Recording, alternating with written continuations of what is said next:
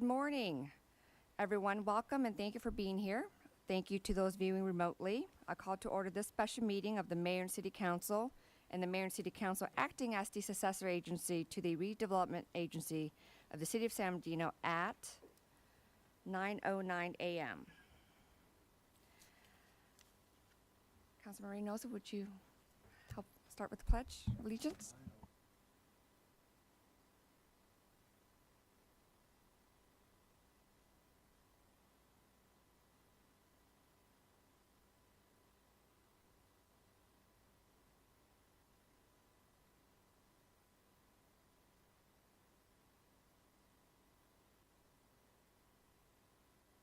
Thank you, Councilmember. Madam City Clerk, please call the roll.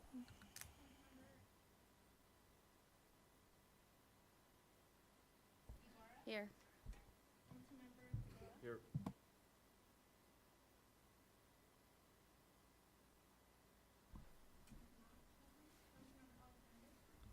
Here. Here. Thank you. I'd like to start with housekeeping. I know we're in a different room, and so for those who need to use the restroom, there is a code on a sticky, council members, in front of you, and I believe there's a code by the door for those here who needs to use the restroom, just outside the doors here on the hallway.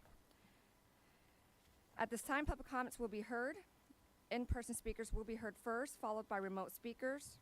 To address the City Council, everyone must fill out a speaker slip. A speaker slip must be completed and turned into the City Clerk at this time. Only those speaker cards turned into the City Clerk will be allowed to address the City Council. No late cards will be accepted. Each person should state their name for the record, and you have 3 minutes. Madam City Clerk, do we have any public comments? Yes, I have one in-person speaker, Jody Eisenberg. Thank you.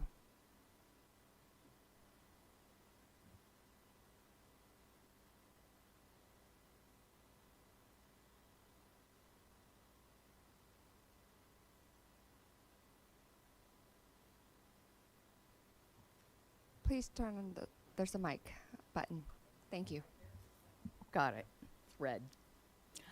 I'm here because I'm very involved in our homeless situation in the city of San Bernardino, and I've looked at the recommendations in the report, and what I feel we're completely overlooking. There are lots of concerns that I have, but what we're overlooking is the interim period between when we find housing for people and what they do in that interim.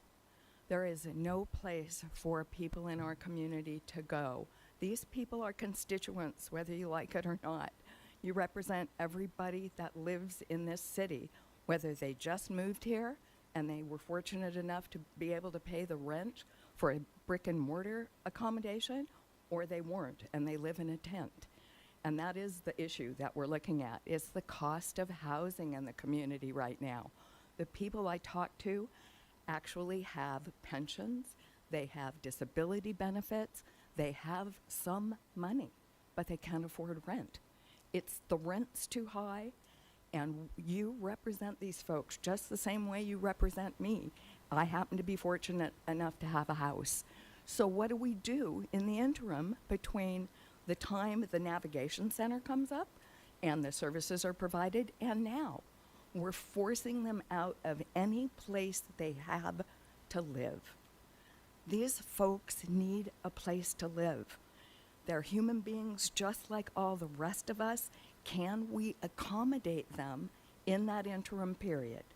The cost of living in this community, the cost of rent, the cost of housing is too high. We all know that. We're not doing anything about that, but we have to help the people who are there through no choice of their own. Go out and look at the people in wheelchairs. There's a gentleman that I talk to every day who has one leg. He's in a wheelchair. He gets a disability pension. Can he afford housing in San Bernardino? No. He has no family to help him. Where's he supposed to go? There's a man that we've recently talked to who has had 3 strokes, is paralyzed in his right leg. He was living in the wash between the county courthouse and Meadowbrook Park. What do? We have to help these people. We cannot keep chasing them around and telling them, pick up all your stuff and move. We can do better than this. I know all of you guys. I know you care about the people in this community. I realize it's a problem when people camp out in front of businesses. It tends to dissuade customers from coming in. But remember, these folks spend every dime they have in our community. They're constituents. Thank you. And we need your help. Thank you. Madam City Clerk, Councilmember Cavan just arrived. Thank you. We'll move on to Zoom comments. The speaker with the last four digits, 9259. If you can unmute your mic and address the council, you have 3 minutes.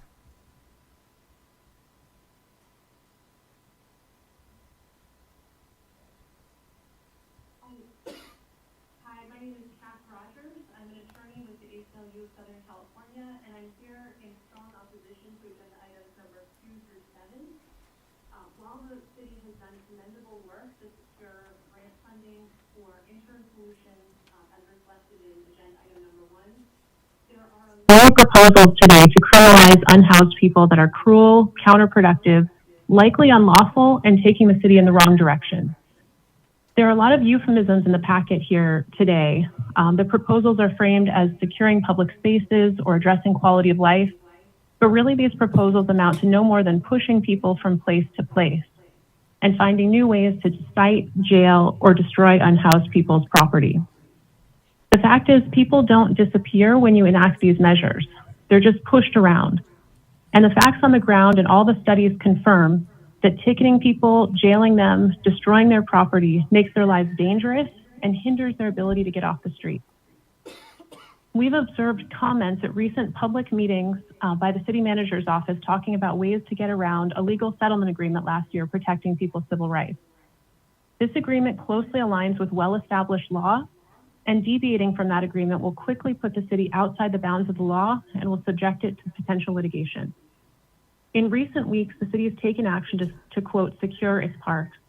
It has largely ignored disability laws and forced people with severe disabilities into places that are dangerous and inaccessible to their needs.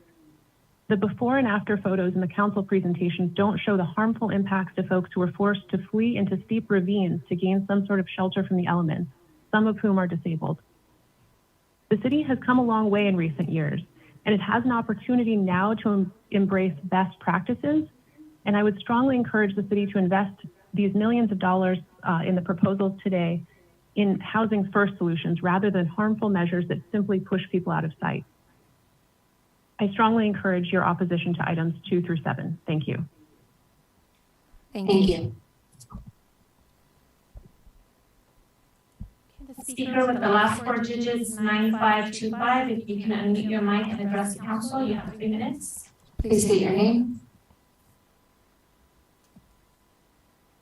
Good morning, Mayor Tran and council members. My name is Christina. I work in the city of San Bernardino. I'm here in opposition to agenda items 2, 3, 4, 6, and 7 in support of item number 1. While I appreciate the council's investment in interim housing in the Hope campus, as highlighted in item number 1, I express deep concern that the presentation by the police department specifically highlights that its long-term strategy is to, quote, enforce anti-camping laws when daily bed capacity data becomes available, end quote.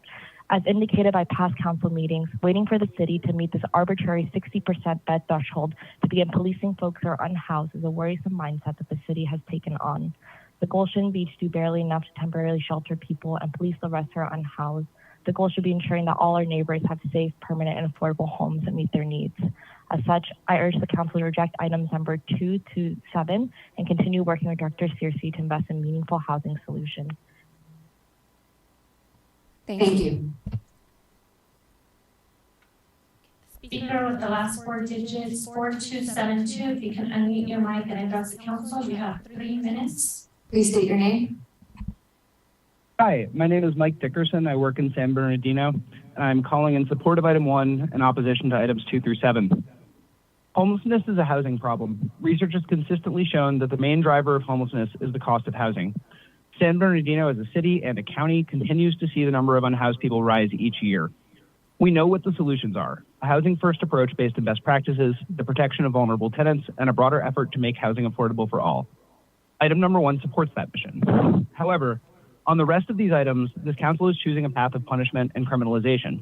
Today's presentations advocate for millions more in anti-homeless enforcement funding.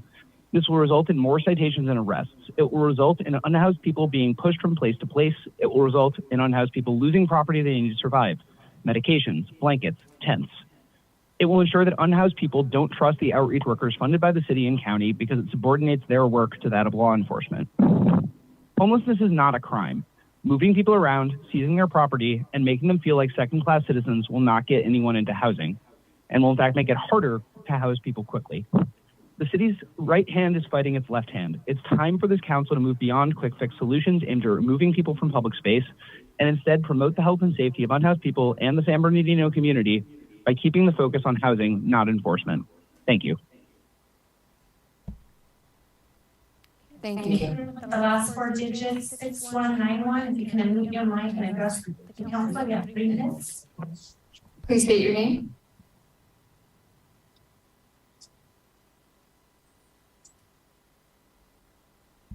Six one 91.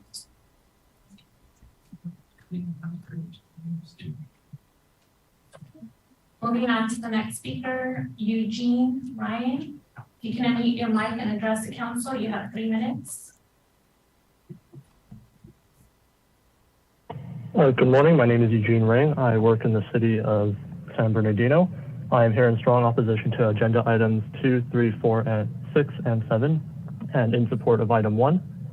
Homelessness in San Bernardino grew by 11% in San Bernardino over the past year. Now is not the time to focus our efforts on punishing unhoused people and taking their belongings. The continued rise in homelessness here and throughout the region shows the need for compassionate, housing-focused solutions. Making police and private security guards and the first responders to the housing crisis is a cruel and counterproductive to the city's own goal of ending homelessness. These proposals are a waste of city resources. Why are we spending more than $1 million on untrained security guards to push people around rather than investing in real services, housing, and outreach workers to help people get into housing? What we are doing here is simply covering up a problem that will persist into the future, and that is why I strongly support item 1 and reject items 2, 3, 4, 6, and 7. Thank you.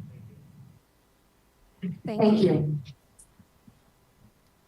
The speaker with the last 4 digits, 8292. If you can please unmute your mic and address the council, you have 3 minutes. Please state your name. Hi, my name is Owen Smith. I work in the city of San Bernardino. I'm calling in to voice my opposition to items 2 through 7 in support of item 1.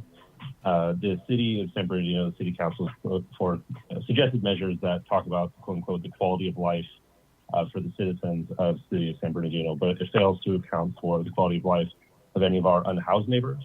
These don't feel like real solutions. They just feel like a return to an old strategy, demonizing the unhoused, which is frankly unjust and unfair. The proposals put forward talk about trying to create a welcoming location for all community members in the downtown space, but again, fails to account for the unhoused members of our community, how that can be a welcoming space for them as well. I encourage the city of San Bernardino to focus its energy and resources on housing first solutions instead of the criminalization of the unhoused, which is shown to be a failing strategy. Furthermore, the unjust displacement of unhoused folks and leads to the disconnection from social services and the critical resources they need to live and survive. Pushing people around as these days get hotter in the city of San Bernardino is just going to lead to further compounding issues. So again, I would like to voice my strong opposition to items 2 through 7 and in support of item 1. Thank you. Thank you. Desiree Sanchez, if you can please unmute your mic and address the council, you have 3 minutes.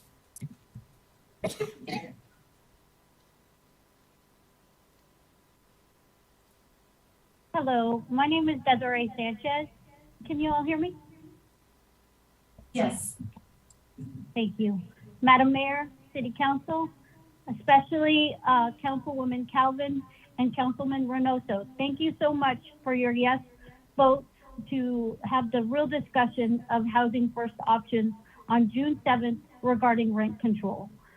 Unfortunately, the community had to stay until midnight to give public comment to request for you all to discuss real housing solutions regarding rent control. We've seen a recent survey that has said that people that in San Bernardino that have been recently unhoused and are homeless, what they would have had assistance of under $500, they would have been able to keep their homes.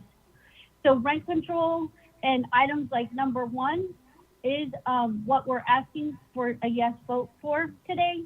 Regarding items 2 through 7, we're asking for a no vote. And when I say we, I'm representing the Inland Region Housing Justice Coalition. On June 7th, we also let you know about many displaced residents have been directed to relocate from the parks. We had heard from a few of you that the reason why the parks were being closed is because of we heard different issues. We heard that it was because of the mushrooms. We heard it was because of the beetles.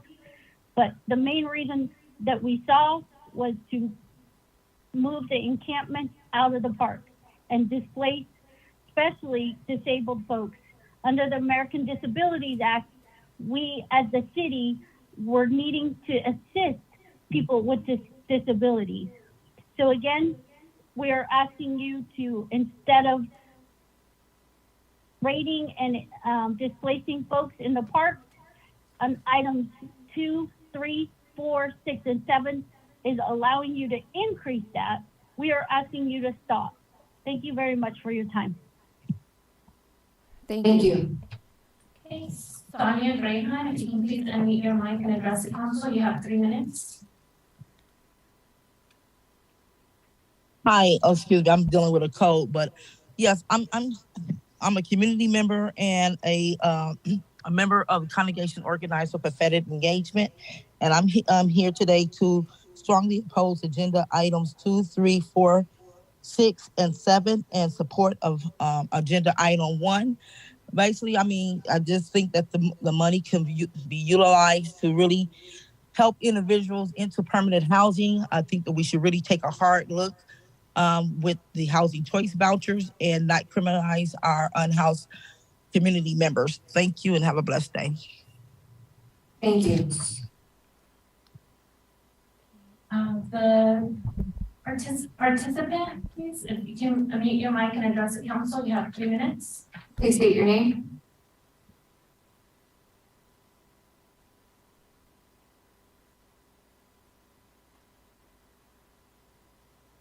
Moving on to the next one, Tracy Weed, if you can please unmute your mic and address the council, you have 3 minutes. Hello, City Council. My name's Tracy Weed, and I was a previous homeless person that stayed at the park myself. I was just luckily blessed with a place to live just recently. I've been here 1 month, and I love it here.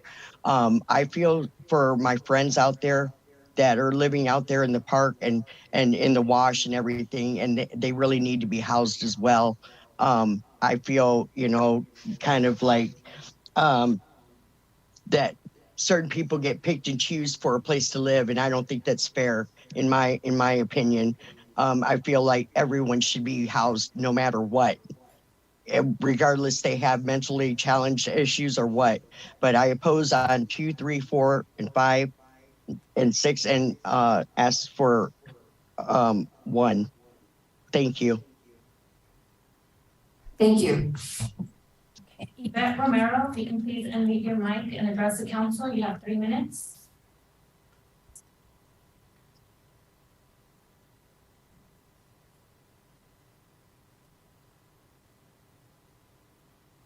Yvette Romero.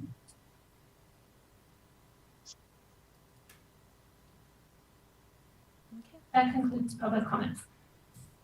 Thank you, Madam City Clerk. Before we go into city manager remarks, I just want to ask my colleagues if you'd like to speak, just return your name cards. I can Recognize you to be called when to speak. Our next thing on the agenda is city manager remarks. Thank you, Madam Mayor and members of the council. I'm losing my voice here. It's been a long week. First of all, I'd like to sincerely thank the mayor and all of the council members here. This is a process that started, if believe it or not, a little over a month and a half ago. at the council retreat. And it's amazing to me because in that short amount of time when you met and laid out your priorities, a month and a half later, we are back here following up on that. We've been able to prepare a packet that you have that lays out your priorities. We've taken those priorities and put them in the form of an action plan. So today, I want to be clear. Our purpose as staff today is to present those priorities to you. Our request is simply that staff be allowed to go through those priorities, the action plans, in detail.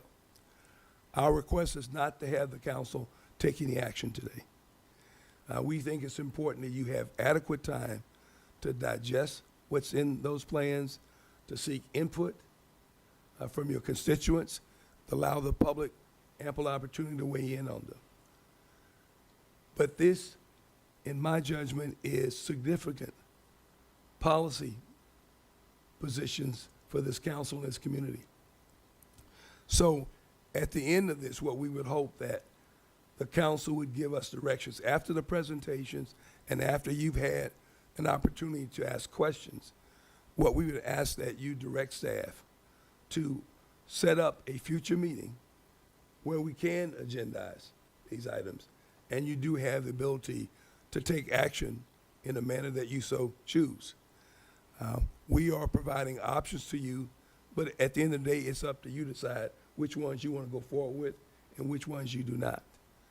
But I do think it's important that we spend today, and we recognize it's going to be a long day, but we do think it's important enough to be able to go through those because they reflect the priorities that you set and that the community has given input to.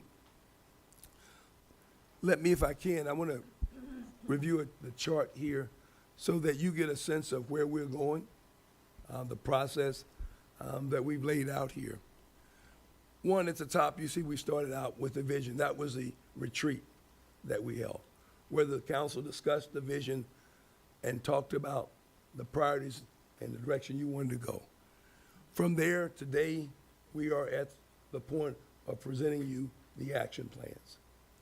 Once that's done, as I said, at a future meeting, we would request that these items be agendized so the council has an opportunity in public session to talk about them again and determine which ones you feel merit consideration and action. From there, once that is approved, those are our marching orders. That's what we do as staff. Our job is to go get it done to begin the implementation process. And one of the elements that's going to be so critical here is that we want to make sure that there are regular updates, that we have a way of constantly keeping the council informed and the community informed about where we are at any point in time. Therefore, if we need to make adjustments, we're able to do that. If there's feedback there that allows the council, again, to make changes, we're able to do that.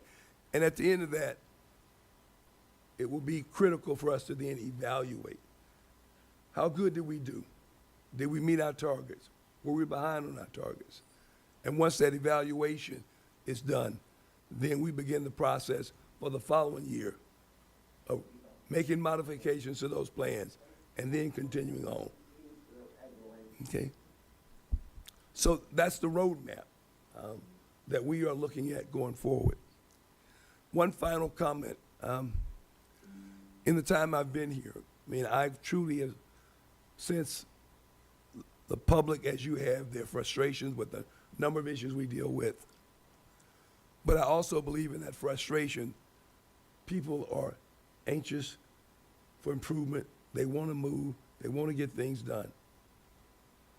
And as city manager, interim city manager, to me, this is the way you get things done. You lay out a plan, you put the resources behind it, and then you let your staff go get it done. And then you hold your staff accountable for making sure that there's alignment there and that they're in fact following through. And at the end of that, then you evaluate and determine where we were successful, where we were not, and what modifications we need in order to move forward. So, Madam Mayor, if there are no questions, we will get started, because I know this is a long day, but if council has any questions about the process here, I'll be happy to respond. Thank you, Mr. City Manager. I do want to remind my colleagues that there is an agenda which gives you a timeline about today. We do have short breaks in between throughout the presentation by the city manager and staff. So just, do you all have an agenda in front of you? So you, yes? Yeah. Okay, all right. And Madam Mayor, I don't know if I should have this as an article from the Fresno Bee that I passed out to each of the council members, worthy of taking note. I think we're in a better position, quite honestly, to receive the same, if not more, consideration for some of the things and projects that we want to pursue. Okay, well, the first presentation is on quality of life, addressing the city's homeless crisis. Could we begin with the staff's presentation?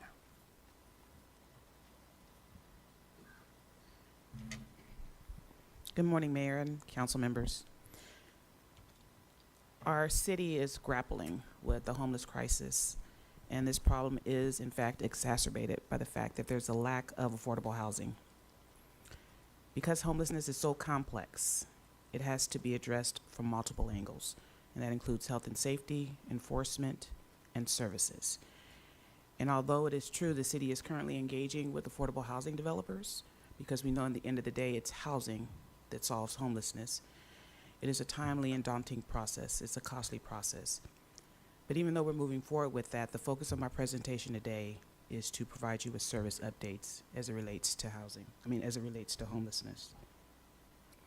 Before we actually talk about service updates, I think it's important if we take a step back and we reevaluate the current legal landscape. And I think everybody in this room is probably familiar with the Martin and Boise case. If you're not familiar, or if you need a little refreshment, the case was ruled by the U.S. 9th District Court of Appeals, and basically it states that cities cannot criminalize or prosecute homeless individuals if it lacks adequate resources, and specifically they're talking about shelter beds. Also, the Martin versus Boise case, it strictly hinders a city's ability to move forward with anti-camping enforcement and loitering laws as it pertains to homeless individuals. Unfortunately, the Martin versus Boise case provides no clear direction or guidance to cities. And if you were to read this case, it alludes that cities need to provide shelter beds for all of its homeless population. I don't care if you're the richest city in the United States, that's feasibly impossible. It is very costly and expensive. Fortunately, U.S. District Court Judge David Carter provided cities in the 9th District with some level of guidance. In the Orange County versus, let me move forward. Let me back up completely. In the Orange County versus Orange County Catholic workers, there were 5 cities that were listed as defendants in this case. And basically the argument was that the city was penalizing its homeless. It was arresting people for loitering. It was arresting people for sleeping in encampments, and the city did not have adequate shelter beds. This case was settled because the 5 cities agreed to increase their shelter bed capacity. In fact, they agreed to develop what's called navigation centers.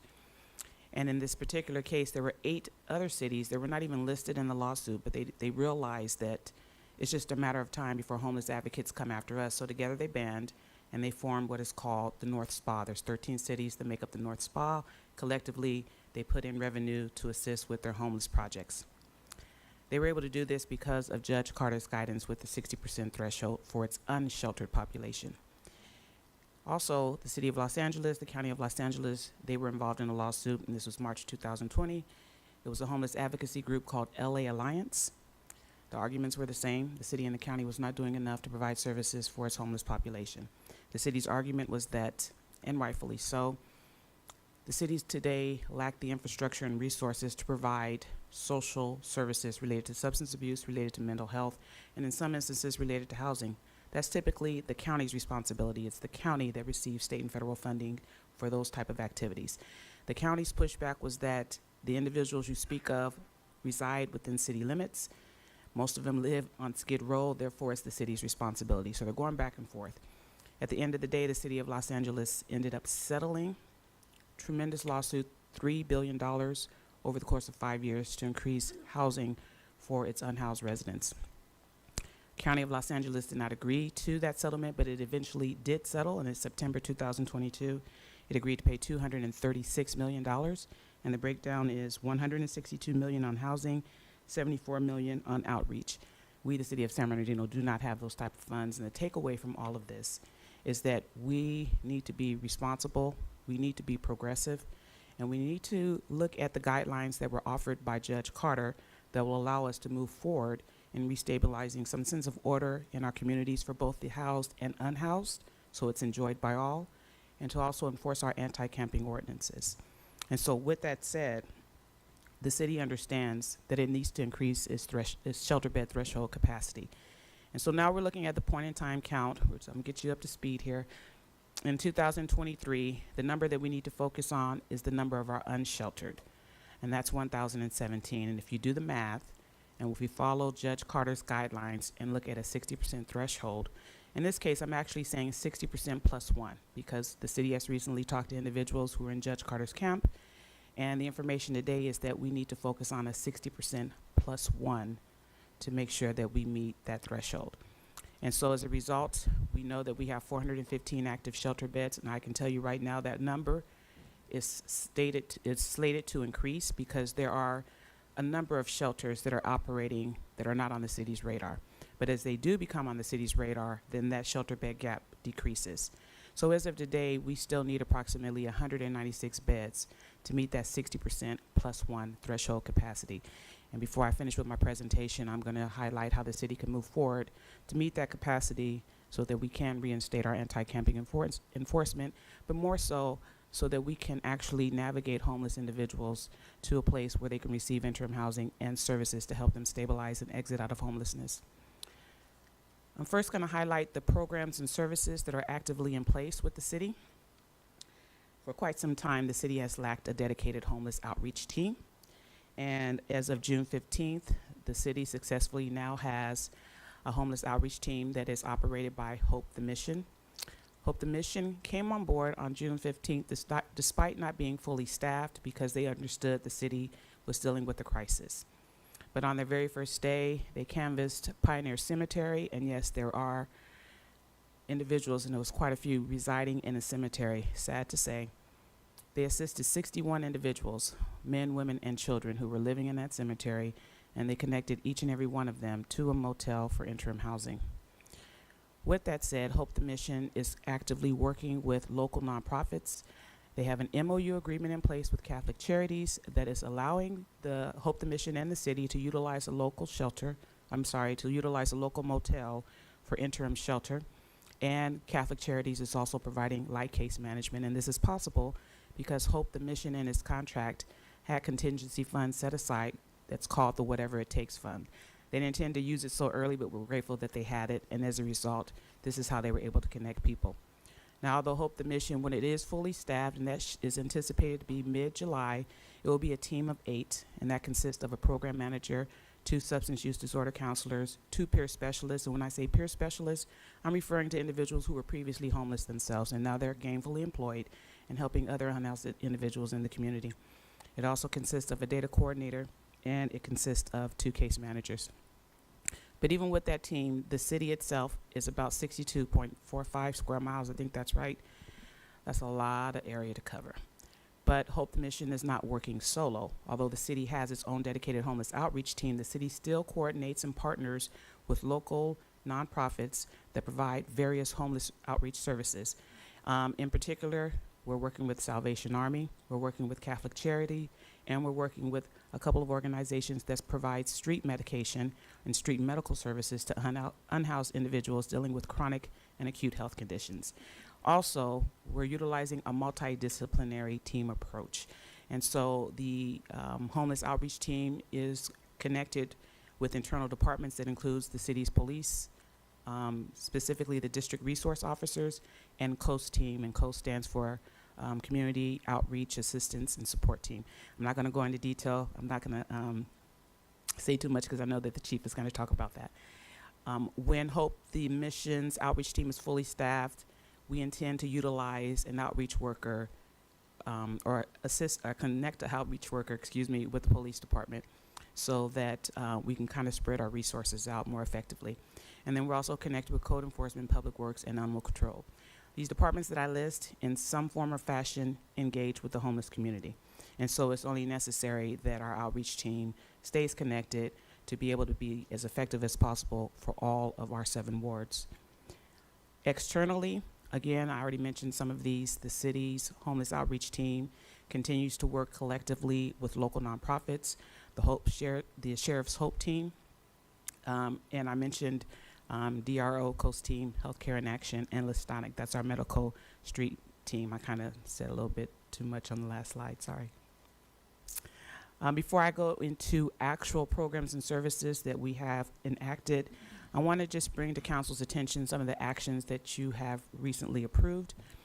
Specifically, on December 7th in 2022, the mayor and city council allocated $24.5 million in American Rescue Plan Act dollars towards a homeless initiative that provided services and funding for the following projects.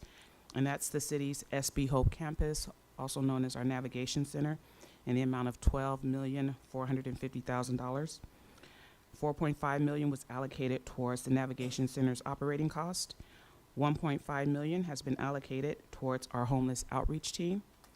$150,000 has gone towards the expansion of our mobile shower services, which also includes laundry services for our unhoused. The city contributed funding for 2 Home Key Round 3 projects. The first was Lutheran Social Services in the amount of $5 million, and the second was the San Bernardino Valley College for expansion of student housing in the amount of $900,000. Unfortunately, San Bernardino Valley College had to rescind those funds. I'll talk more about it in this presentation. On February 1st of 2023, yes, the mayor and city council declared a homelessness state of emergency. On March 15th, the mayor and council approved an additional $4,299,972 in home art funds to assist the design, construction, and service component of our city's Navigation Center.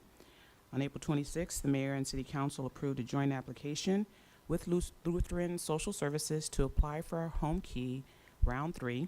The city had previously allocated $5 million, but this decision was to allow the city permission to move forward with the Home Key application. And on May 3rd, council also approved $1.7 million in CDBG funding that was able to go towards the emergency shelter, as well as ESG funds to help homeless service providers in the amount of $116,078. You guys have done a lot. On May 17th, council authorized the city to apply for Home Key 3.0 for its own Navigation Center to put on all the bells and whistles of that campus. That application was submitted on June 9th. The mayor and city council approved a professional service agreement with Hope the Mission to oversee our city's homeless outreach project that is actively going, effective June 15th. And then the funding from San Bernardino Valley College, as well as some leftover funds from the ASU Relocation Assistance Program, totaling $973,500, was reallocated and is going to be used to assist funding for our interim shelter, AKA a local motel, to assist unhoused individuals. So at the end of the day, even though we have homeless outreach, we have to have an interim shelter. We're, yes, moving forward with the development of our Navigation Center, but that's going to take some time. And in the meantime, and I believe a speaker had already mentioned this, people need a place to go. They need help right now. And so the city recognizes this, and staff has already negotiated the deal points. Contracts have been drafted. We definitely intend to get something in front of the council soon for review and approval so that we can have the contract in place for our motel and for our lead operator. As I mentioned before, the only reason why the city is able to utilize interim shelter now is because Hope the Mission has an MOU agreement in place with Catholic Charities. The local motel that I'm referring to is the Wyndham 8 Super 8 motel located on Hospitality Lane, and staff was able to secure 100 motel units. The rooms are double bed occupancy, so in reality we could house up to 200 people, which helps us meet that 200 bed threshold that I spoke of earlier.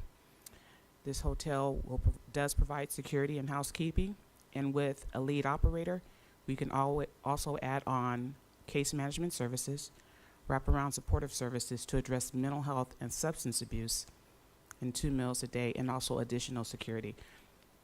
We are talking about individuals who are coming directly off the street, many of whom have been chronically homeless or living on the streets for a number of years.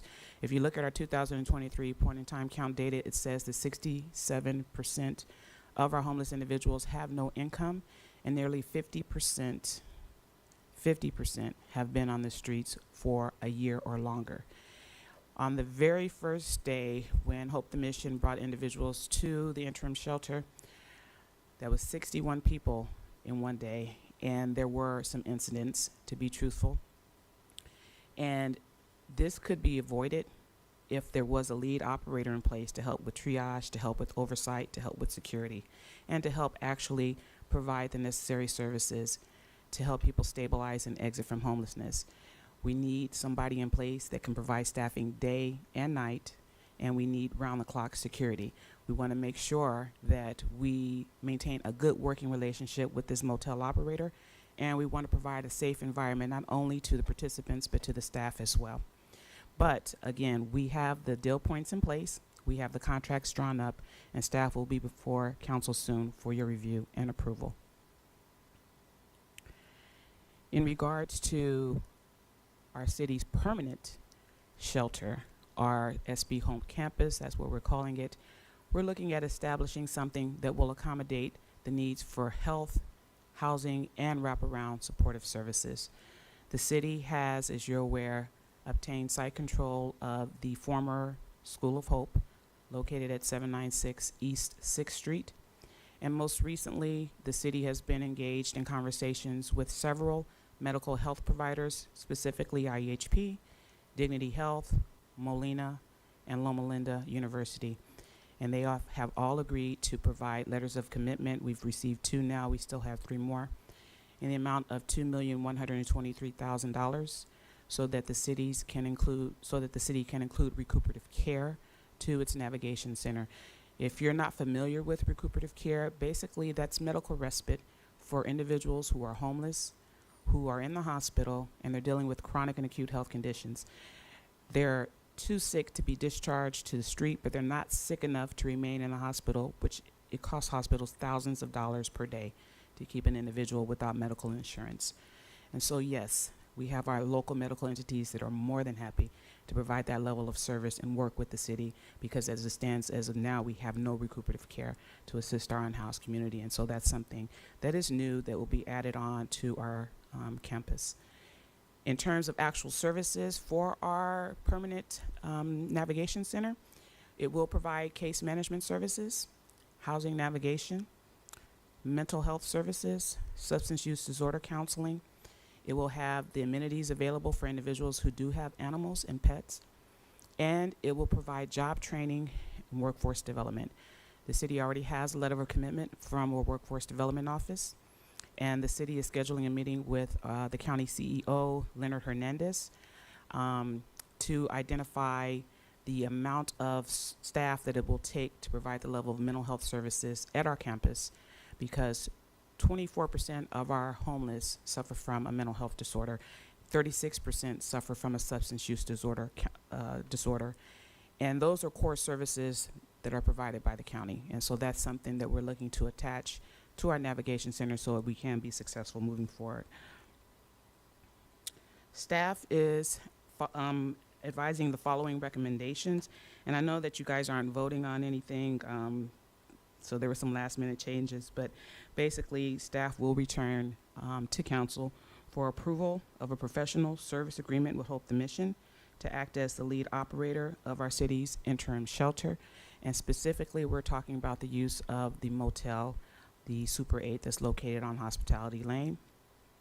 We're also asking for a professional service agreement with the motel owner himself, so that we can have those rental options to meet the needs of our shelter bed threshold capacity. We are asking for the approval of an annual allocation of $2 million to help sustain our homeless initiatives. And the reason for this is because it is very costly. Although I didn't go into detail right now, our homeless outreach, is 1.5, and it's estimated to cost close to 3 or 3.5 million just to manage day-to-day operations of the city's navigation center. And although staff will continue to go after various funding sources, and the county itself has provided some additional funds, it's still very expensive, and we do need to have some level of commitment from our city, because some of the funding sources that we're currently using are one-time only funding sources, and they're not guaranteed to come back around again. And we're also asking to adopt a resolution 2023-092, authorizing the interim city manager or his designee to apply for and execute grants related to addressing homelessness.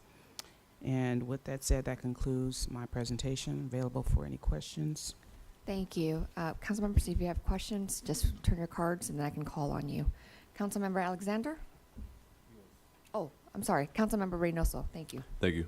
And thank you, Cassandra, it's a serious job that you've taken on, but I really appreciate you being added to the city staff. I just have two questions. They're kind of like one and the same. One is, do we have an age criteria for service? My biggest concern is foster youth. I know that's a direct pipeline.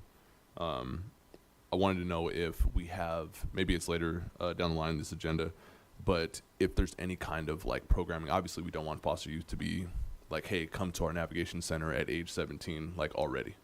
Like, but do we have intention, or is there a plan to establish some kind of partnership with foster care providers in the city of San Bernardino for a continuation of care? Because a lot of times in other counties, my experience, I worked in foster care, was when they age out, they have like facilities they go to that really, really assist them in getting like to become part of society in a very helpful way that's good for them. Do we have any intention of doing anything like that? Yeah, actually, we've met already with the Family Assistance Program, which I didn't know how big they were here in San Bernardino. I was familiar with them in the high desert. And they operate a TAY center, not only a daytime TAY center, but also a TAY shelter. They also provide services to help the TAY community stabilize, find jobs, things of that nature. Now, with that said, if an individual is the age 18 and older, and even though they're connected with the TAY community, if they come through our doors, we're going to assist them. But the case manager is going to reach out that following morning or the next business day and connect with an operator like Family Assistance Program, since they actually specialize in that demographic. If the minor is younger than the age of 18, Family Assistance Program actually has a hotline, and so that number can be reached 24 hours a day. What we don't want to do is have any underaged, minor staying at our facility unaccompanied, just for their own safety, protection, things of that nature. But yeah, we do have provisions in place. Thank you. Councilmember Alexander, followed by Councilmember Calvin, then Councilmember Figueroa. Thank you, Cassandra, and your and your staff for making this presentation. I want to talk about or ask, have you made any collaboration with the San Bernardino Unified School District, because they have an outreach program, under-shelter outreach program as well? Have we made any collaboration with them, because working together is better than working separately? Yeah, I wholeheartedly agree. Early on, we reached out to the school district. We talked to individuals not only in the San Bernardino School District, but in the San Bernardino County School District.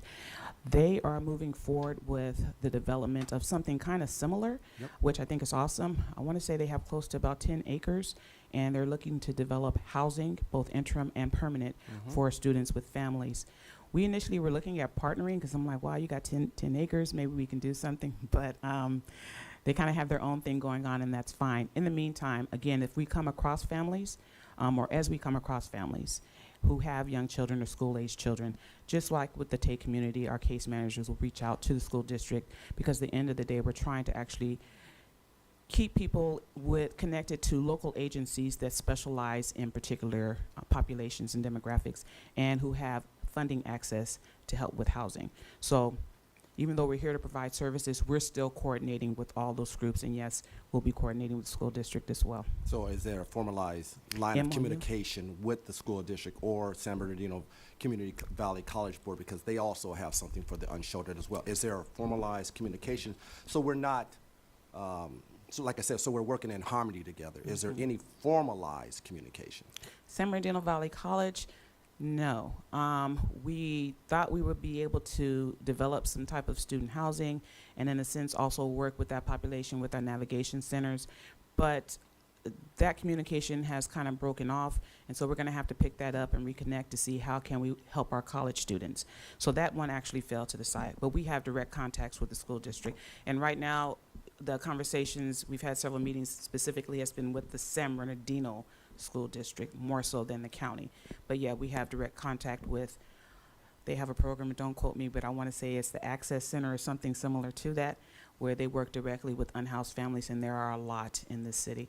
So the line of communication, as I stated, is if we come across individuals who have children that are school age, we'll take them in and still provide services, but our case managers will reach out directly to the school district and other entities to see if they have any availability to help transition people over to a different program department that may be more successful or have a faster turnaround rate. Is okay, and that's great, and I appreciate that. So do we plan to, or are we going to have continuous meetings? And I'm sorry, colleagues, are we going to like formalize this like with utilization meetings with all these entities so our people know, so everyone knows, so we know that, like I said, working together, unilaterally together is better than unilaterally one district. So is there some kind of formalization like ICH for the city and those various entities? So there is nothing formal like that. Like we don't have our own homeless task force where we have outside agencies and different stakeholders representing different segments. Really the key is once we have our lead operator, because although the city itself is taking the lead, I won't necessarily say that we're the expert in the room. Once our lead operator for interim shelter navigation center comes on, then things are really going to crystallize where you actually have someone who can take the lead on best practices. But for right now, what the city is doing is we are conversating and we're communicating with local organizations, including the school districts, to see how we can work together better. But nothing is formalized per se. It's not like we have monthly meetings Right, or exactly. something like that. That's But definitely what- we can move in that direction. That's what I'm suggesting, so everybody knows what everybody else is doing, so we're not burnt. And as far as the the team that's come out for the city, substance abuse, how many of our team are substance abuse trained? There's no need of hiring people if they're not trained in substance abuse or mental disorders. Are they trained in that particular asset? So on the mental health department, on the mental health side, that's actually, the coast team has that component covered. On the homeless outreach side is the substance use disorder counseling that's covered. And so we're talking about individuals, they have to be certified. We're not just bringing in people who said they've had a prior substance abuse disorder. You actually have to receive your certification. And so our outreach team, the city's outreach team has two on its actual Substance team. abuse trained. Substance use disorder counselors who are certified. Okay. Yes. One is already on board and the other one is being onboarded. It's coming online, but we will have two. With that said, that's why it's just so crucial that we connect with our county services and other local organizations to provide that service, because the city is huge and our outreach team cannot do all this work by itself. But we do have two, or we will have two on our team. We currently have one. We're bringing in one more. That's a great segue. Thank you so much about bringing about the county. Now, the county is wanting to assist us with a shelter. Are we working with them to do that? Are you talking about the Funding. funding? Right. Yes. They- So, yes, they do want to assist us with the funding. That went before the Board of Supervisors, I believe, on June 27th. And then the city also was recommended to receive close to another million, about $808,000 in HAP funds from the county. So they're assisting us financially, but the bulk of the funds we're going to have to apply for, just like other organizations. We have to go after it. But because we actually have a viable program, we are in a position now to go after said funding. So, okay, and following Orange County's, methodology, they had a problem with putting people in hotels because of the destruction and all that kind of stuff, and that puts the city at risk because the city is responsible for that. So, knowing that, I heard you said that you put, extra security and stuff like that on there. So that's why I went back to the County of Orange, because I've read them. I read Judge Carter's review and his initiative and how Orange County dealt with that. And it seems like we're following their mistakes by putting people in hotels instead of getting a permanent shelter with those same services that you said. So why are we not moving in that direction instead of moving? And moving in instead of putting people in hotels. So we are. But again, there was a lady and she said it so well. To build a permanent facility, and that's what we're doing with the former SB Hope campus, it Right. takes time. I got In the that. meantime, what we don't want to do is allow homeless individuals to languish on the streets, not receive any services. You know, our communities and everything, they're being devastated. And so that's where the interim shelter comes in. The reason why we're moving with a motel versus an existing building, and believe me, I checked, it's because the state California building code, and our building official is not here, but our state California building code will not allow the city to bring habitants into a building that was not meant for residential use unless that building has full restrooms and showers and a full kitchen. By the time you rehab our existing buildings, that's so costly, and it's going to take a long period of time. It's not going to meet our needs. So we were left with no other recourse but to use a motel. And you are correct. There is a risk. The motel owner has to increase his insurance to accommodate that risk, and we have to be aware of certain contingencies should someone damage the motel, because it's likely to happen.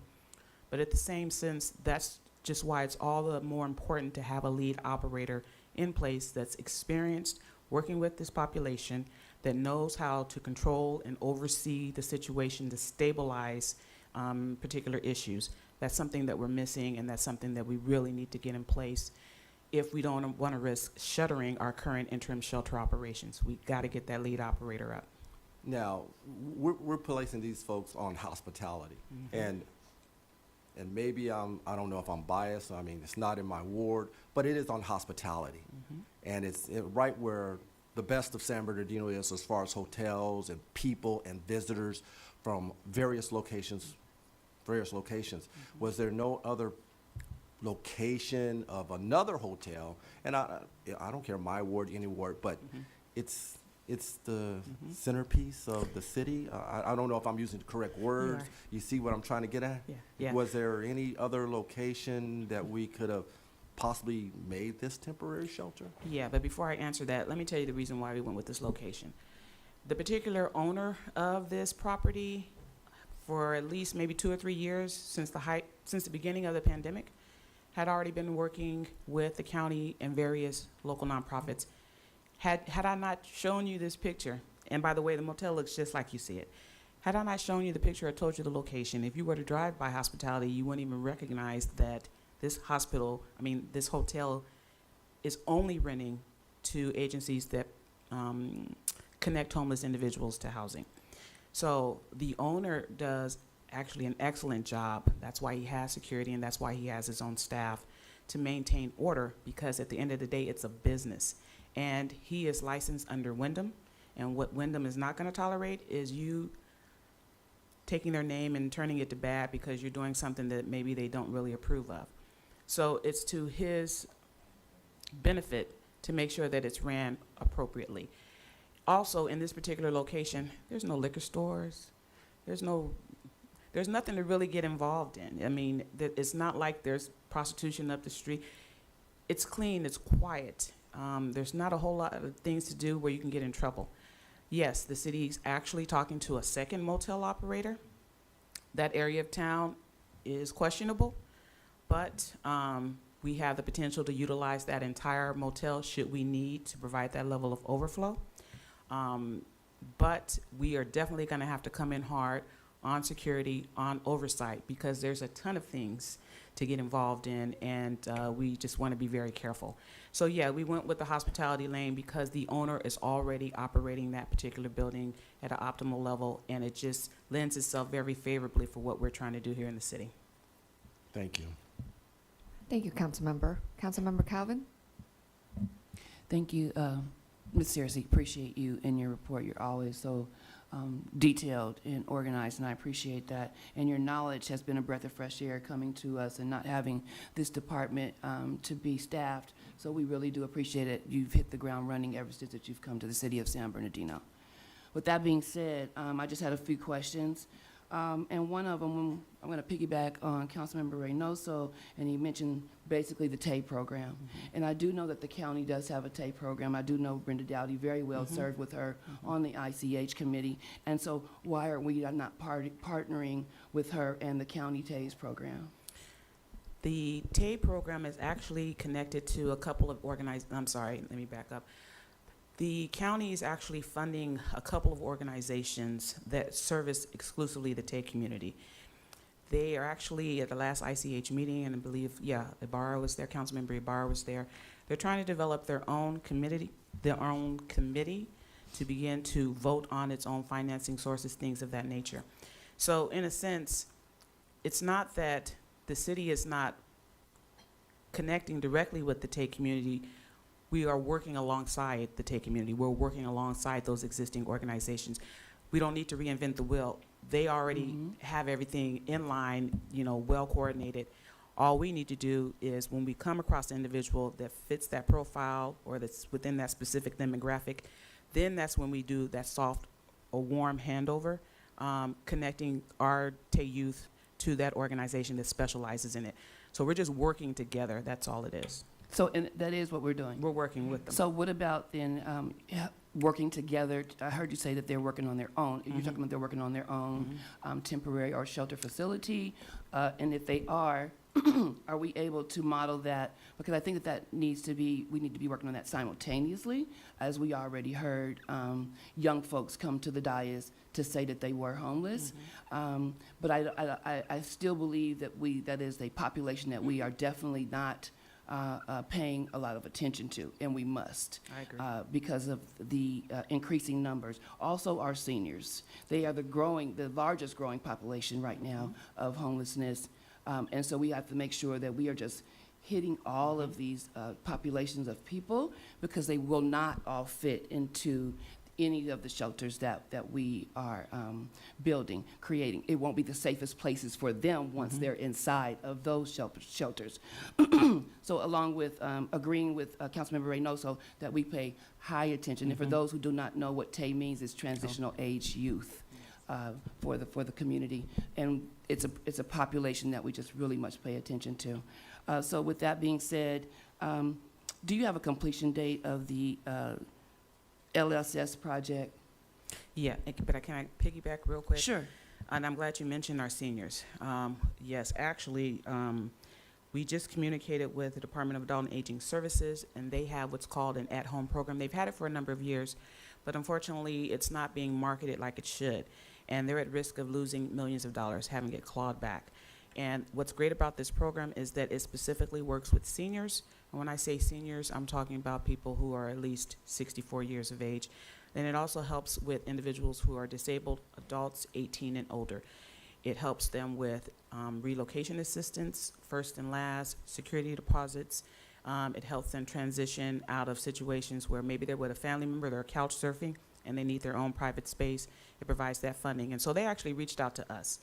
Yeah, they reached out to us to say, hey, we have this funding. So as our homeless outreach or as the lead operator comes across this demographic and we take individuals into our interim shelter, please connect with them so that we can fast track these seniors and disabled adults to their program to get that housing assistance that they need. And then the question that you just had now, the last one was regarding LSSS. Yes. So LSSS is moving forward with its project, and I think they're actually opening the doors to begin some of the tours to see some of the reconstruction that's already actively in place. We anticipate that project to be complete. Last time I heard, we were looking at January, but because of the holiday, it may be moved to February. But the permits are in order. They already have the services lined up. We're just waiting to hear back from HCD regarding the approval of the home key application. Thank you very much. Now, the 414 beds that you say that we currently have, all those are fully operational right now. Yeah. All those are fully then occupied right now. Well, it varies. So, for example, Lutheran Social Services is telling us that they want to partner with us on the interim shelter portion, and they want to allocate at least 4 beds in their men's shelter every week, which is fantastic. The issue is that you can't guarantee that you're going to have 4 beds available. So right now we're saying 415 active shelter beds. Whether they're full or whether they're empty, it just varies from day to day, week to week. Thank you very much for that. The 973,000 of the ARPA fund that are now available, correct, to be utilized, what Valley College returned and the other funds, who will be disseminating those funds? So we had those ARPA funds, council approved that, I want to say May 17th. And that's set aside to help with the cost for the interim shelter. Once the contract is in place, then the city will be responsible for paying the bill to house people in our interim shelter using the motel. That is costly, but we have a reduced rate. So as long as we have rooms that are 74 and under, I think the rate is 95 or 100 a night. If it's 75 rooms or more, the rate goes down to 70 a night, and they're charging us per room. So if we had a family of 2, 3, 4 in a room, they're not charging us per individual, they're charging us per room. But yeah, that's what the funding is going to go for. I think this my next question may be a bit more for CM when you're speaking about your newly relationships with the county. And my question is, I saw it said that we're going to need about 2.2 million yearly. So when we're talking to the county, what type of dollars are we actually talking to them about? Because when they're sending back $4.4 million, when we could have had that 4.4 million, that could have taken off several of our items on our task list. So what type of dollars, what type of request are we actually putting into them? Because they have a lot of money. I don't recall the last number, Cassandra, because we had they made several requests to them at this point. I don't remember the last dollar amount that we officially sent them. So they are giving us $3 million Right, for the development, and we are looking to have next step discussions regarding actual services for mental health and social services, but we haven't placed a dollar amount on ongoing funds. Can we do that? Yes, we can. Because that's more your question? Yeah. our request needs to be of which we need. I understand, and I heard your response to that it is up to us to go out and get every dollar that we possibly can. But realizing and understanding the amount of money that they do have, the amount of money that was just sent back, you know, that kind of hurts my feelings still, because we need that money right this minute. Absolutely. And so I want to just make sure that we are actually putting a dollar amount when we're in conversations with them. I don't like to feel like we're charity. We are the county seat. We do host the majority of the unsheltered are in our city, 40% of them. So I think that this needs to be, the conversations needs to be directly addressed to those facts. Right. Well, as Cassandra said, I mean, it has been a process. I've had 2, maybe 3 meetings with them. We've got one they were working on coming up specifically with respect to the homeless projects and integrating the partnership with them. We can lay out a number on them, but I think we need to have some discussion. Based on our needs. Exactly. Thank you. So one last question, Ms. Searcy. When it comes to Hope the Mission, we chose them because we saw their track record or we saw work that they had done in other cities. Explain to me again how we chose them. So we end up choosing them. Actually, we were suggesting them for our master developer and lead operator, and the reason for that is because they have the history of completing at least 15 homeless housing projects. They come in on time, within budget. They are currently overseeing multiple sites using their model in multiple locations, which means that they have something that is working that's duplicative. They take into consideration the needs of our city, but their foundation is something that's been successful in high desert, Orange County, Ventura, LA County. It works. The other thing is that Hope the Mission has the capacity in terms of their ability to bring on the staffing, to provide the level of training, to front the costs to get things moving forward instead of waiting for the city to issue out the checks. As I stated, they came on board June 15th. They're providing interim shelter right now for us. We don't have a contract in place. They have the ability so that this train can keep moving, so that the individuals in need can receive the services of care that's required. And then they have the experience. They've been doing this since 2009, assisting homeless men, women, and those with families. So they've been around. They've been around for a long time. They have a really good history. They're providing services for us currently? They're providing our homeless outreach services for us. Okay. Again, Ms. Searcy, thank you so very much for all that you do here in the city of San Bernardino. I appreciate it. Thank you. Thank you, Councilmember. Councilmember Figueroa, you had your card turned? Thank you. Thank you. Yes, thank you so much. There's certainly a difference between a cure and symptom management. Whereas a cure, we obviously know what that is, and symptom management has the appearance of a cure. And so that's why it's so frustrating sometimes with homelessness, because there's so many factors. There's so many factors that lead to homelessness, where homelessness really is a result of so many various different things. And so I'm glad to hear mental health and substance abuse being included, because those are some of the factors, not all, there's so many others, but those are some of the factors that lead to homelessness. And so sometimes we use homelessness, you know, I guess for a lack of a better word, but I look at it really as a result of so many other things. I'll use the analogy of somebody having like an allergic breakout, and we use Benadryl to alleviate those symptoms. That's really symptom management. That's not really curing the issue, where maybe the person has an allergy to, allergic to food or some environmental factor. And so I'm glad that we are approaching it from a multivariate approach as well.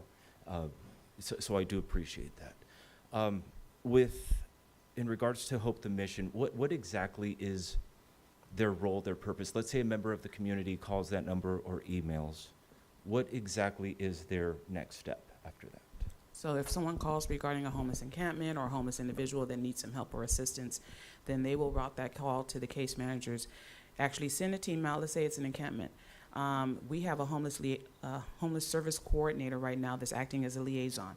And I don't know if you remember on the slide, I was talking about that multi-departmental approach. So the homeless liaison would, let's say, for instance, coordinate with Public Works. We may already have a CRM response, or we may already have posted a homeless encampment cleanup, or maybe code enforcement has it on their list to go out.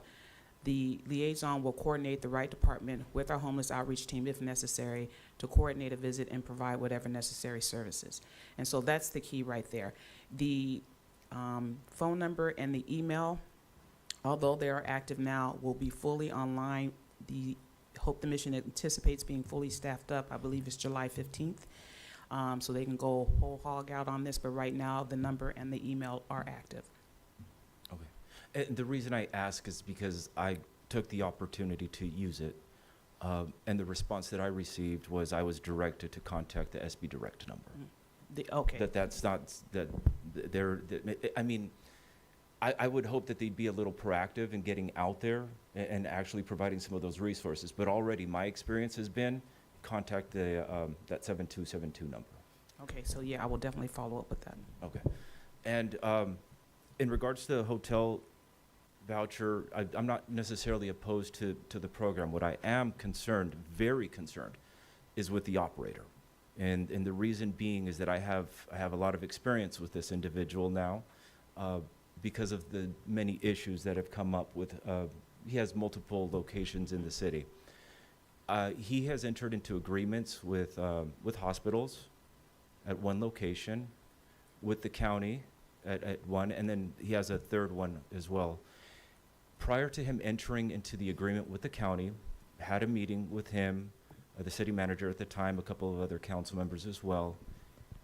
We had assistance through our legal department to review the contract that they were entering. We had a conversation with him. And we warned him. We certainly warned him, look, if you're going to enter into this agreement, I mean, we strongly discouraged him from doing it, but he still did it anyways. We told him that if you do enter into this agreement, don't come crying to our police department to come rescue you. Lo and behold, what ends up happening is at the place there's abandoned RVs, there's trash, there's illegal dumping. The place is just turned to trash. People are refusing to leave, and now our police department had to go in, clear it out, clean it up, and remove all that. At one of his other locations at the Sure Stay, there was a homicide committed there. At one of the other locations of the hotel that's up on the hill on University Parkway, it was in such bad condition, which he's also the owner operator of that. It was in such bad condition that it had to be condemned and red tagged. And so that's the operator that we're discussing right now. He's not a responsible person. He is irresponsible in the way that he mentioned. I do not trust this person to follow through appropriately. I'm not opposed to doing it, but not this guy. Not this guy. He is irresponsible, and I do not trust him with this because we've had nothing but problems. I get calls constantly about it from the surrounding businesses complaining about this guy. And we have to go in, our police department has to go in, clear it out. There's trash, there's dumping, there's abandoned RVs, and it's happened over the last few years. And so he's irresponsible, and I will not support that. And I'm not going to refute anything you stated, but I do want to say this. And I'm assuming it's because of the location. This property is licensed under Wyndham. The other properties, I don't know if it was just, him doing his own thing. I can't really speak on that. But Wyndham has a strict set of rules and regulations. They have their name to uphold. And that is one of his grave concerns, which is why I say it's so important we get a lead operator in there, because he does not want to mess up his relationship with Wyndham. Furthermore, to the best of my knowledge, in talking with the county and other local nonprofits that utilize this same location before the city came along, it's been a very smooth transition. And so I guess my question would be, in the locations that you mentioned, you didn't hear anything negative about the location on Hospitality Lane? Oh, you did? Oh, okay then. All right. That is one of the locations where the RVs, the abandoned RVs and trash and dumping had to go in, were located at, and we had to go in and clear that out as well. And so I understand he doesn't want to ruin his relationship with Wyndham, but he certainly ruined the relationship with the city because he's just been irresponsible. Okay. All right. Thank you, Councilmember. Councilmember Reynoso? Thank you. Should include this in the beginning. Also, thank you, Councilman Figueroa. You're always good for some very particular insight that is relevant. I wanted to highlight those who are suffering or those who have disabilities, and also just a reminder to put it out there. I've seen some of our departments put out social media posts that say a disabled person, they're people first, and then they have disabilities, same with special needs, etc. But I'm encouraging staff, when you come back for formal adoption, when we're actually going to take direction, to encompass on 1 or 2 slides like unique and very common occurrences of services that are needed, such as people who have disabilities, foster youth are being served, to kind of answer the questions ahead of time. People are obviously going to go up to the pulpit and voice their concerns, but if we can answer them in the presentation, that's all. Thank you. Thank you. Any other? Councilmember Ibarra? Thank you, Mayor, and thank you, Cassandra, for all the work that you're doing. Thank you for also joining me at the ICH meetings. We've seen a lot of progress at the ICH level. And, I've put out the call out there for other cities to do what we're doing as well, because the homelessness is not just the problem of our city of San Bernardino. It's all over the place. So just know that I am happy with those nonprofits who did step up and notified our staff how many beds they had available, because we didn't have that information prior. I do know of other nonprofits that are being privately funded in the city of San Bernardino who are not helping the homeless in our city, and they have not notified our city staff of how many beds they have. So if you know who they are, please let them know to reach out to us, because we are trying our best to house individuals based on their circumstances. If they are victims of domestic violence, if they're elderly, if they have disabilities, we have nonprofits in our city that are serving that population, even foster youth, but they're not notifying the city of how many beds they have available. The other item I want to point out, I know we've been talking about the county helping the city. I see former council member Virginia Marquez here with County Supervisor Joe Baca. I have yet to see the plan for Pacific Village, for example. I know the county's putting a lot of money towards that project, and to me, it seems like it's a duplicate effort of what we're doing. It would be nice if the county would pair up with the city and help with the navigation center that we're working on, because we already have it in place. We put it out there. A couple months ago, we had community members from all over the region go out and complain because they were not involved in the decision-making of how that money was to be used. So it would be nice if our city manager or staff could make that connection with the county and find out what their plan is, how many beds they're going to have at that facility, who's going to run their facility as well, and how people can get services there. I've tried searching online, I couldn't find anything. The same with the providers that we're getting. We have to make sure that they are going to address, when we make a call, that there's somebody that needs help and they want housing immediately, that they're being addressed, that they're not being sent to the call center. That has been the number 1 concern throughout the whole region, anywhere. People who really want housing and are reaching out for help, and they're not getting the help.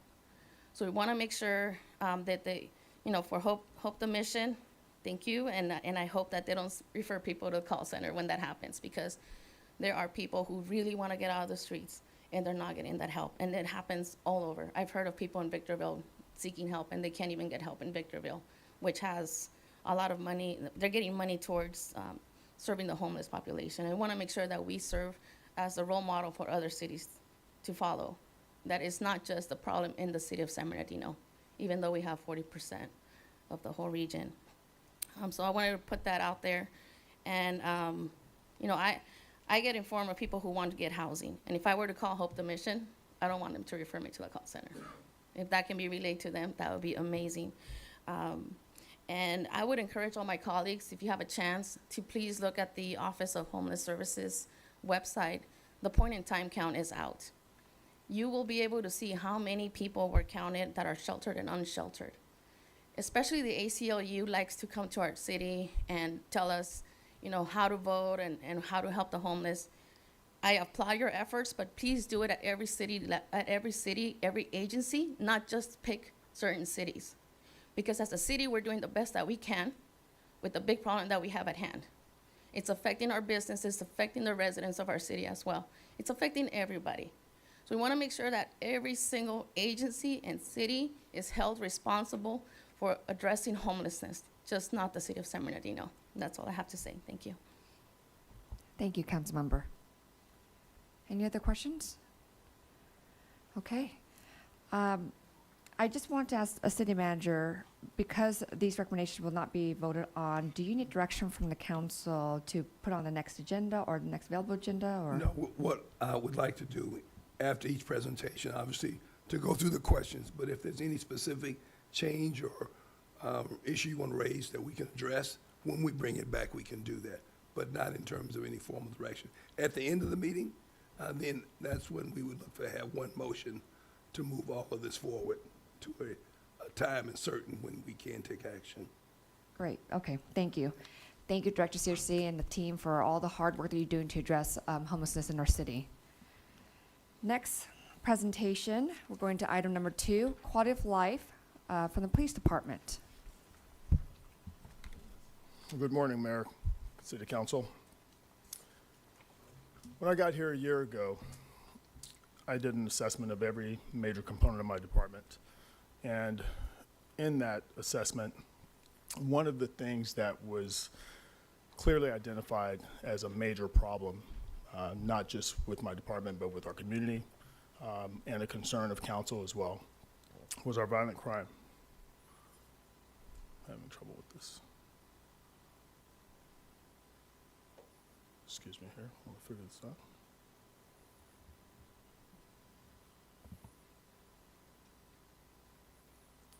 Anyway, I don't know if somebody can figure this out. Staff, can we get some assistance? So I can go on without the slides.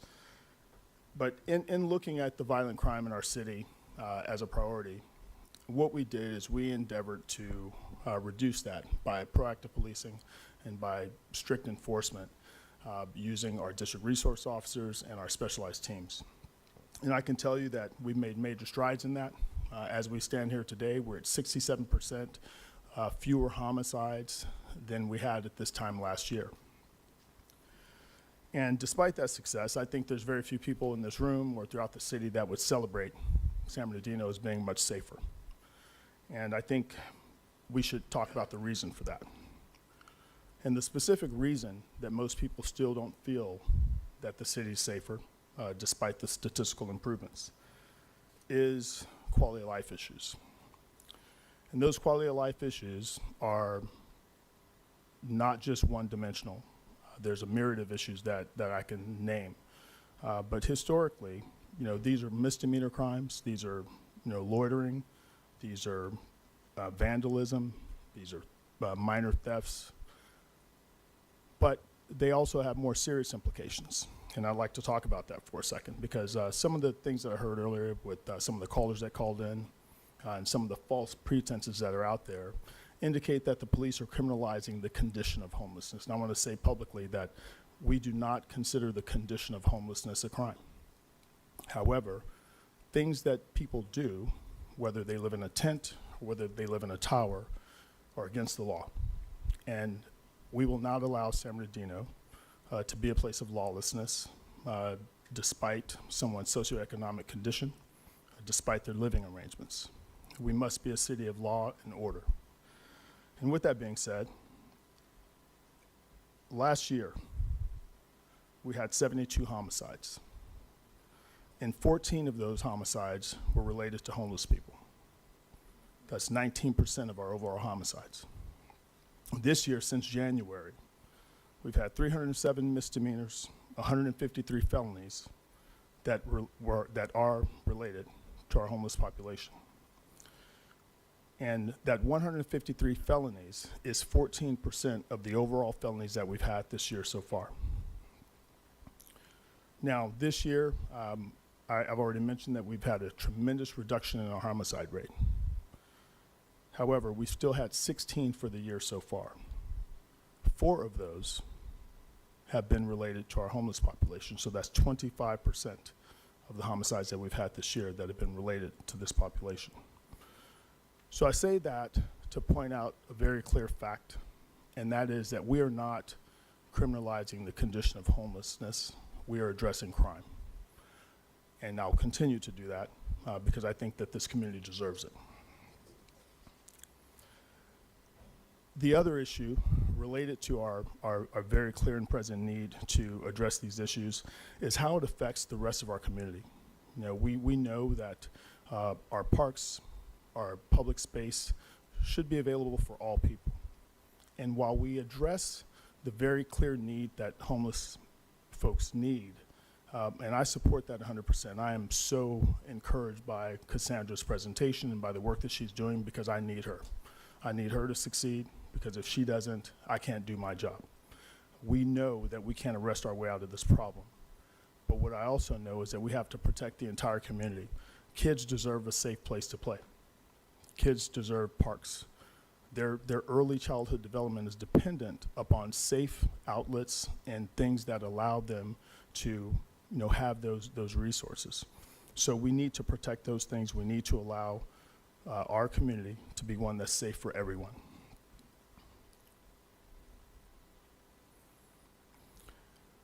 Back in April, we endeavored to change the city's trajectory. And one of the things that we looked at in doing so is how do we change what our focus had been? Again, when I came on, our focus was violent crime because that was one of the biggest issues that was facing our city, the homicide rate. It's been the subject of newspaper articles and a lot of negative criticism about how dangerous this city is, so I wanted to tackle that head on.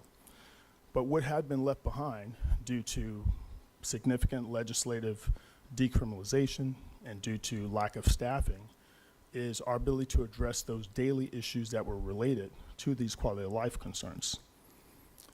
We address those issues sporadically, but I will say very clearly that there's no possible way to address a full-time problem with part-time effort. And that's what we have been doing.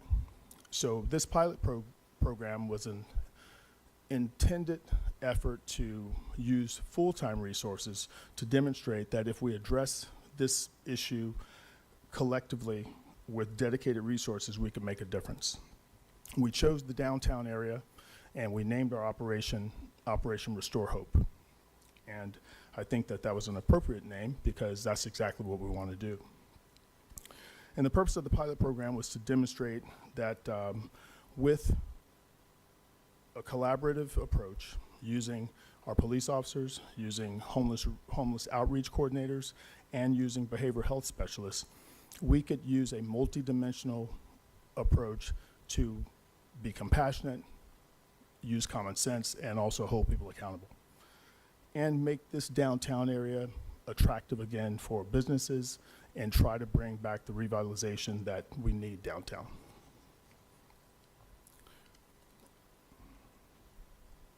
So far, the program has had tremendous success. We've achieved a very good portion of our goal. We've reduced overall crime. We've reduced the appearance of blight and the frequency of calls for service in that area. We've received tremendous compliments and a lot of support from the community. And it's moved in the direction of restoring social order and preventing some of the decay that we've been seeing downtown. I know that there are a lot of people that will say, well, why did you start downtown, or we need it in our community? And we totally understand that.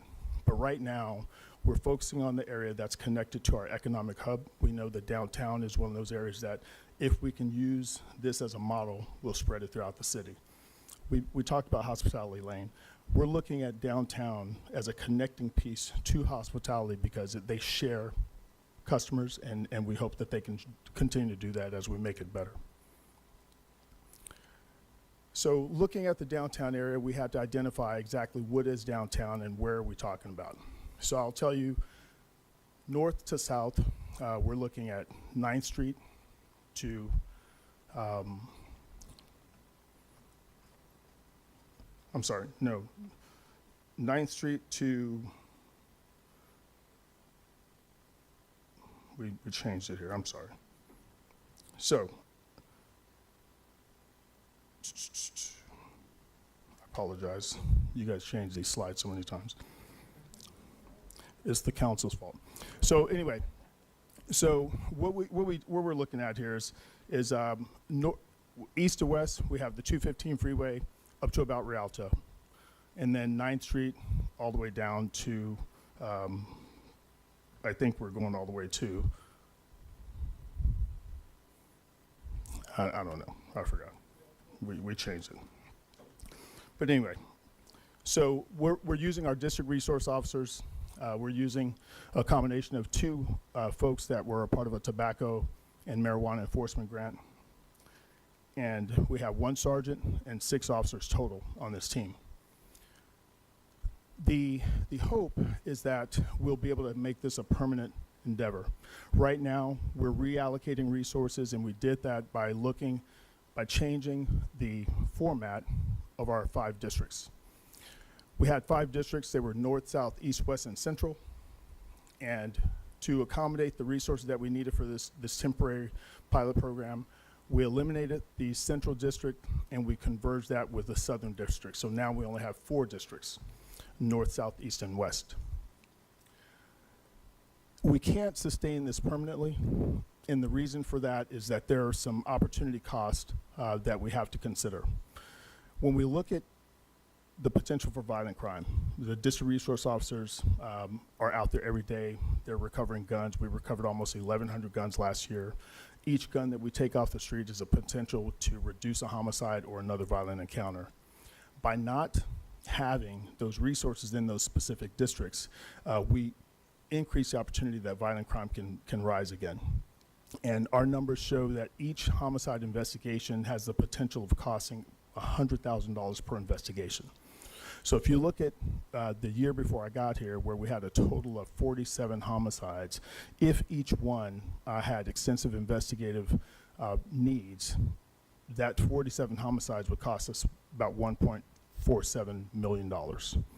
So it's not sustainable or advisable that we keep taking resources from other areas, because every area in our city needs the proper enforcement. But doing this pilot program, that's exactly how we're accomplishing it. We're using overtime and we're using reallocated resources. The results so far, and this is just since April, we've had 10 felony arrests, 183 misdemeanors, 34 citations, 99 parking citations, 127 infractions, and 27 vehicle tows. We've also recovered 30 shopping carts and we've given resources to 3 people. Now, that's a typo there where it says resources offered. That's actually resources accepted. And this is in just a little over 2 months. Now, the cost for this effort has been about, or it would be, if we continued it annually, it'll total about $1.3 million. So this is why our long-term strategy is to continue this throughout the city, using our tenets of compassion, common sense, and accountability. And the compassion piece is just what Cassandra spoke about. We have to get people off the streets. We know that we can't arrest our way out of this problem, and we know that the police should not be the driver of anything that has to do with homelessness. However, we can't leave people out on the streets to rot in their own skin. Common sense is just the very issue of understanding that what applies to one should apply to all. We can't give anyone a pass just because of their housing status. And our job is to hold people accountable to following the law in this city.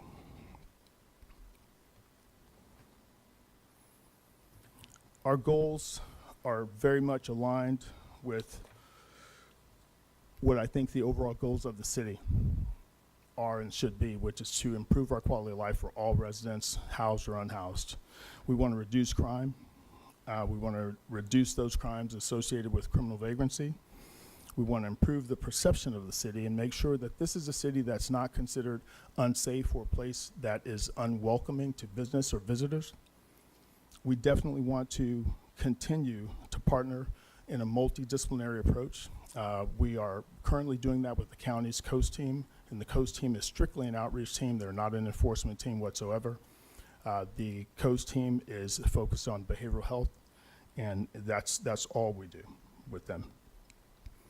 So, in closing, I will say again that we would like the council, for future consideration, not today, of course, to consider our plan to make a permanent outreach team that will address quality of life issues throughout the city in a dedicated fashion so that we can address this full-time problem with full-time resources.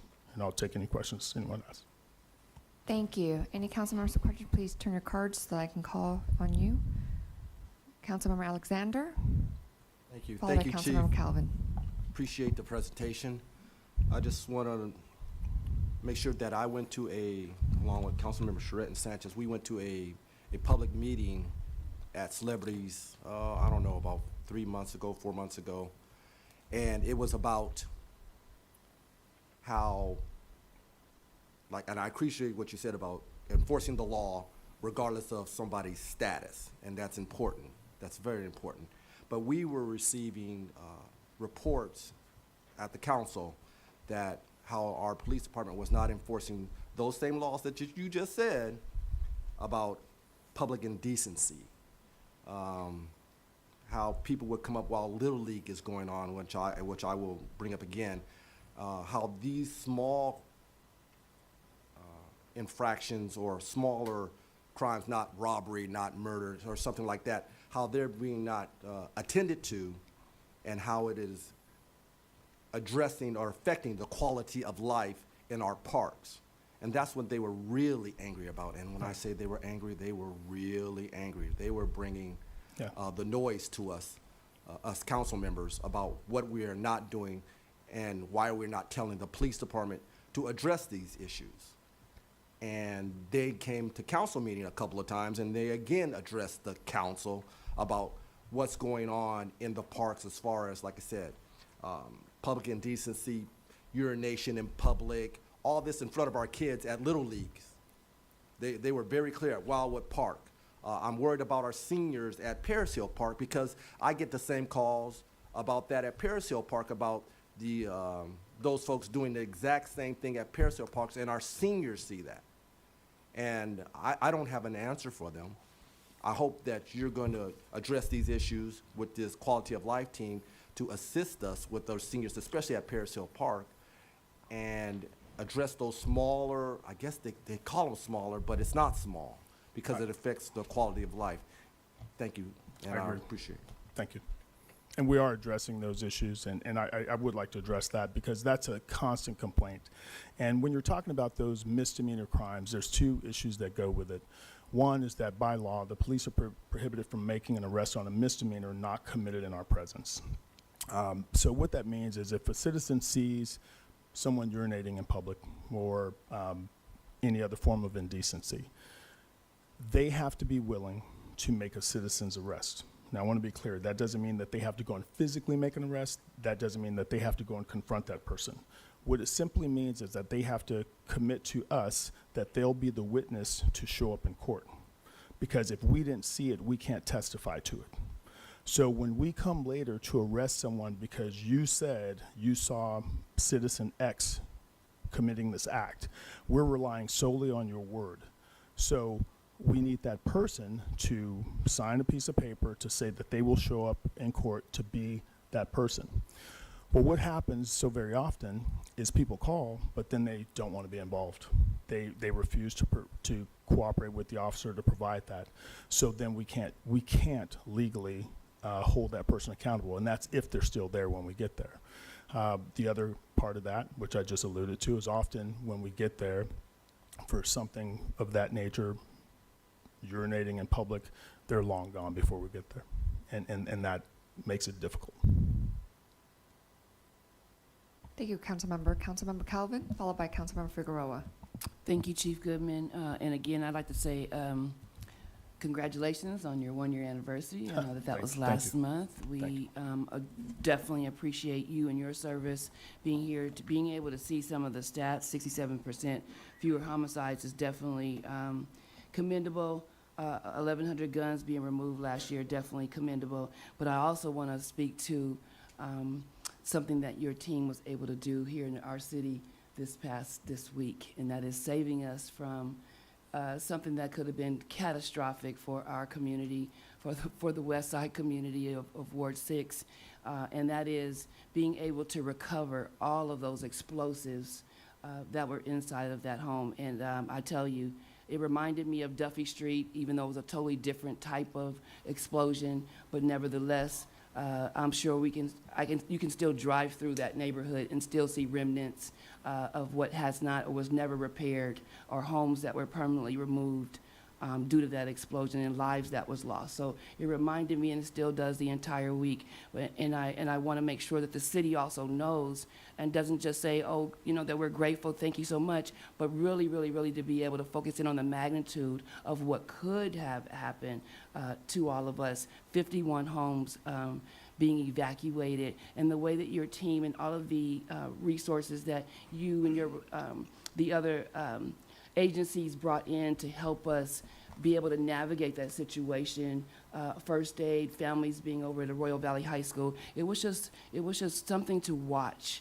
I felt like I was on a CSI movie, actually, behind the scenes, being able to watch all of the many moving pieces that it took in order to get us safely out of that situation, and then the bomb squad having to transport all of that volatile explosives all the way to the sheriff's department out there, the training center. I really, really, really just will never be able to say thank you enough, Chief. So I just wanted to say that to everyone. But the facts of the things that your team has been able to do are just as commendable. Now, when you mentioned resources accepted, could you just elaborate on there? I just said it said offered, but you mean accepted. What does that mean? So what that means is this: when we go out, whether it's self-initiated or whether someone calls us, we are very clear and very careful that we're only there to address crime. I will say sometimes folks will call and just say, hey, there's some homeless people here in this area, can you come and get them? Well, the answer is no. We wouldn't do that. And I will say, if you put any demographic on the end of that sentence, we wouldn't come and get them. We don't do that. We are very clear and constitutional with our policing. But in an instance where we are out doing enforcement and we come across someone who appears to be experiencing homelessness and they have not committed a crime, well, our goal now is to provide outreach. Our goal now is to try to direct them to services that are available, whatever services they may appear to need. So we connect them with those resources, or we at least offer those resources. And in this case, the number of people who accepted those offers so far since April has only been 3.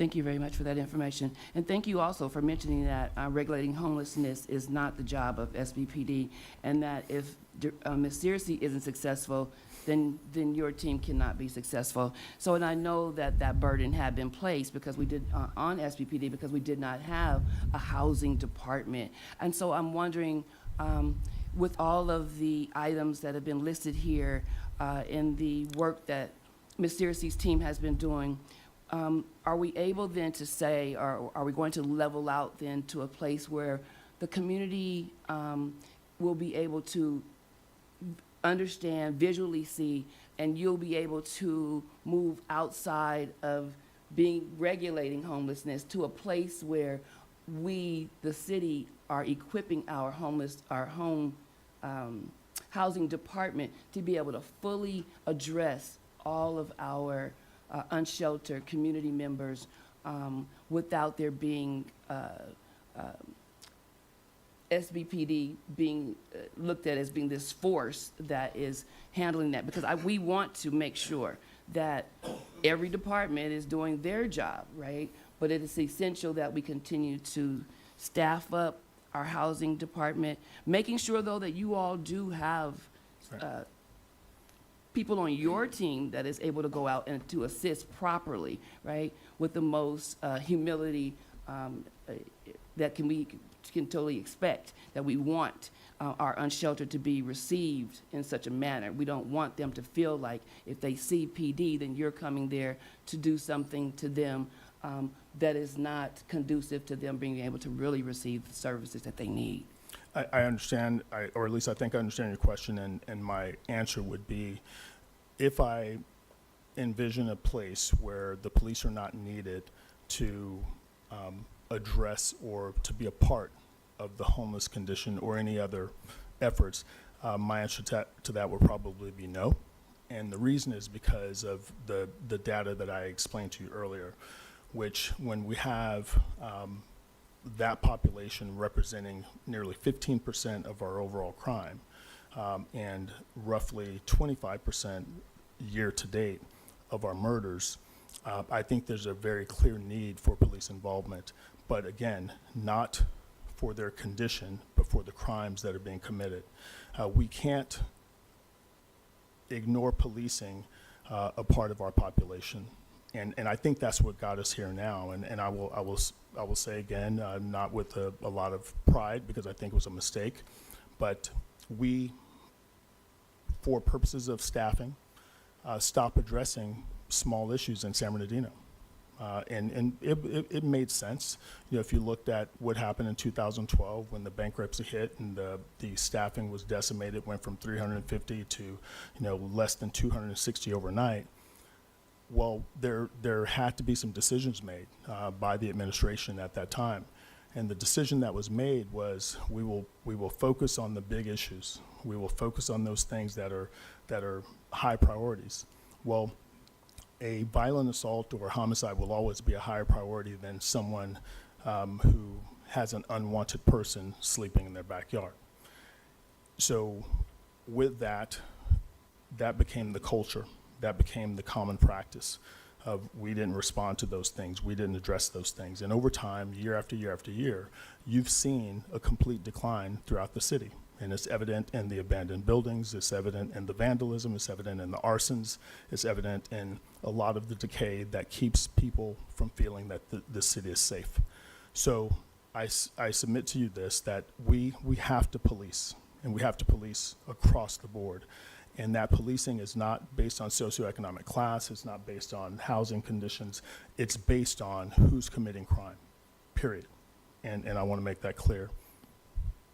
Thank you for that answer. Now, I went to Coffee with a Cop, and I met some of the Coast team with Lieutenant Echeverria. Could you expand a little bit more on the role of the Coast team? Yes, absolutely. So the Coast team, the acronym is County Outreach and Stabilization Team.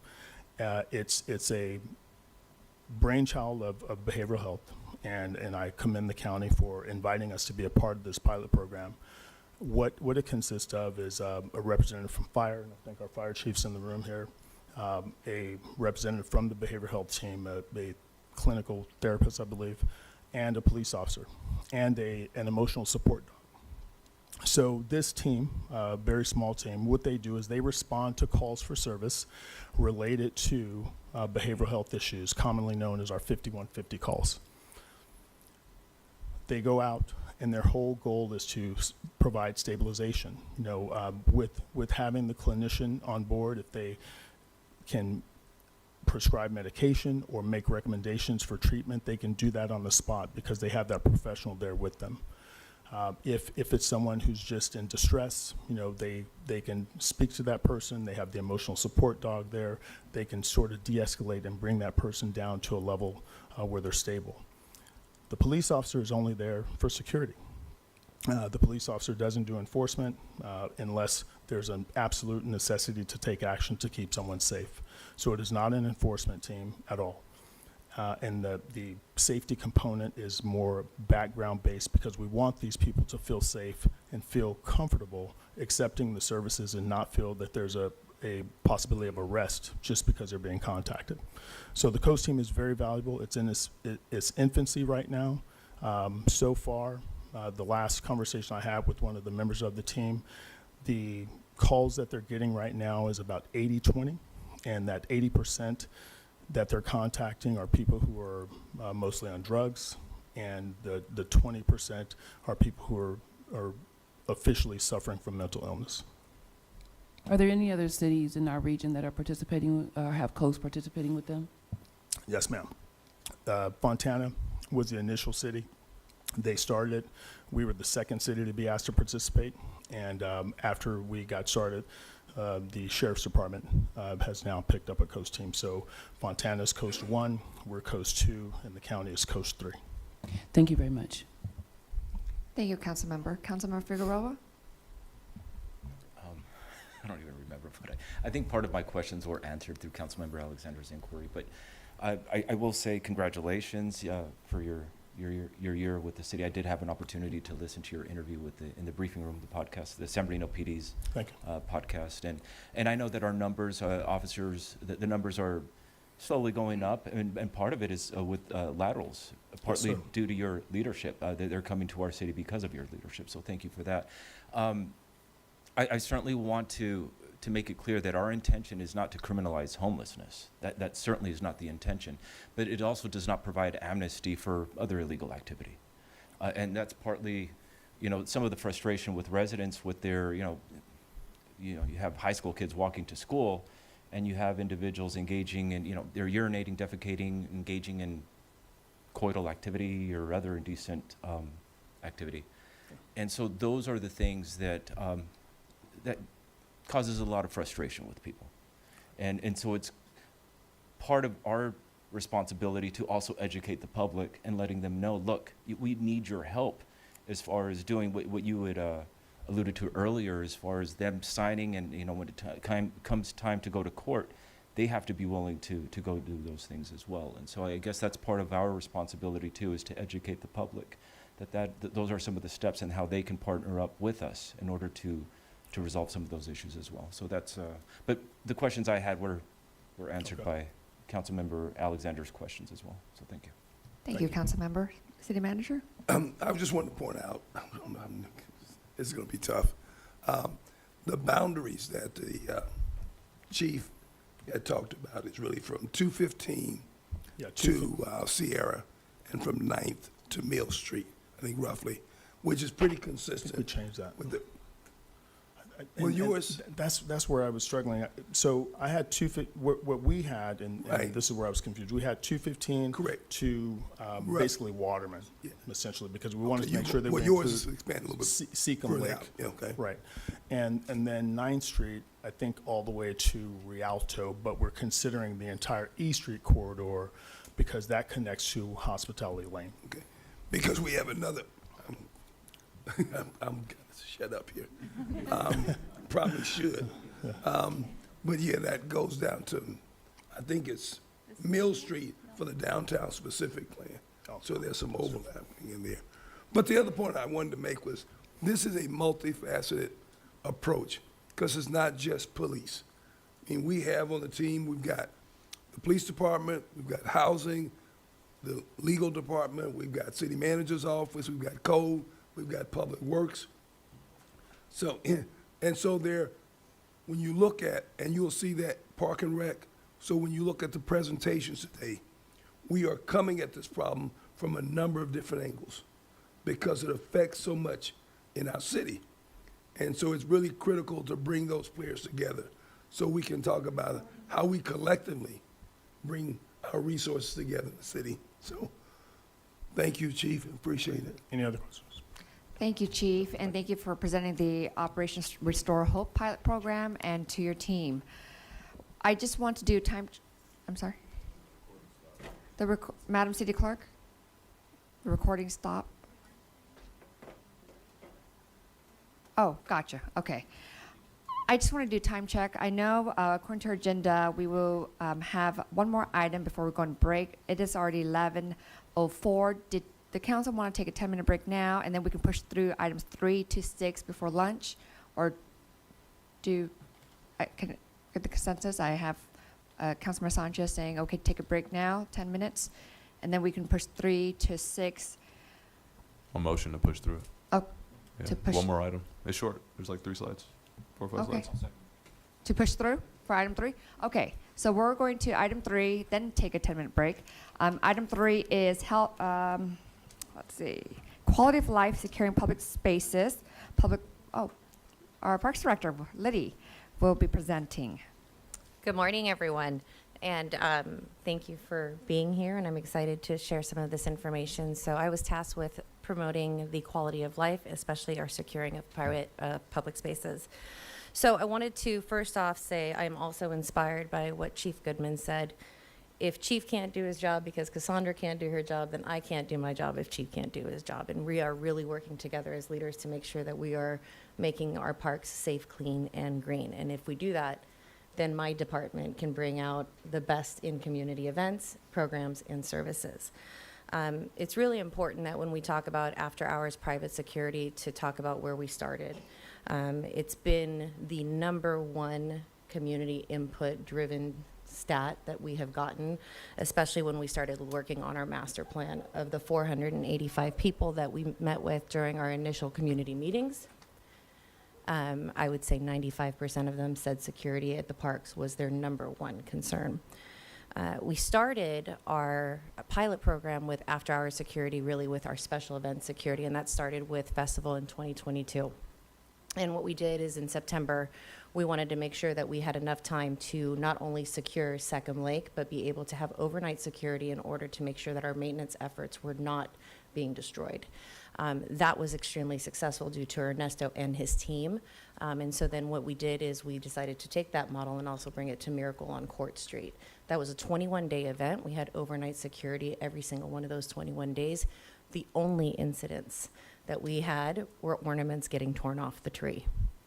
So it was effective. People were respecting the space, people were respecting the work, and we had over 10,000 individuals come in 21 days. 10,000 individuals in 21 days. We also developed this into our all hands on deck maintenance plan. So once we started to see that Second Lake was able to be successful with securing overnight, especially during security for special events, and Miracle on Court Street was successful, we then talked with Ernesto and Daniel and decided that the plan would be, we would look at which parks needed the most maintenance. Paris Hill Park was next online. We started this on June 1st after we closed the parks for maintenance efforts on May 15th. So June 1st, we hired the Redwood Security, and at first we said we wanted to just make sure it was going to be Meadowbrook and Paris Hill Park. Since we've started those efforts, we've had much success. We've had minimal incidents, but more importantly, we've been able to look at creating an identified list that is prioritized in maintenance needs. On the screen, you'll see we've added Pioneer Cemetery. We've also added the patrols of Rudy C. Hernandez Community Center, the Senior Center at Paris Hill Park, the Roosevelt Bowl, as well as incoming on July 17th, you'll have Wildwood, and July 24th, Encanto and Bobby Vega Parks will be added as well. When we list those dates, that means that the all hands on deck maintenance efforts will continue. So currently we're working with Redwood Security. They are enforcing 8 p.m. to 6 a.m., so those are after operational hours. We're looking at anticipated costs of about $30,000 a month to have all of those sites that we listed on the earlier slide. The great thing about Redwood is they've been the success agency that we've worked with for our special events after hour security. But in addition, they're able to write citations. They've also been really great about working with us and Cassandra's team to hand out any of our homeless outreach brochures. But now we're also getting daily reports with photos and data. We will use this data to continue to show the effectiveness of this private security. Some of the main points that they have on these reports are the number of touch points or incidents per month, as well as how many people are actually declining services, which is at about 95% right now. How many times police has to be called for an intense crime, and then also what is the disposition and outcome of these people's behaviors when they are approached. So any individual that's approached, are they angry? Are they willing to work? And I'd say about 85% right now are willing to just say, okay, I get it. These are park rules. I'm not supposed to be here. Or, hey, no crime in the parks after hours. I'm going to pass this on to Daniel. Hi, yes, good evening, Mayor, Mayor Pro Tem and members of the City Council and those here in attendance. So as Liddy mentioned, we do have Redwood providing specific security services. But the city has contracted with Platinum Security since 2018. Currently, the city is undergoing the RFP process for citywide security services, which is closing, and we intend to review those proposals by next week. So the hope here is to consolidate. So some of the efforts that are being undertaken right now, with specifically at the parks, is going to be emphasized in the new scope of work. So the purpose of the citywide services is also multifaceted. It provides health and safety for our employees, our facilities, and our city-owned property. So the areas of coverage, as seen on the screen, is the City Hall campus. So this includes our two 201 buildings. This is 201A, 201B, and next door or right adjacent, we have 201B. The parking structure and the City Hall grounds. 11 parks were included in the RFP. We closely worked with the Parks Department to identify areas of opportunity and need. As a result, we added Meadowbrook, Delman Heights, Encanto, and Nicholson parks to include clearing of parking lots and locking gates and barriers. Three libraries are also included. This includes Feldheim, Villaseñor, and Roll libraries. And working with the library department, it was determined that a second unarmed guard was needed, and thus it was added to the scope of work. 3 community centers are added to the scope. This includes Rudy Hernandez, 5th Street, and Lido Creek's community centers. The services included are parking lot patrol and facility perimeter patrol. The California Regal Theater includes patrol of the facility and parking lots. And we have other city-owned properties that are also included. So just to mention a few, this includes the Carousel Mall, the parking structure, the World War Building, the Convention Center. And this also includes the home of the Future Navigation Center, the School of Hope. This was added to the scope of service, which wasn't previously provided because that was being done by the Water Department before it was transferred. Additionally, services provided are roving patrol and money pickups and drop-off from various departments and locations. Lastly, which I think is really key and important, is an additional change that is the inclusion of special events. So in the past, when we did have special events, we had to, per our procurement policy, was we solicit 3 quotes. But now the proposers of this RFP have the ability to lock in a rate for special events. So in the event that we do have a special event, the department can work with our provider directly, so we're not having to go through a different RFP process. Obviously, we're going through the RFP process right now, and we're going to select who we feel is the most qualified for this service. So now the department can work with the contractor directly, which we believe streamlines the process. This concludes the slide. I'll pass it over to Liddy.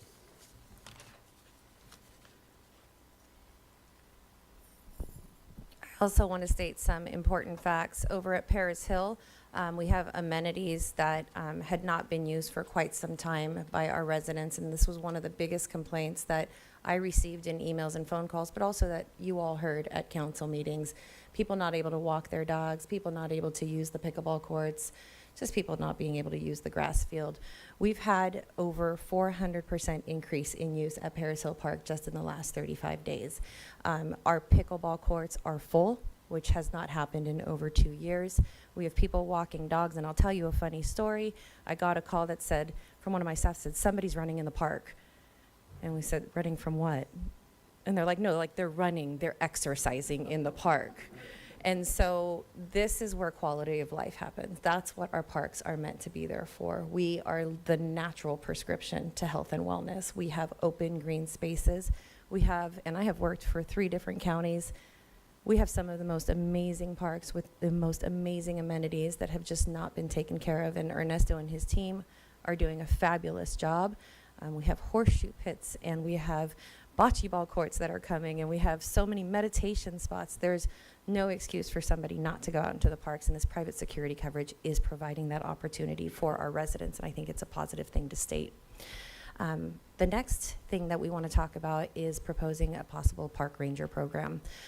There are many cities that use the park ranger program, and being a former park ranger myself, I can tell you that there is something to having somebody in uniform, in presence at the parks that provides not only a safety component to it, but there's an educational component and really an accountability of making sure that our parks are open and clean and safe and accessible. And that's really what a park ranger program does by keeping areas that are safe and open to the members of the public, but as well as making sure that it enhances neighborhoods that are attached to these parks, just another sense of security by having additional enforcement during the day. Educational opportunities can be connected with so many of our community-based organizations, whether it's Boy Scouts, Girl Scouts, or any other organizations that are interested in making sure that our parks are accessible to all ages and all abilities. In this proposed park ranger staffing model, we'd be looking at a park ranger supervisor and 3 park rangers. And with this model, we feel that we could cover at least the majority of our large parks, but also be looking at things like field allocations on the weekends. We have a severe abuse of our field usage by people who are just sneaking onto our fields. We just don't have any bodies to enforce, as well as park reservations and unsanctioned, unpermitted events that are happening at a ton of our parks, causing a lot of damage to our grass fields and our parking lots with trash and debris. So at future meetings, we would like to make sure we come back with a recommendation that you would look at possibly approving the budget allocation for private security. We're looking at, like we said, $30,000 a month for the 6-month period until the RFP is decided upon and the contract is awarded, about $180,000 for 6 months. Another would be to have you guys give us direction to make sure that we can negotiate and bring back a contract with Redwood Security to provide that after-hour security for parks. And then the last 2 would be recommendations for security services that Daniel spoke to you about, and also considering a recommendation for a park ranger program. The numbers below are the financials that you need to know. At this point, I'll be taking any questions. Thank you. Councilmember Calvin, followed by Councilmember Reynoso, and then Councilmember Figueroa. Thank you, Director Gutfeld. Again, and as I've mentioned to the last 3 directors since you've been here, when is your 2 year? Are you almost at 2 years? January 3rd. January. Seems like forever because of the amount of work that you've been able to complete, the wonderful projects, the life that you've brought to San Bernardino with all of the events. And of course, I can't leave out the award that we did receive for Festival at the National League of Cities, and that was just commemorative forever for us. I think Mayor and I screamed so loud that you would have thought that we have just won the big deal on Let's Make a Deal. And so everyone throughout the whole entire conference knew that we were from San Bernardino and that we had won that award. So because we sang it all day for the rest of the trip. So thank you very much for that, and letting us have our two minutes of fame as well. But that was a phenomenal event, and we are very, very grateful to all of the upgrades that are coming to our parks. And you know that I just continue to mention that there are some that have not received the attention that they are due. Particularly Nicholson Park, and with the transitioning of former Neighborhood Association President Ms. Charlie Jacobs and how hard she was fighting before she left this earth for Nicholson Park. And that we must continue to give all of those residents of Terrace West, Councilmember Figueroa and I share those residents there, and they deserve to have some quality of life there too. That park has been out of commission now going on 10 years. And so I appreciate your focus. I know that the rendering things are being done and it is being pushed forward. So I just appreciate all that you do. Thank you so much. Thank you, Councilmember. Councilmember Reynoso? Ditto times 1,000. Lydia, you know I got tons of love for you. I just wanted to ask, well, first, before I ask my question, do you know that quote off the top of your head you said? You're the natural prescription to health and wellness. Is that what you said? That's incredible. All right. I'm going to quote you on that. I don't know if you know, it's Parks Make Life Better. That is our motto. Yeah. I know that one. That one sounded like. I just wanted to ask, when you bring it back, if it's possible to include, are we too late in the RFP process to include more parks? The initial RFP is set with what was on Daniel's slide with those, but there's always an opportunity for an amendment if for need the future, be. If we could include Hudson and Littlefield Schultz for security purposes. Correct. Those are my two parks for sure. That obviously Blair Park as well. But I think there's like a lot of attention coming to Blair right now, and I want to highlight the other parks. I feel like they're a little neglected. And in that same vein, maybe not the correct time, but the facilities, the bathrooms are closed, and also shade over the playground equipment. Thank you. Yeah, the three main points of the master plan surveys and that 480 plus people that we've spoken to, the top three were security, shade, and restrooms. So definitely a high priority area for us on our master plan. Thank you, Councilmember. Councilmember Figueroa, followed by Councilmember Alexander. Thank you.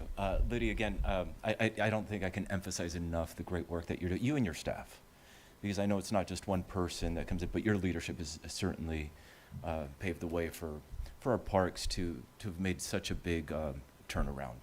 And so I think your leadership, through your leadership, we've increased our credit rating with our parks. So thank you so much for that. I sort of in the same question that Councilmember Reynoso said, as far as if we could increase other parks, at least down the line, start looking at other opportunities as well. I know it might be a little too late at this point, but keeping that option open, because there are a couple of other parks, like Lytle Creek, for example, where in the middle of the night, people are doing donuts in the parking lot there, or, I'll go and, because I actually do run through that park as well, and I'll see alcohol bottles and all kinds of other stuff going on there that occurred over the night. So an Ernesto opportunity and I are continuously meet almost every day. But we are working on just a continuous prioritized list of what are hot spots for maintenance. Really, the focus for us is maintenance of these parks and making sure the amenities are accessible. And so as we look at those, we'll go ahead and continue to make sure as we're starting to fix things, that security is aware that there needs to be a patrol so those things stay in not just a usable manner, but that they are exceeding excellence. We want people to find our parks to be destination parks. And thank you for that. That's all. Thank Great you. job. Councilmember Alexander, followed by Councilmember Calvin. Yes, thank you for the water cannons. I appreciate that. You're welcome. I'm kind of confused, so if you can help me out. Currently, we said that we use platinum as our security for the parks? No, we use Redwood for after, so there's two security groups that are working. So I'm focused specifically on just the parks after hours, and that group is Redwood, which is what was presented today. Okay, and they continue to provide after hours? They lock our parks, they go through the parks? They are working to make sure all of our parks that are identified in that initial list that I presented, that one right there, they lock the parks, they go through, they make sure that there's no criminal activity. If there is, they call PD, they have citation options. And you have all this data already? Yes, sir. Wonderful, thank you so much. And about the park rangers, are they, I spent a little time since I've been in law enforcement, but are they 830, 831 or 832 certified? Armed, able to give citations, and able to provide security. So they are going to be armed? Yes, sir. And whose supervision are they going to fall under? Are they going to fall under yours, the police? It'll be mine for the parks, and then we would create a partnership with PD to hopefully create a feeder system into their police department. So the park rangers, so everybody's clear, the park rangers will fall under your supervision. Yes, sir. Okay, and so it's private security as well, right? The armed private security falls under your supervision? For the parks. For the parks. After hours until the RFP award is awarded. So what about daylight hours? Because like I said, the public and the special events like Little League, youth soccer, all those type of events that we have currently issues, how do we address that? Because I addressed that before. How do we address that type of security for the daylight hours of our residents? That would be the park ranger program being proposal. So not So security. park rangers would be during the day, during operational hours, and able to patrol the entire city, versus park patrol security at night is specifically to just make sure that when the gates close, illegal activity and crime and mischief does not happen. So Saturday when my nephew is playing baseball at Wildwood and there are issues like there have been currently, who do we address that to? If it's a crime, PD. If there's a maintenance issue or something that our staff, our athletics, if it's at an athletic event, then the coaches understand who our park's athletic staff is that they can reach out to for any problems. All right, thank you. You're welcome. Thank you. Councilmember Calvin? Yes, just one last question. I don't remember, well, I didn't see it here. Yes, thank you. So new request for funding. But how much funding did you request for the maintenance of our parks? That's in going to the be in budget? another presentation. Okay, all right, thank you. You're welcome. Thank you. Want to make sure that we get it. You and me both. Thank you. We will now take a 10-minute break. It is 11:24. We'll return at 11:34. Thank you.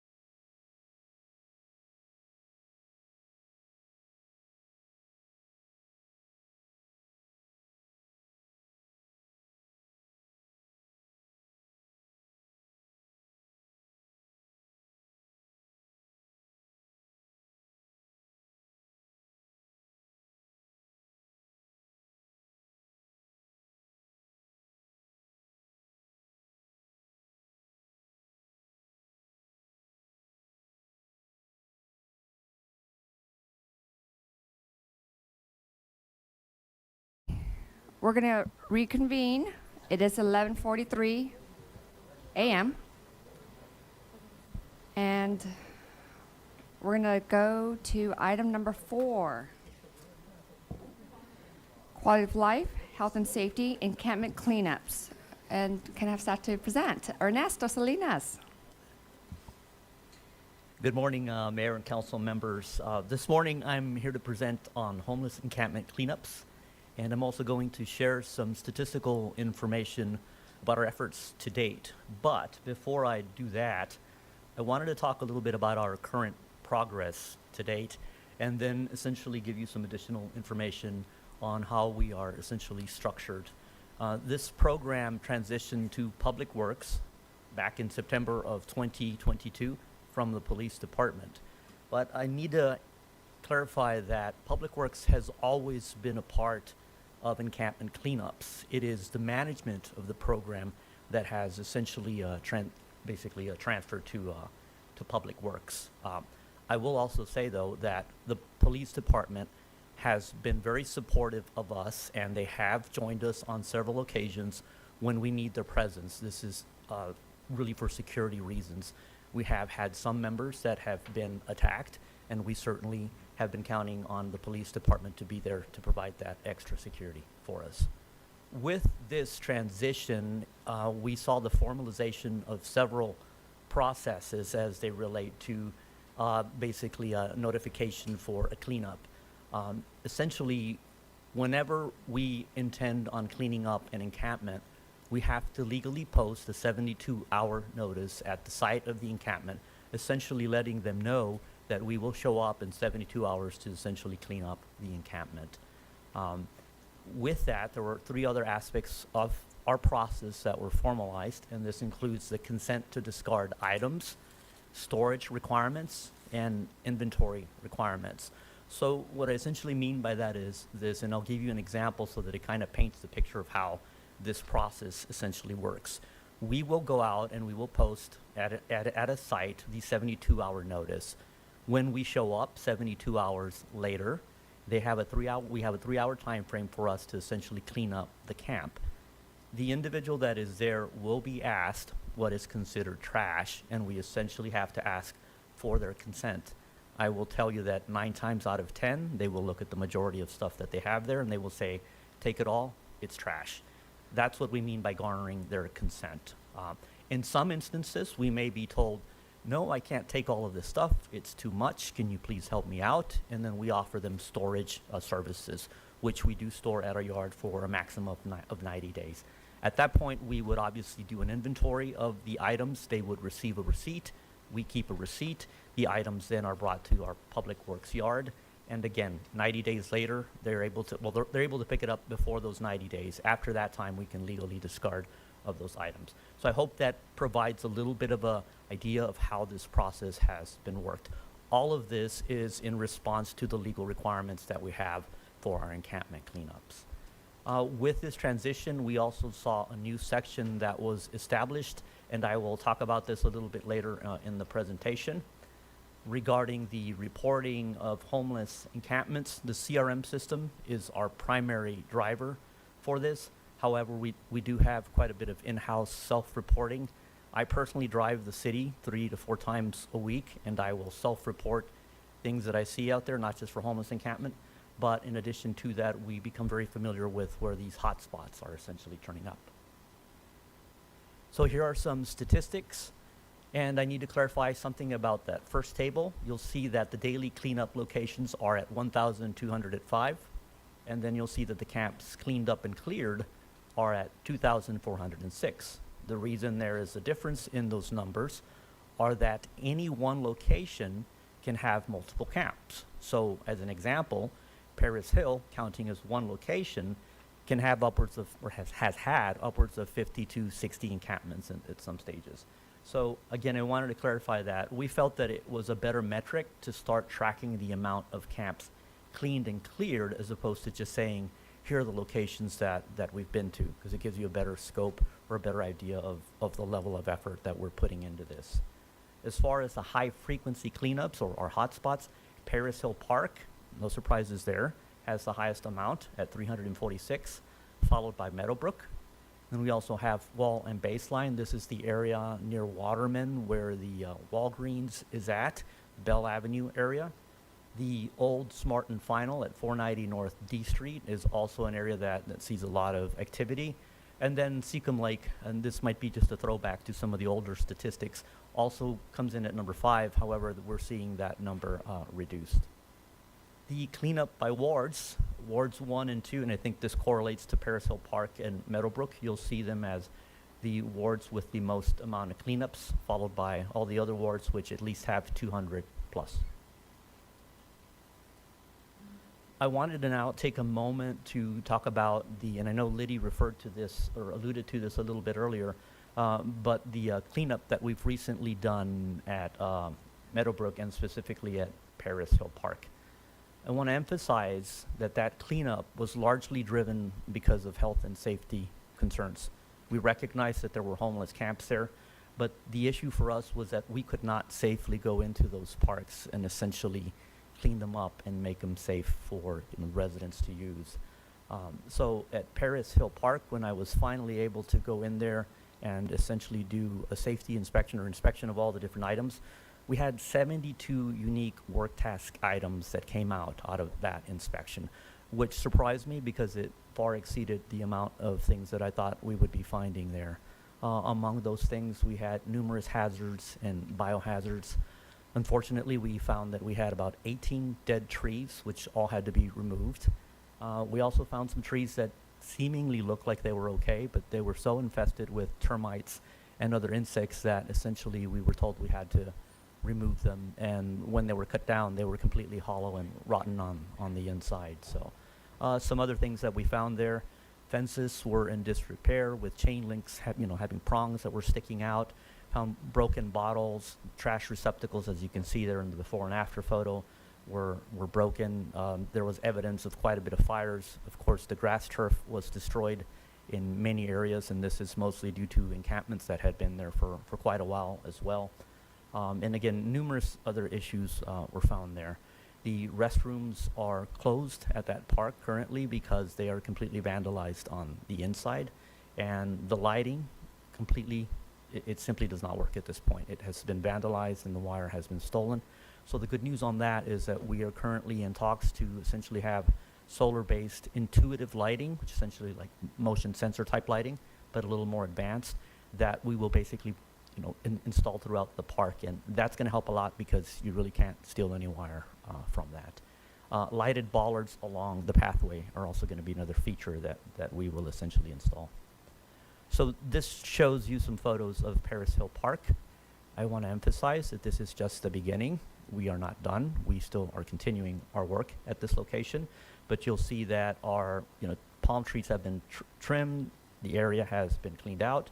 You can see that last photo. That photo probably would have had anywhere from 20 to 25 encampments located there, and you can detect some of the brown spots from where the encampments were there.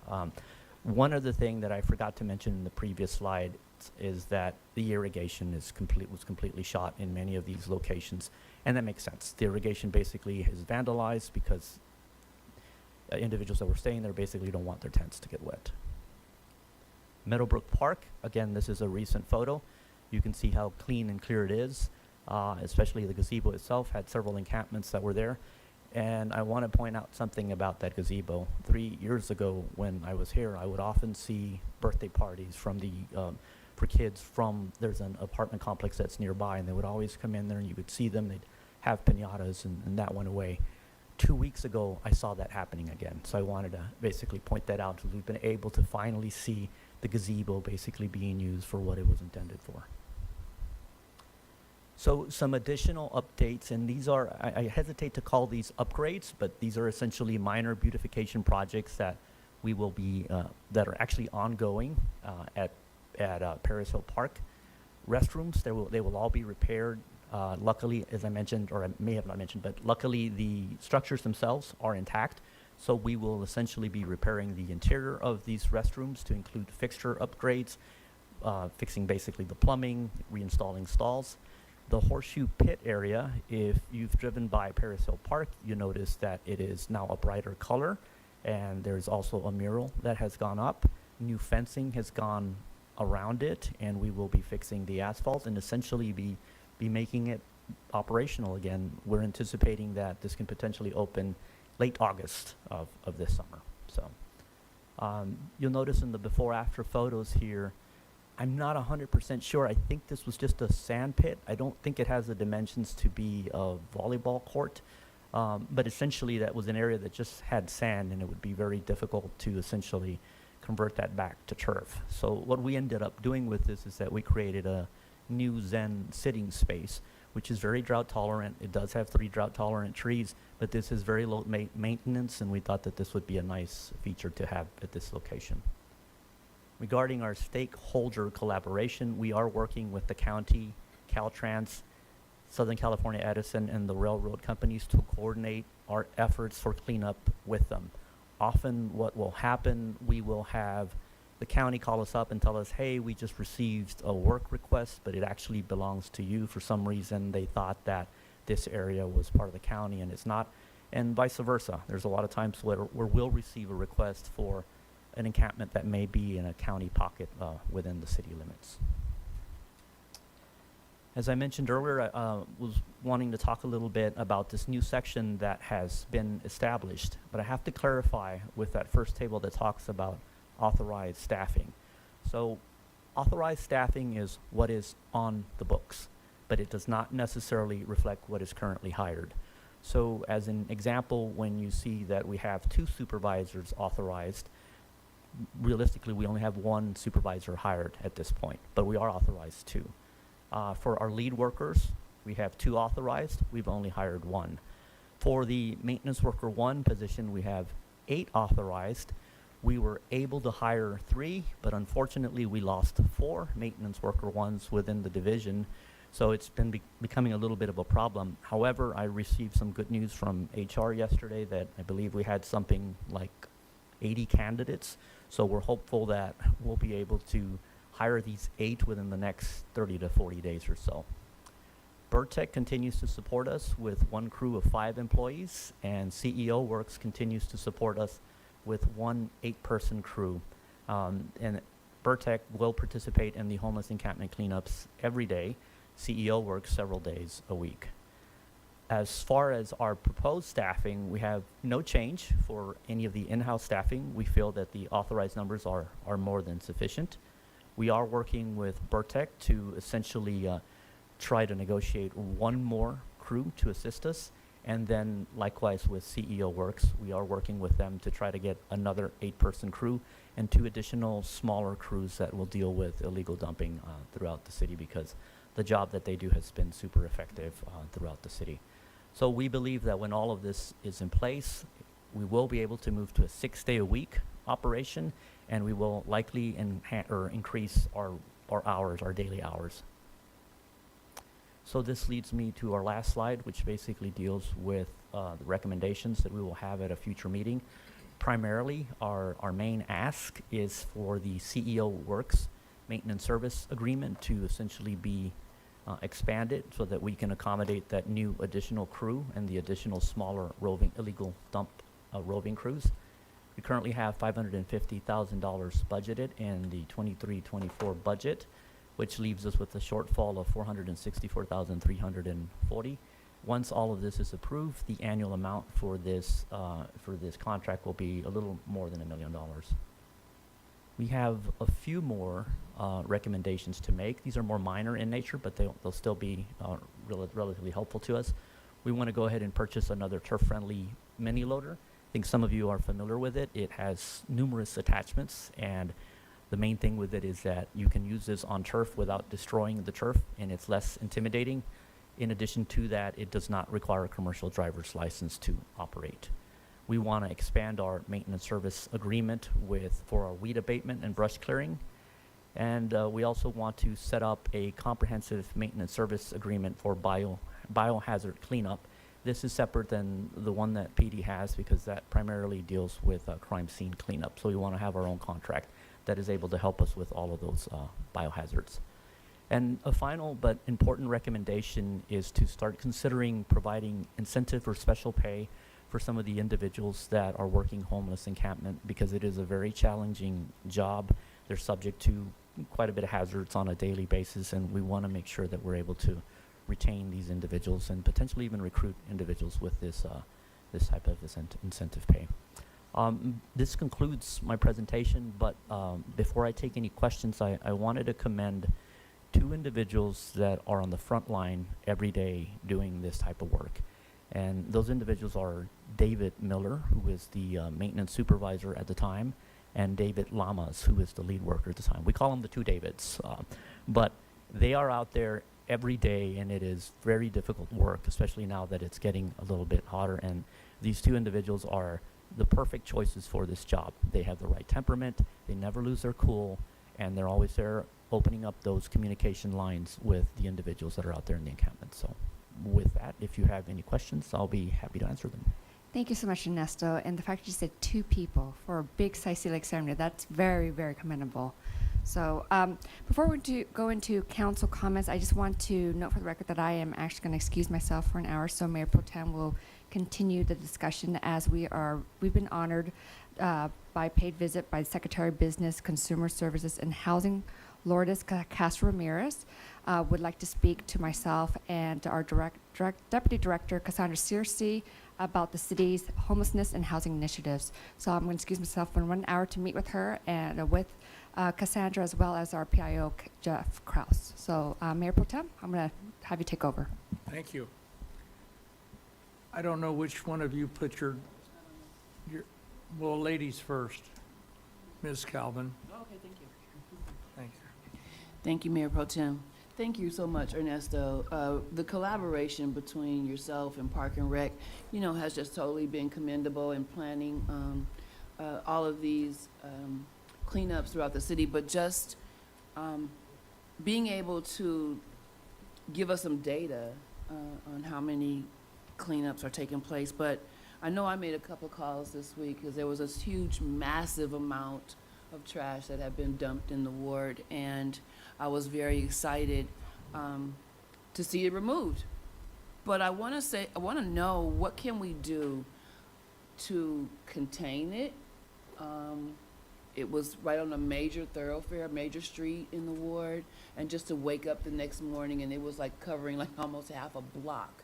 Like it had to been dumped there by a dump truck or something. So when I talked to the chief spoke about having the cameras turned back on, so we can use those throughout the city to know or be able to detect where this person is coming from and who actually is doing the dumping. Otherwise, it just seems like we're chasing our tails all the time, right? And it never seems to community that we have folks out here doing the good work like with, David Miller and David Lamas, but we do. We may need more of them. But what can we do for some deterrence? Because I didn't, not too far from where this was dumped, there is a sign. It's a little bit hidden, but there still is a sign there that says no dumping. So I'm just wondering too, that's one question. And then the CEO, how do you dispatch them? So I know it would be great to bring on another team of 8, but how are they dispatched? So CEO Works has 2 crews working for us right now. They have a larger crew that basically goes and handles, bigger projects that we might have for them. As an example, they just completed some work on 40th and Conejo. There was a lot of weeds that would basically develop there. So they're basically working there. The other crew was something that we established about, I want to say about a year ago, and I modeled this after something that other cities use, which is a roving illegal dump crew. It's a smaller crew, but it is so effective because what it does, it basically takes all the arterials in the city and they will go to all the areas that we know are essentially hotspots. So as an example, they will go to State Street 3 times a week, and they're constantly driving that area and picking up stuff because we know that that's an area that's a high dumping area. They were actually on California Street as well, so that dumping that you reported must have just happened literally overnight. We were there immediately the next morning without even knowing that this had been reported because we had just seen it. So that's how we are proactive in this. We basically will have them travel the main arterials of the city and some other areas that we know are problematic, and this has been very effective for us. I can tell you that if this stops, you will notice it within a day or two. The amount of trash and debris that we pick up, and I hesitated to use it in the slides, and no one wants to see a big picture of trash, but it's now going out of our pits, literally. We have to actually expand our trash pits at this time, so I hope that answers the question. So, I remember last year or a year before, we purchased this very large, like, street sweeping, sidewalk cleaning device. Big, huge thing. Green. I saw it one time. Where is it? So I I'm- remember mentioning to the last CM, asking where is the equipment, and then I was told we were waiting on a part. It was right after COVID, so I guess maybe it was difficult getting those parts. But are you aware of the machinery that I'm speaking about? So I'm thinking you might be talking about our Vector truck, which is used for storm drain, because that would be a large truck. The Avant loader, which is It was a power washer. It was all a right. power So washer. I think we're mixing two things here, because the Avant is a mini loader. It is not super huge, and that's essentially why we use it. We actually have two at this point, and we do use it. It goes throughout the entire area. So if we're talking about something larger, It wasn't to pick up trash. It was to clean the sidewalks, clean the Yes, yeah. gutters, right, in the streets. Yes. Right. So I just want to know where it is. So we do use that. It's been to 40th and Electric as an example numerous times, where we essentially clean the sidewalks there. It's also used here in the downtown area. And again, it's very friendly. It fits into tight spaces. It can go into alleys. It does have numerous attachments, one of them being the pressure washing attachment and the water tank. It has a flail mower. We even used it for pothole patching, because it's got basically a tamper that you can, roller that you can basically use to really make sure that the potholes are. And you say we properly- have two? We have two at this point, and with this request, we're asking for a third one so that we can dedicate it to the encampment cleanup. Okay, thank you so much. I don't know which one of you were first. Okay. Council, either one, you guys fight it out. One of you speak up. Hurry up.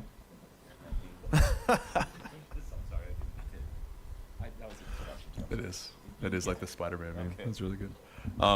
Ernesto, I just wanted to first thank you. Thank you for everything that you and your team do. I see the results, but I don't know if this is the appropriate time. I wanted to ask if, because essentially the same equipment I imagine is used to do like larger dump sites as encampments. Am I wrong about that? No, we do use the larger end loaders for those things, for things that are a little bit larger. So, but in general, the mini loader has proven to be very effective, even for those types of sites. I know it's a continuous task, and I'm not sure exactly what agencies need to be reined in. I just wanted to highlight the Little Mountain access road, because the way that I view it, there's not always people living up there, but there's always trash dumped up there. And oftentimes, right there on the road or right there at the kind of like gate, my understanding is a fire access road. Mm-hmm. I know we have similar situations like this where we have encampments that are in the wash. I know they belong to county. If you could speak to the coordination, Sure. like the kind of We'll efforts that are look going into on. that. I think generally it deals with jurisdictional issues. I know that at Little Mountain there have been questions about, look, there's a mattress over there in that ravine, and I can't send my in-house staff to basically go into a ravine like that. However, I have set up a contract that had a specific clause within it to deal with those specific things, and we have gotten a price for that. So they can actually go into those ravines, and we don't have to worry about our own safety issues. That hasn't come before us yet. I'm sorry. That has not no, come this before us this yet. is actually a contract that's under 50,000, Okay. but this is one of the ones that we're looking to expand, by the way. Excellent. Excellent. Thank you for your work again.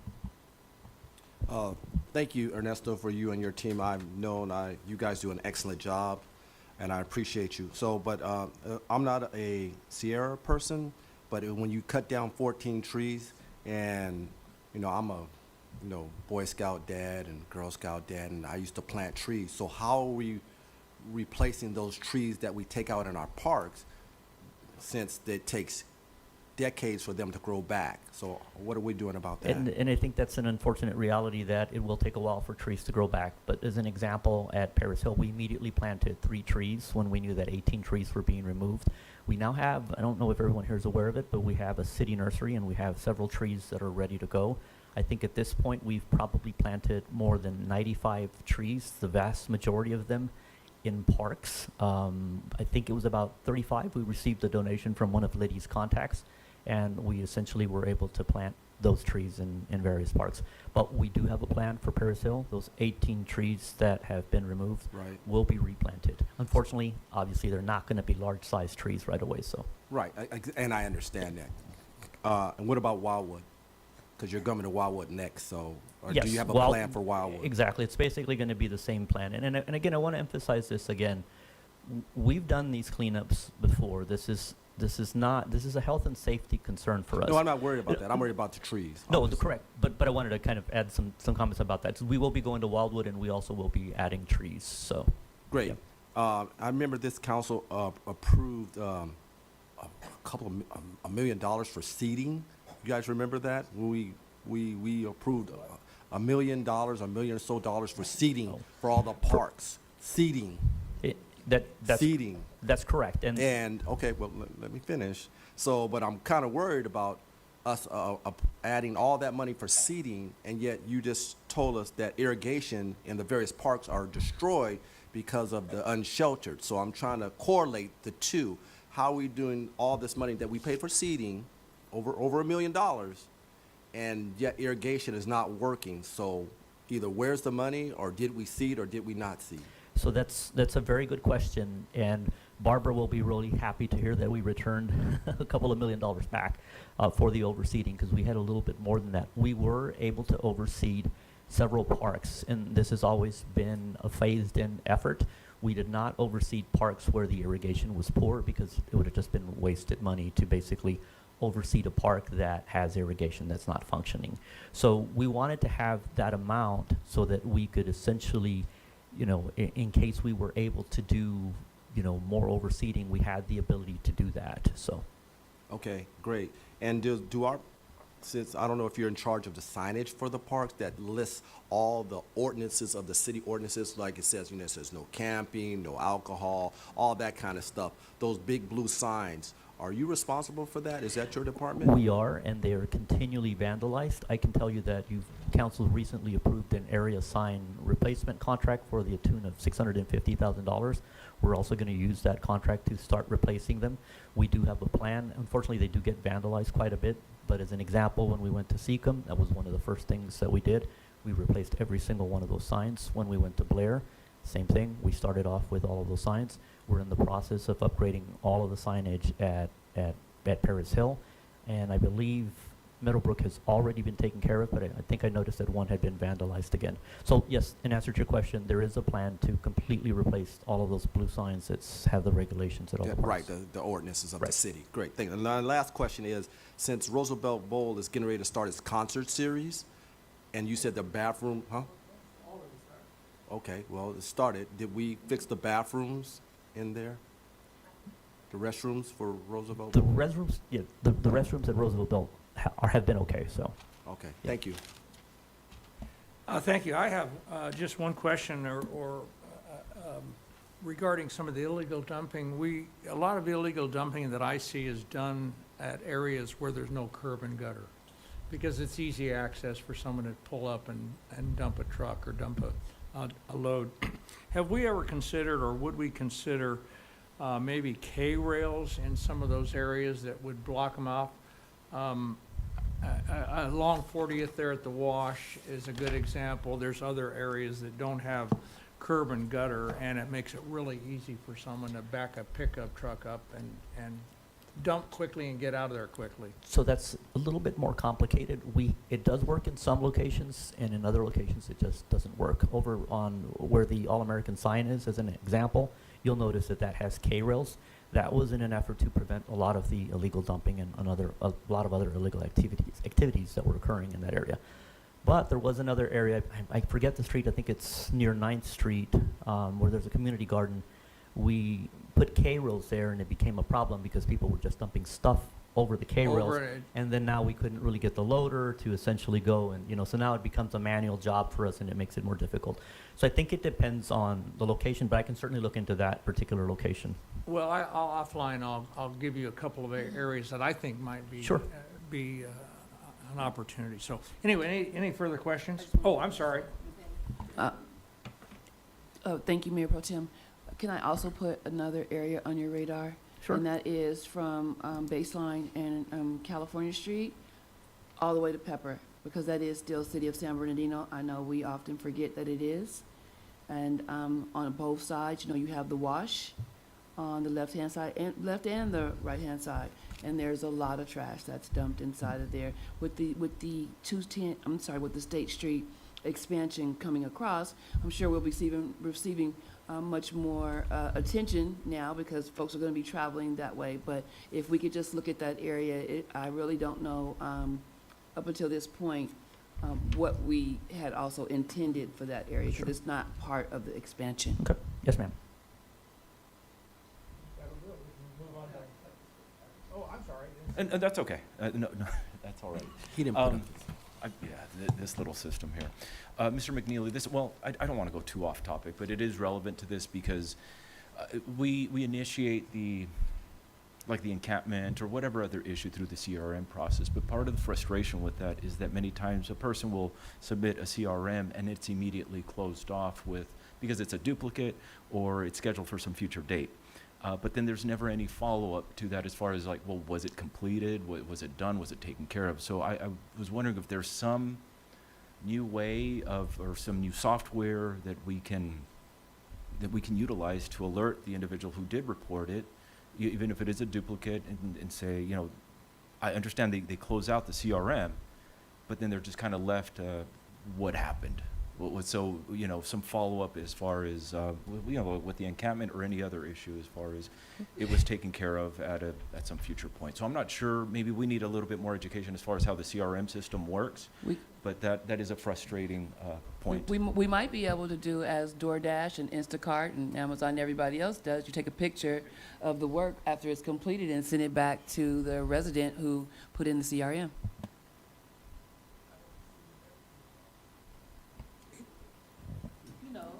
Yeah, and I just DoorDash is the big, just to kind of dovetail off of that, I think the biggest issue, and I'm not quite sure, I think I understood what you're saying, and I agree, that there's a lot of duplicates out there, and I get people calling me all the time saying, I put in a CRM, they close it out, and the work's not done.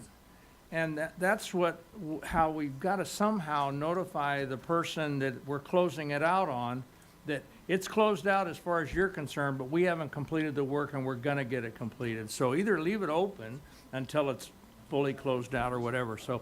Is that what that means, Ernesto? I thought when the constituent received that it's been closed, I thought that it's been closed and completed. It should mean that the work is completed, but I want to emphasize we have 22,000 CRMs every year.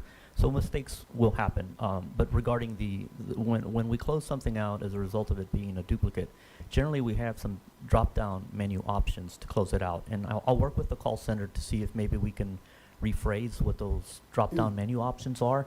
Maybe it says something that's a little bit more, more flowery and explains what the situation is. But duplication of CRMs is a huge problem, and it's a big administrative burden for us because, I can't tell you how many times I've gotten 5 or 6 different requests from 5 or different channels about, something going on somewhere, and then someone will get really upset because, CRM was closed, but we know that the work has been done. But I think we can get better in looking at how we respond to those things and maybe look at the. This doesn't seem like a complicated issue, but we'll fix it. But it's a frustrating one for the public. So I say complicated in terms of resolving. Yeah, I think we should be able to do that. Okay, Just wanted to bring that up. Any further, there's another sign, is that yours? Okay.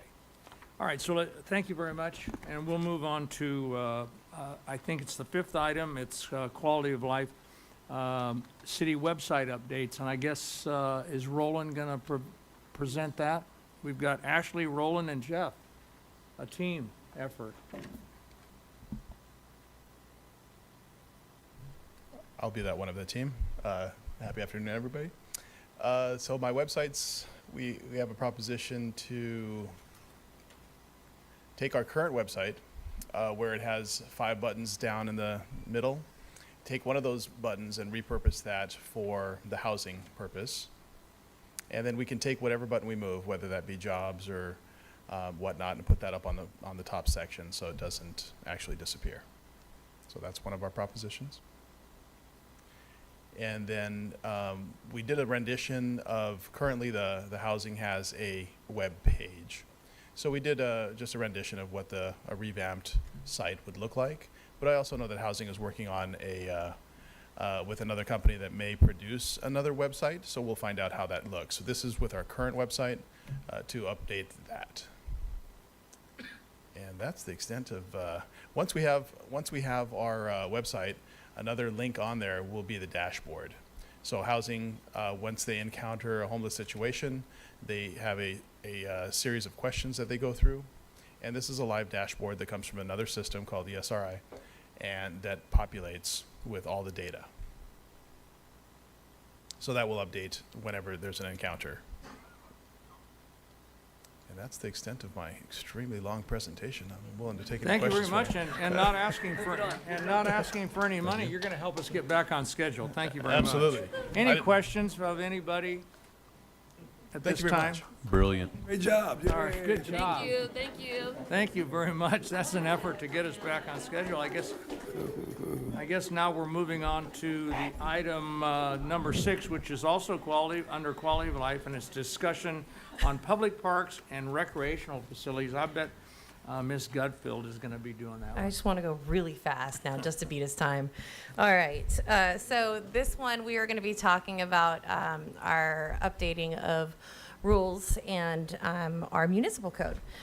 Basically, what we wanted to do was look at those signs that we spoke about earlier and how they're vandalized, and what are some additions or enhancements that we can make to our municipal code, not just to make it meaty, but to make it enforceable, and also to be in line with other large cities that are having some of these same issues as far as what's happening in our parks with park cleanliness, sanitation, and the such. So our purpose is to ensure that parks are a few things. Number one is accessibility is number one priority for us in our department and our city, not just to our residents, but to the public at large as we start to enhance some of our amenities and really look at how many CIP renovations we're doing at the parks. It's really important that we are a destination city when it comes to our parks and recreation amenities, and making sure that those amenities and those public spaces are kept safe is our priority.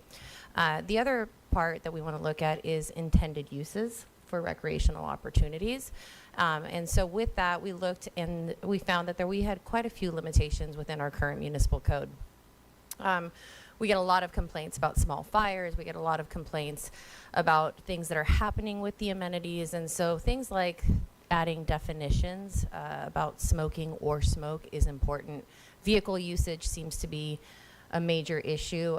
If I were to tell you to go and take a look at the Delman Heights football field, you would be appalled by the amount of damage done to our grass by donut holes and things like that. So in addition, we have a lot of amenities that are not listed in our current municipal code, such as our fountains and our splash pads. And then the conversation we had about indecent exposure, I think we've learned from cities like Santa Ana, San Diego, Los Angeles. They are very clear in what nudity is and clear what indecent exposure is. And so in addition to that, we also looked to upgrade and update our restroom language. One of the definitions that's most important is park. It's not really too comprehensive right now what we have, and so we want to add what the park really includes, and that is also talking about some distance restrictions to our entrances. The City of LA in 2021, council passed their municipal code amendment to add a 500-foot distance, so any of these issues that might be happening within 500 feet of these public spaces, whether it's entrances, whatever we decide to state, that could be enforced. San Diego just had their first reading, and so it's starting to become the trend. In addition, adding things like rest areas, trails, as well as any areas that are owned and maintained by the city allows us a little bit more enforcement ability. I talked about smoke and smoking. We don't have anything that is listed. However, one of the biggest complaints is somebody's smoking pot, somebody's smoking a cigarette right outside of a Little League game. We want to make sure that we are very clear in what those definitions are so we don't get into a gray area. What we are missing in our municipal code is an opening description, And, you know, there's a lot of cities that kind of state the intent and the purpose of what their municipal code is specifically for park regulations. We really need to make sure that our intent is safe, clean, and green, as well as adding our hours of operation, which is currently missing. When I talked about that 500-foot distance, we want to talk about being clear again, being very definitive. So we're going to add things like, or we're recommending that we add things like schools, parks, playgrounds, public facilities, as well as other recreational facilities and structures. That could include anything from the cemetery to a community center to a playground. Some of the issues that we've had a lot of complaints about drones and model airplanes that are coming in at the parks that have caused some injury, and so we want to make sure that we're being, again, very detailed in that specific area of the municipal code. But anything that is a motorized flying apparatus would really help us out. Motor vehicles, we have a lot of unauthorized motor vehicles in the parks, and so now that everything's electric, we have electric scooters, electric bikes, electric anything that causes damage to our grass, and we don't want that. But we also want the appropriate usage of vehicles, and also where they're allowed to be driven. So if there is a path, then we need to identify which types of vehicles can go on there. Lastly, with the motor vehicles, listing a parking restriction. We have a lot of issues with people parking in the wrong places at the wrong times. When it comes to bathing and wading, our current problems are that we are seeing a large issue with mechanical failure due to improper usage. Our splash pads are being used as showers. Our pumps are breaking, our filters are breaking, and so what that happens after that is it leads to large puddles, and I don't need to remind everybody that the #1 cause of death for children 1 to 4 is drowning, and so when we have large puddles, we have a liability for drowning, and so we've had to shut down 2 of our splash pads. One of them is back up and running at Wildwood. We're hoping Bryce Haynes next week.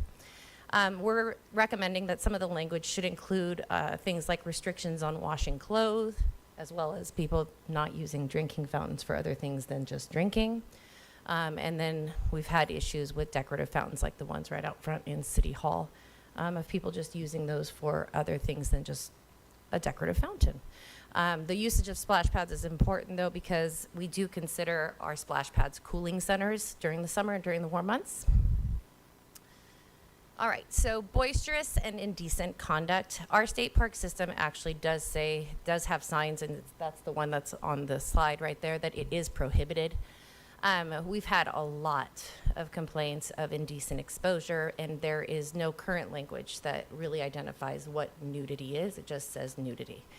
So we were saying that the language should probably include some specifics about nudity, but there also needs to be exemptions for young children under a certain age, as well as exemptions for moms who are breastfeeding, or even exemptions for people who are performing in theatrical performances that are permitted in the parks. And then finally, our regulation of restroom usage. The current language for our restroom usage really has a 3-part that's meshed into one. It's very, very convoluted. So we're asking that it just needs to be updated, #1, to be gender neutral. #2, that it be separated into 2 sections, one being bathroom use and the other one being damaging our restroom areas and what can happen when our restroom areas are damaged. And then finally, I want to give you the opportunity to really start thinking about the sensitive uses as well as sensitive areas when we talk about our municipal code specifically for the parks as well as public spaces. By identifying these types of sensitive areas and uses, you guys get a little bit more flexibility that's allowed in the municipal code because you can continue to look at the existing resolution. So this is something that we will definitely ask you as the council to come back and give us a little bit more direction in identifying what these type of sensitive uses and areas are. And at this time, for future meetings, we'll ask that you guys really consider coming back to us with a little bit more direction on other changes that you might want to make to the municipal code, but the ones that we have presented today are the ones that we feel are a priority. At this time, I'll take any questions.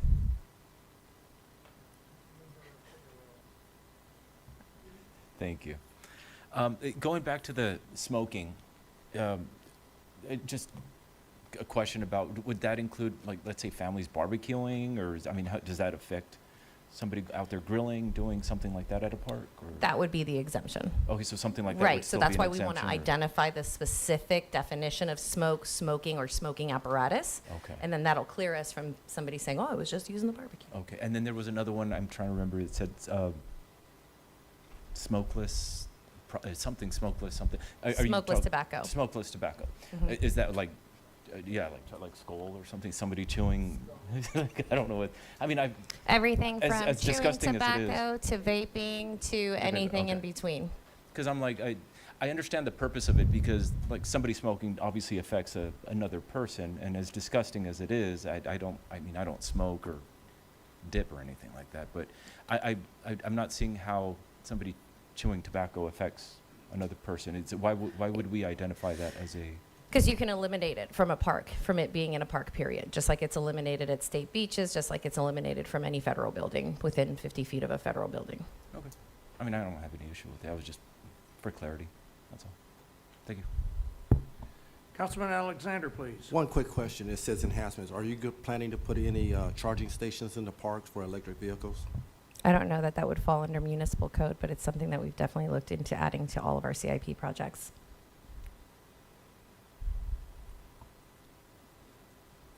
Anything further? And this might not be one that Liddy has the answer to, but when you spoke about folks utilizing the splash pad to wash clothes and things like that, take a shower, I know that in Cassandra's presentation, the mobile showers was there and was listed. Do you know how often they're traveling through the city?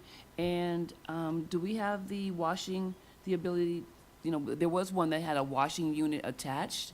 Is that, I can speak Is it of the attached? current partnerships that we have with a couple different groups. We have the senior center over at Paris Hill Park on the second and third, or second and fourth Thursdays, and then we have Second Lake on the fourth Fridays, where we have the mobile shower units, as well as restrooms, as well as food giveaway options and new clothes. The washing machine ones, I'm not aware of where they are, but I know we do have some options, and we just connected Loma Linda with the Salvation Army about 3 weeks ago to make sure that their new shower unit is also at the Salvation Army on a monthly basis. is that information posted on our website? Yes. Okay, thank you. We just also set aside $150,000 for a second mobile shower, and that one will have washer and dryer. Anything further at this time? Okay, it looks like, according to the schedule I was given, that we can break for lunch. The original schedule was to finish 15 minutes ago, so I think we can make that up and still get back here about 1:30. So that'll give us just almost 1 hour for lunch, and we can reconvene here at 1:30. Class dismissed.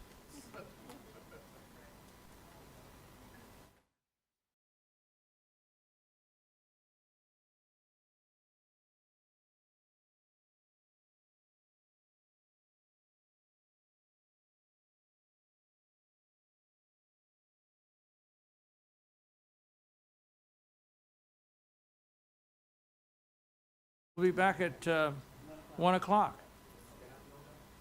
Huh?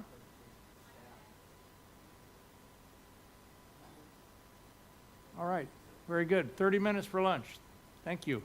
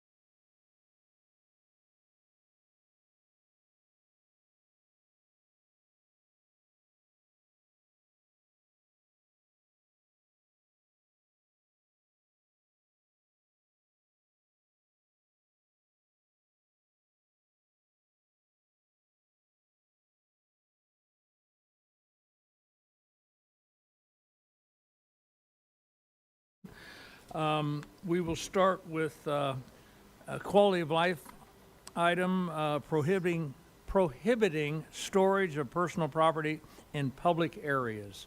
And this is going to be presented by the city manager's office, our assistant city manager. Good afternoon, Mayor Pro Tem and members of the council and the community.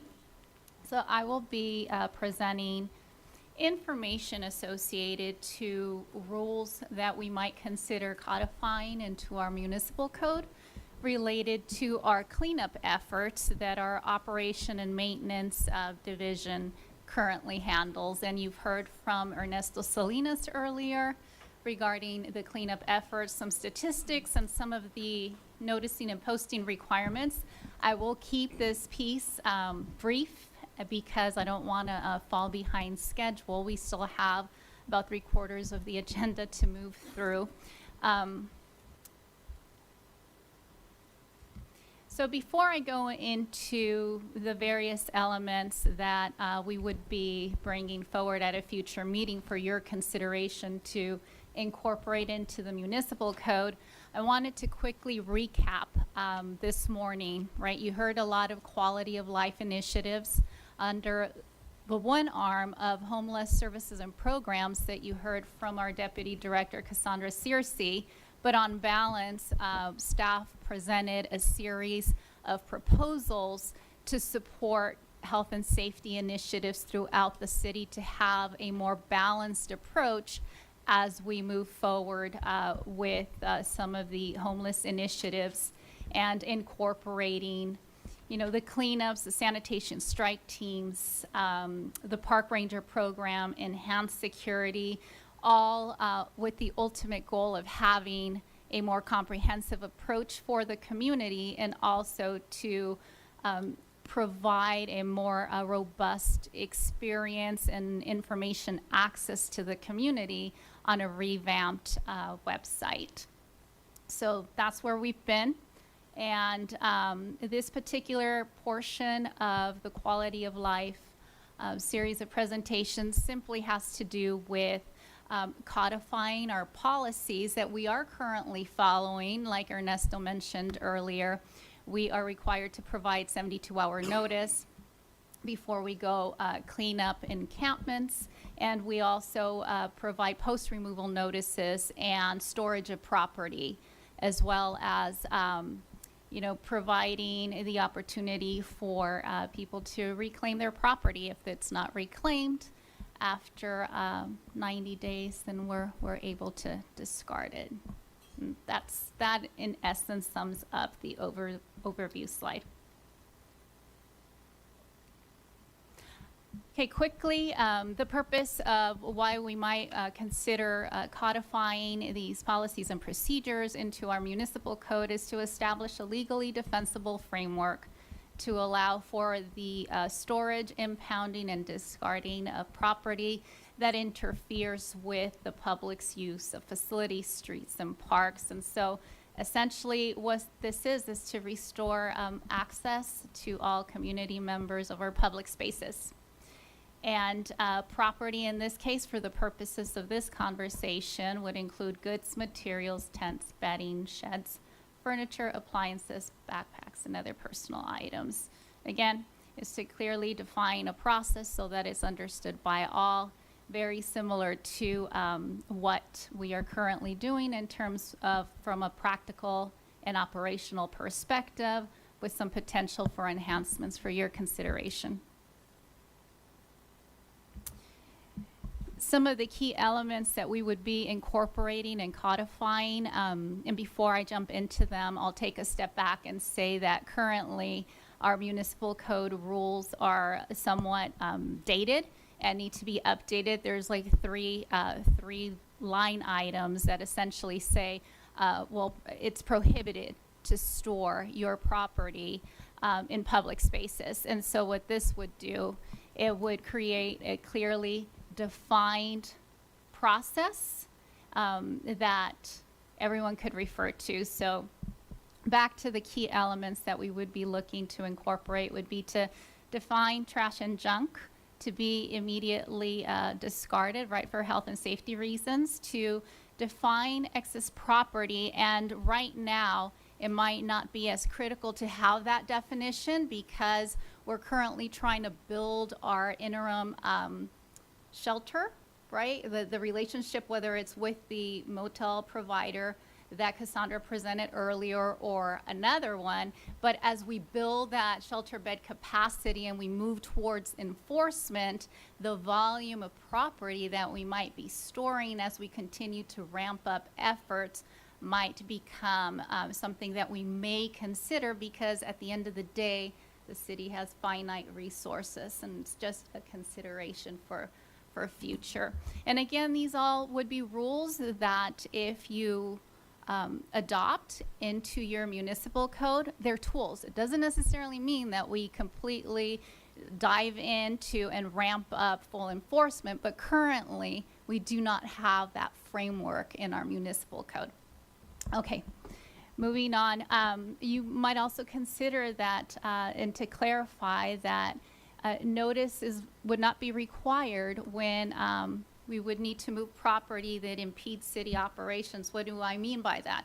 Well, what if there's a permitted event? Or what if Ernesto operations and maintenance team is trying to conduct some type of activity in the public right of way, where this would clearly say, while we might not be impounding or storing your property, the city is perfectly okay to move it off to the side so that city operations can continue.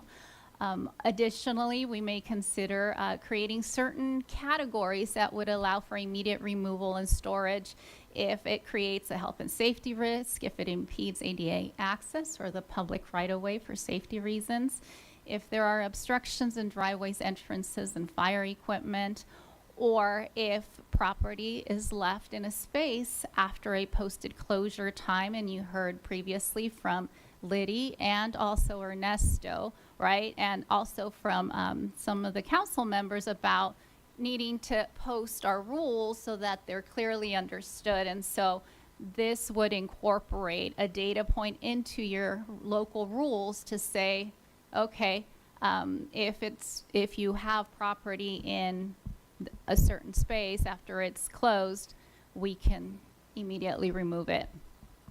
And also to clarify that moving personal property from one space to another is actually not removing your property, right? So when Ernesto goes to these encampment cleanups, sometimes depending on particular circumstances, he might encounter unattended property, or where individuals might be moving their property from one place to the other, but he needs to access the entire space. So this would be accounting for that. And establishing, and we currently do have a process for owners to reclaim their property, but this would simply be us codifying it into the municipal code. All right, and so in this next slide, we would be essentially creating 3 categories, right, of property to clarify when the city would be required to provide notice, when we would not be required to provide notice, and then what items could be discarded, again, for health and safety risks, or if it's just general trash. With regard to property, when it's stored as a result of a cleanup or otherwise, it's stored at a city facility for 90 days, and then it's available for the owners to pick up their property and retrieve it and take it with them. If it's unclaimed, then it's discarded after 90 days. Notices are posted prior to any of these activities occurring, and we do provide a 72-hour notice as legally required, and then all removals of property require that post-removal notice and the indication of where the property can be retrieved. Again, high level, this is just a table that organizes all the information that I currently shared in the previous slides. But again, here you have your 3 general categories of when we would store a property with notice, without notice, and if we discard without notice for health and safety risk or trash and junk. So this slide represents the elements of each notice, the pre-removal notice, and it's just for the sake of the example to walk Mayor Pro Tem and Council through the slides. And with that, what staff will be recommending is that at a future meeting, we bring back an ordinance addressing the storage of personal property in public areas. Questions? Thank you very much. I don't see any questions, so I guess we can move right on to the next item, which is the one-stop shop update, and it's going to be presented by Bill. Yeah, William. Man. William, I'm sorry. No. William, like Charles, Like- right? Exactly. Not Chuck. Not Chuck, no. Not Chaz, not Chuck. Not even Charlie. All right, good afternoon, Mayor Pro Tem and members of the City Council. Today I'll be providing an update on the one-stop shop, which is all about improving the city's permitting process. And for the sake of time, I will not be restating all the information on the slide. I'll just be highlighting the key points and moving forwards. So just very briefly, I'll just provide a brief background about the city's current situation, what a one-stop shop is, their current progress that we've been making, and then the recommendations that we would like to bring forward at a future meeting for your consideration. And just one highlight on this slide is another city's permitting counter, which includes their business registration, their planning, their building and safety, and their public works. And in the next slide, you're going to see a stark contrast to our permitting counters, which you can see right here. On the top picture, you have the shared counter for planning and building and safety, and on that bottom image is public works. And what's not included is business registration, where you have to go down to the first floor, out of the building, take a left, walk down the street, and enter into 201A building to get your business license. And then if you wanted to go to the water department, that's another 2 miles, 9 stoplights, and 1 railroad crossing down the street. And needless to say, that explains our current situation. Everything is spread across the entire city in multiple locations, and that creates some problems for our customers. In addition to that, our technology, the permitting software, is extremely outdated. It's not even compatible with Windows 10, and we're already moving towards Windows 11. So they have to run that software in a virtual box, and it requires a lot of manual entry that probably increases the time it takes to process a permit by 50%. So what is a one-stop shop? Well, it's basically the solution to most of those problems. So one, you're going to include all of the counters into one location. So you'll have one large space where you'll have a counter for building and safety, planning, public works, business registration, and we've worked with the water department and county fire where they can have a shared part-time staffed counter and maybe a virtual counter in the future. And that way you can get all the information in one location in one stop, rather than having to navigate multiple different locations throughout the city. And the bottom line importance of that is that it's going to improve customer service. It's going to improve the turnaround times for plan checks because now the departments can actually evaluate the plans simultaneously or in parallel rather than in one sequence after another. It encourages parallel review. And with improved software, you're going to reduce the amount of time it takes to actually process the application, which means less time waiting in the lobby. Other cities that have implemented a one-stop shop with modern-day software, on average, have seen about a 30% increase in their permit processing times and their turnaround times for plan check.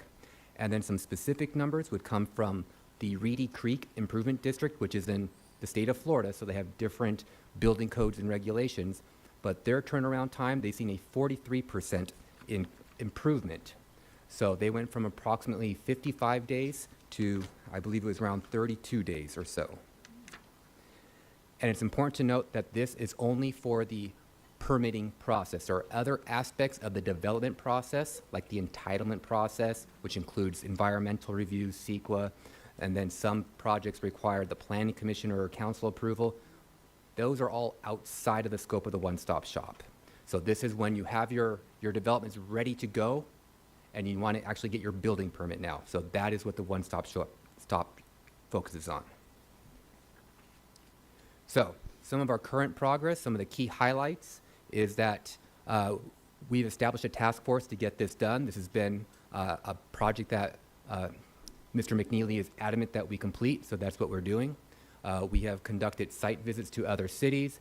We have done community outreach, and we have more community outreach events coming up. We're going to be visiting multiple neighborhood associations, and we just got a new calendar just yesterday. So the neighborhood associations you see on there will be updating because some of them aren't meeting in July, so we'll meet with those in August, and then some others, like I believe Delman Heights, are meeting towards the end of the month in July, so we'll be visiting them on that date. In terms of our feedback that we've received so far, it's basically everything we expected. It's too complicated, it's too cumbersome, and because everything is spread out and everyone's kind of divided, it's hard to get consistent information. And that's one of the solutions that the one-stop shop would provide, because you're getting everyone in the same spot and they can provide consistent information. The location that we are conceptualizing for the one-stop shop will be on the 3rd floor of this building, the 201B building, where we will be looking at the boardroom to be a place to expand upon. So right now, the floor plan you see is the current layout of the 3rd floor, where you have the boardroom on the left, and then the current permit counter, which is that small, tiny little space on the right. And it's not very accommodating for our business residents. So what we plan on doing is opening up the space and establishing a larger permitting counter that can incorporate multiple different locations for all of the permitting divisions and departments, including external agencies. And just to be clear, this is only a concept that I kind of threw together. This is not an actual architectural drawing from a consultant or an architect, but that's just to give you some idea of what a one-stop shop could be. So you're going to go from this, that small little yellow highlighted section, to this. In addition to just the physical space, we want to improve our online experience and our electronic delivery of services. So with new software, we can have an actual online portal, and the one that you see on the left is an example from Moreno Valley, which is very simplified, streamlined, and easy to use, which is how it should be. This way you can actually submit an application online. It will be fully integrated into the software, and that way you don't have to duplicate all those manual points of entry, rather than just receiving something via email and you hand type it in again. The software on the right would actually schedule tasks for the multiple departments and divisions so that they can actually be notified when they are tasked with actually doing a plan check, and that would help coordinate all the different departments and divisions to evaluate their plans simultaneously, which improves that turnaround time for the customer. Some of the additional staffing that we're looking at is having an ombudsperson, and that is someone who would act as an advocate for the residents or the developers when there are problems that pop up in the process. And this way, they can actually work on behalf of those residents or on behalf of those developers to provide solutions and work with city staff to find a path forward. The whole purpose of this is to make the city more developer-friendly, more business-friendly, and make the permitting experience better for our residents. We're also looking to have a senior customer service representative, preferably one who is bilingual, and that way they can be that point person, that first point of contact to help schedule people in the one-stop shop. When we did our site visits to Anaheim, that is one thing that they really highlighted, was to make sure that you have an actual physical person to be that initial point of contact to help guide the customers through the process. This also relieves the load off the permit techs from having to fill the scheduling part of the permit processing process. So our future recommendations that we'd like to bring back is, 1, to approve the creation and addition of a community and developer ombudsperson position, And we would have to create a salary schedule and classification for that because it doesn't currently exist. Approve one senior customer service representative who is bilingual, because there is a separate classification for that on our salary schedule. And then we would also like to bring back a recommendation for the construction of the one-stop shop. The council previously budgeted $400,000 in the CIP back when they approved the fiscal year 23-24 budget. And it will likely require, based off initial pre-engineering estimates, like a design estimate, around $800,000 for the full construction. This does not include the software. That would be coming at a later time because it's going to be part of the larger city ERP system. But in terms of the actual physical space, the initial estimates come back at around $800,000, but we will know more when the final design plans are created and when we go out to bid for it. And with that, do you have any questions? Of course, I see my colleague to the left, who's always first with her question. Please go ahead, Ms. Calvin. Thank you, Mayor Pro Tem. And thank you, sir, William, for the great presentation. This is very exciting. I think it's a conversation that we were just having while we were having some lunch, because it is one that we hear most often from our constituents and definitely from developers, folks wanting to do prospective business in the city, is that there isn't anyone answering the phones, is that the information can't get to them fast enough. It is that they have to travel, what did you say, 2.5 miles, 9 stoplights down the street and around the corner, and a railroad track crossing to get to the other departments, right? We've got to fix that. And from what I understand, it's been like that for quite some time. Yes. And so that is definitely our representation in the development community, right? So happy to see this plan, Mr. City Manager William. Happy to see this plan, staff. Thank you so very much for that. Now, I did just have like 2 questions. Sure. In regards to the other departments that will not be in the one-stop shop, what are we going to do to aid them? Because the same problem, they have the same problem. So what are we going to do to aid them? So the departments that we don't have a spot for at the moment would be basically county health, and that would require the county to participate. You mentioned CEQA, you mentioned... Oh, that's the entitlement process. The entitlement process. So what are we going to do? Because that process takes a long time as well. So what are we going to do to help out those areas? So I'd have to defer that to the interim director of community housing and economic development, and she can provide probably more of her thoughts on that. Hi, good afternoon, Honorable Mayor Pro Tem and distinguished members of the City Council. It's my pleasure to answer some questions for you. As far as the entitlement process, that is one of my main goals while I'm here, is to work with our Public Works Department, Building and Safety, the other outside agencies as well, fire, to collectively get our review process more streamlined, improve our internal coordination. So what the one-stop shop will do is that will help us get some of the players all in one location. For the entitlement process, we do have legal processes we go through.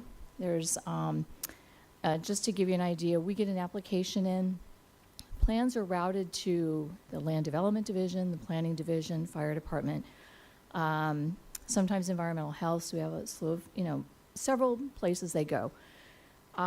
We need to do a better job of coordinating with all of those departments and agencies on getting their comments so we can get those to the developers that are coming in our community. So I am working closely with our Public Works Director on the next steps of this process and bringing these projects. I think that's the foundation of what I'm seeing is our internal coordination. We need to have some work to do. We will be doing that, and then getting it streamlined as much as we can at the review level.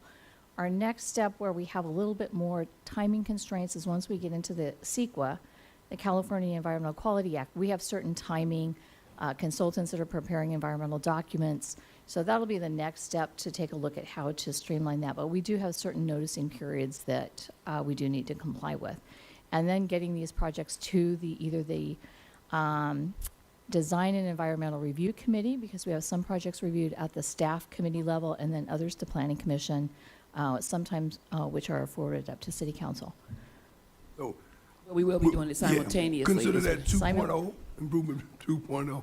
Okay. The Now, next when we talked about the system, the internal system of way all departments will be able to communicate. Yes. I know you mentioned something to me about once a project or a permit has been applied for it, so everyone then will be privy to the information, be able to see this as it's traveling, where it is, but not be, but they also will be able to work on their portion, right? Exactly. Not have to wait for it to get through airmail or snail mail yes. to get to them, right? They'll be all able to look at it at the same time. Exactly. And William, where is he? Okay. That was where you were talking about in terms of software. Each section would be able to simultaneously look at the process and not have to have this cascading. Yeah, so our current software right now, there's no way to just like submit things electronically.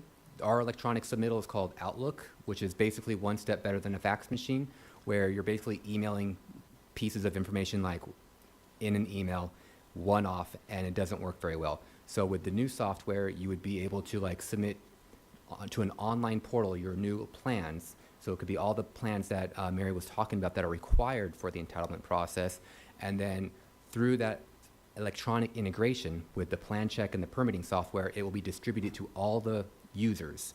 And that way they can all access it at that moment simultaneously. They can add their comments simultaneously without interrupting the other person using the software. Thank you very much. You're welcome. Councilmember Alexander, please. Thank you. I appreciate your report, and I say again, I appreciate you not reading every line of every slide. Appreciate that. Sorry. I was just making sure that that was heard. That's true. That's true. Where do we stand on 5/4/20? You said we were approved of the professional service agreement for the software needs assessment. Where do we stand with that? Because that was a year ago. Yeah, so right now the divisions and departments have completed their needs assessment and additional information questionnaires. They've done a business process workshop with the consultant, and then next week we are having an RFP evaluation meeting with the consultant where we're going to start going over how to incorporate all the needs that the city has into the actual RFP, and that way when we go out for bid, that it's actually, those bids are going to actually encapsulate everything that we actually need. And one of the things that Anaheim really stressed, because they had some issues, was a proper software implementation, because that's where your costs can balloon and skyrocket. So we're trying to go through that properly. Well, great. I appreciate it. I just need a timeline. We would all like to see timelines. You see this from a year ago, and we have no timeline. So in the future, if staff could, when you do this, put down timelines so we know what we're looking at, because we started this March in 2021. So timelines would help us out, and if there's any issues, please just let us know. Thanks.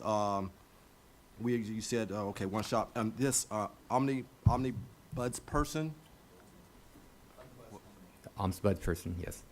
Right, because we're trying to be politically correct. The Ombud. The Omnibud. Ombuds. Hey, okay, great. This looks like a CRM system, and the way you described it, because usually those complaints come through the mayor and council. When something doesn't happen right through permitting, somebody will call us and say, hey, this permit hasn't been done in months or years or whatever. It looks like you're trying to head that off with this person. Is that correct? Yes, it's trying to make the whole process go smoother. So rather than having to just continuously escalate and maybe not get the response you want. Right. Okay, I got you. Yeah. Just The answer to your question is yes. Thank you. That's all. Exactly. Yes. So with that being said, I don't want to be left out the process. It's like when we get our reports for the CRM system, and we know everybody here gets a report from their ward about what's in the CRM system. I would request that you do the same thing with this, so we know what's going on in our wards. If there are complaints, that we're not in a vacuum what's happening in our ward. You will get the information. The intent is not to not have information. The intent is to speed the process up. I got so it. they've got somebody they can go to. You'll still get the information, the updates. Just like a CRM. Yes. Merry Christmas. Thank you. Happy Hanukkah. Go ahead, Councilmember Reynoso. Thank you. And thank you, William. I want to comment that it's great to hear. I feel like we know how much work they do. We have an idea, but we never hear from them directly. And we know. You I know watch that- all your faces during the council meetings. I know how you feel about items. But I appreciate you, William, for all of it. We have some great staff people. We do. We We know. do. So I'd like to hear from them more if possible because they feel like experts. Like hearing that presentation, William's an expert on what he's doing. So I'd like to hear from the staff more. But just for you, Mr. City Manager, I think it'd be really helpful for us because we've been waiting like a while for this kind of item when it does come back. One of those multi-pronged several where it has the staff recommendation as well. Because we could be preventative in that by recommending the CED staff that's required to upkeep in relation to the departments that you have done site visits to, so that we're not relying totally on the software versus like, oh, we're actually going to need more planners on this, or we're going to need more for, I don't know all the titles, but I know that your staff does, and we'd like to see that when this comes back, for sure. That's all. Thank you. And then I'm going to turn this back over to you in just a minute. We'll finish out this one. I think, Figueroa, did you have yours up? So go ahead, please. Thank you, sir. As we start catching up to the 21st century here with software and all kinds of other stuff going on, because it seems like it's pretty outdated, what role would, let's say, AI play in some of this stuff, and like pre-checks or filtering out certain things? Of course, acknowledging that, you know, planners and everybody, it would still have to go through the physical hands of a staff member. But would it be possible to start looking at toward, you know, the kind of future stuff as far as having some other type of software to kind of pre-screen or filter out certain things and get that back to developers as well? Is there a role in that? Yes. So the software, one of the software vendors, they actually have like a pre-validation when you upload a plan or a package of plans, and it makes sure that you have all the required information, all the required plans, and that's kind of saves that whole back and forth between, no, you forgot this, and or you need to include X, Y, and Z. And then recently, the mayor and council approved, I believe, was a grant for the solar app permit processing software, and that does like kind of like an AI generated or an AI assisted solar panel like plan check, and that way you kind of take the burden off the staff from having to do solar app plan checks, because it has software that will do it for you. Thank you, and I'll finish up with the last question and then turn this back over to the mayor for the next item. And William, thank you very much. I agree with my colleague. Not unlike most of our staff, very knowledgeable on your subject, and I appreciate the presentation. I see this, and with all due respect to my colleague, Mr. Alexander, we started talking about one-stop shops for planning many years ago. I've toured them in the past, and we haven't done it here, but this has been something that we should have done many years ago. Other cities have done it. I can't remember where I went and toured one, but we did a number of years ago, and it's great, and it's good to see it coming. I think we're addressing a lot of the kind of upfront in the front office kind of stuff, moving things along. It's my understanding we're desperate for planners. So with all this stuff up front, without the planning, the people doing the actual work, this is important, but we need people to back it up. Is that correct? And we should be, I've been told that we've got 6 planners. We need 12 to barely, and if we were really up to speed, we'd probably have 24. Yes, you're absolutely correct. I mean, this is sort of the front end of the house, if you will. Later on in the discussion, you'll get to the back. Okay, house. all right. And we'll talk specifically about the planners and others. Okay, very good. Thank you. Thank you, Mayor Pro Tem. Thank you, Council. Okay, thank you, William, for the presentation. We're moving on to the next item, item number 9. It's Infrastructure Master Plan and City Hall Building. Yes, good afternoon. This is Daniel again, Director of Public Works. I'm also joined by our acting city engineer, Ms. Susan Pan. And I want to apologize to Councilmember Alexander because I think I read like 3 bullets, so I'll try to limit that. Okay. So today we'll provide a background on what's included in an infrastructure master plan. Then we'll discuss what plans we currently have in place, followed by what plans have been approved and which ones are in progress. Next, we'll specifically focus on City Hall, We'll provide some background, a brief description of the previous studies and findings, a timeline of possible retrofit and rehabilitation, and lastly, we'll close with some recommendations.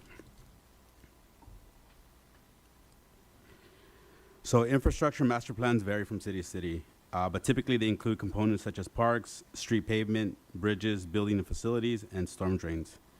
The master plan components are used to assess existing conditions, establish criteria for prioritization, develop new capital projects, as well as cost estimates and delivery schedules for those projects. This really provides a roadmap for public funds for infrastructure planning and programming. This, like I mentioned, ties to the city's CIP program, and I think the next slide provides a very good visual representation of how it all comes together. So on the outside of the center circle, which is the infrastructure master plan, are all the different elements of the plan. So all the information is feeding in and overlaying on the city's overall infrastructure master plan. But each of these components have their different specialties or needs, and then it funnels down into the actual CIP program, which then can be presented to the council for approval, both from a funding perspective and a needs perspective. So now going into the plans that have already been approved. So the Systematic Safety Analysis Report Program, which we refer to as SARP, this was adopted in 2018. So the SARP, this plan focuses on evaluating the entire roadway network using certain criteria to meet safety standards and recommended infrastructure improvements, such as improved signal hardware, pedestrian signal heads, and protected left turn phases. I'm happy to report that we have received $10 million as a result of this, this study. So there are two projects that are currently in construction. First is the traffic signal upgrade. This is to install dilemma zone functions at 49 intersections. And the next is the pedestrian upgrade of 224 pedestrian hardware signals.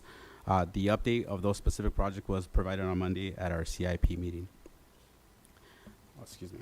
The next is the local safety roadway plan, which supersedes the SARP. And this is a requirement for cities to have this LSRP before submitting any highway safety improvement plan for future grant funding. So this is necessary for us to continue pursuing grant applications. So the LSRP focuses on reducing traffic accidents, fatalities, and serious injuries on public roads. This was completed and adopted in March of this year. So we will be using this. We have worked with the grants department to submit a grant application as a result of the LSRP. The next project that's currently in place is the street lighting plan, master plan, excuse me. So this was completed in 2019. So the primary objective of this plan is collecting data on the city's lighting network, assessing the data to find deficiencies in the existing system, and provide recommendations for short and long-term timelines for replacement. There are currently over 5,100 street lighting COBRA fixtures, plus almost 1,200 street lighting ornamental fixtures within the city boundaries. So I will provide a little background into the current progress of the plan. So phase one, which is already complete, this replaced approximately 1,300 incandescent to LED fixtures, and this cost approximately $257,000. Phase two replaced almost 3,200 incandescent fixtures to LED fixtures, and this was approximately $642,000. So like I mentioned, this is currently in construction, and we anticipate completing this by December of this year. Phase three and phase four are still in the planning phases. So here we need additional funding to replace almost 600 COBA fixtures, and in phase four, almost 1,200 ornamental street lights. But we are happy to report that we did apply for $250K to the Energy and Efficiency Conservation Block Grant to lessen the city's load on this approximately $500,000 project. So the plans that have been funded and that are currently in progress. So the Parks Master Plan. So here, Liddy and our team are doing an amazing job of moving forward with the plan. I actually was interviewed by the consultant in terms of my assessment of the parks and what I thought the needs were. And I felt like that meeting went very well. And I also saw that on LinkedIn. She had a city staff-wide meeting, which I heard went very well. So here, the focus of the master plan is to get community outreach, to take inventory and assess our existing facilities. Like I mentioned, conduct public outreach, assess those needs, and then ultimately develop priorities. And based on the findings of the entire report, from the community outreach, from the inventory to the needs assessment, is to prepare proposed CIPs and the budgets and what those estimates would be. So the one that I know the council is very focused on, and rightly so, because of the different issues that we have throughout this city, is the pavement management plan. So it was last surveyed in 2018. So typically a 5-year cycle. So we're almost on that track. So our intent is to release the RFP. So the council did approve $1 million, and our intent is to release the RFP by this September of this year. We are exploring the idea and adding an additive alternative to the RFP to also survey our curbs and sidewalks. So we think the council at during the budget session, an additional $1 million was approved for sidewalk replacement. There is quite a bit of work that is needed, but this is a more comprehensive approach. Right now, our approach to sidewalk repair and replace is based on what we really have in the CRM system. Currently, there's over 300 CRMs for sidewalk issues or needs, but this will obviously provide a more comprehensive plan. So we'll be able to tell the council in a 5-year, 10-year, whatever the cycle we want to adopt, what the funding would be needed for us to address all those issues. So the image to the right is a commonly used software called Street Saver. It's a lot more modern than what we have. A lot of the based on our current iWork system, requires a lot of manual manipulation. It is an online software, but we have to download the data from Excel and then sort it and do it. But this actually can run the different modeling within the software and then spit out reports. This is just a common dashboard that can be configured to any which way. Obviously, we'll let the company that is selected recommend what software. There are multiple softwares, but Street Saver is one that's widely used.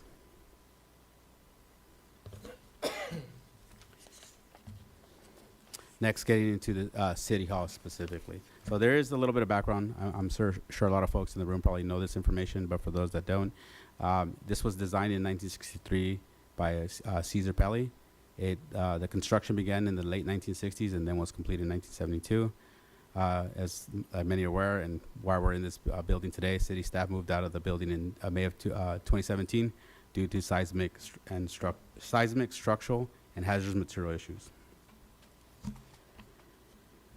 So in terms of some background there, so as I mentioned, the seismic performance assessment was done by the IDS group in December of 2015, and specifically the facilities condition assessment was prepared by Z&K in 2019. So this assessed in total 178 buildings and 7 parking lots, assets constructed the range between 1934 to 2018. So the estimated cost for deferred maintenance deficiency was about $38 million with cost escalation, and without cost escalation, it was estimated at $29 million. Estimates for building retrofit was $57 million with cost escalation, and without cost escalation was about $44 million. So like I mentioned, both the costs that I just provided you both include cost escalation. So there's been a strong desire, and obviously, when we come back, as the recommendation state, to come back at a later time to actually take action on it. So just for the council's consideration, a retrofit and renovation of the current city hall is approximately $80 million. So that addresses the deferred maintenance, and that also addresses the seismic retrofit. But there's a lot to it. It requires, like I mentioned, the structural retrofit, hazardous material abatement, new plumbing, mechanical, fire protection, electrical, security.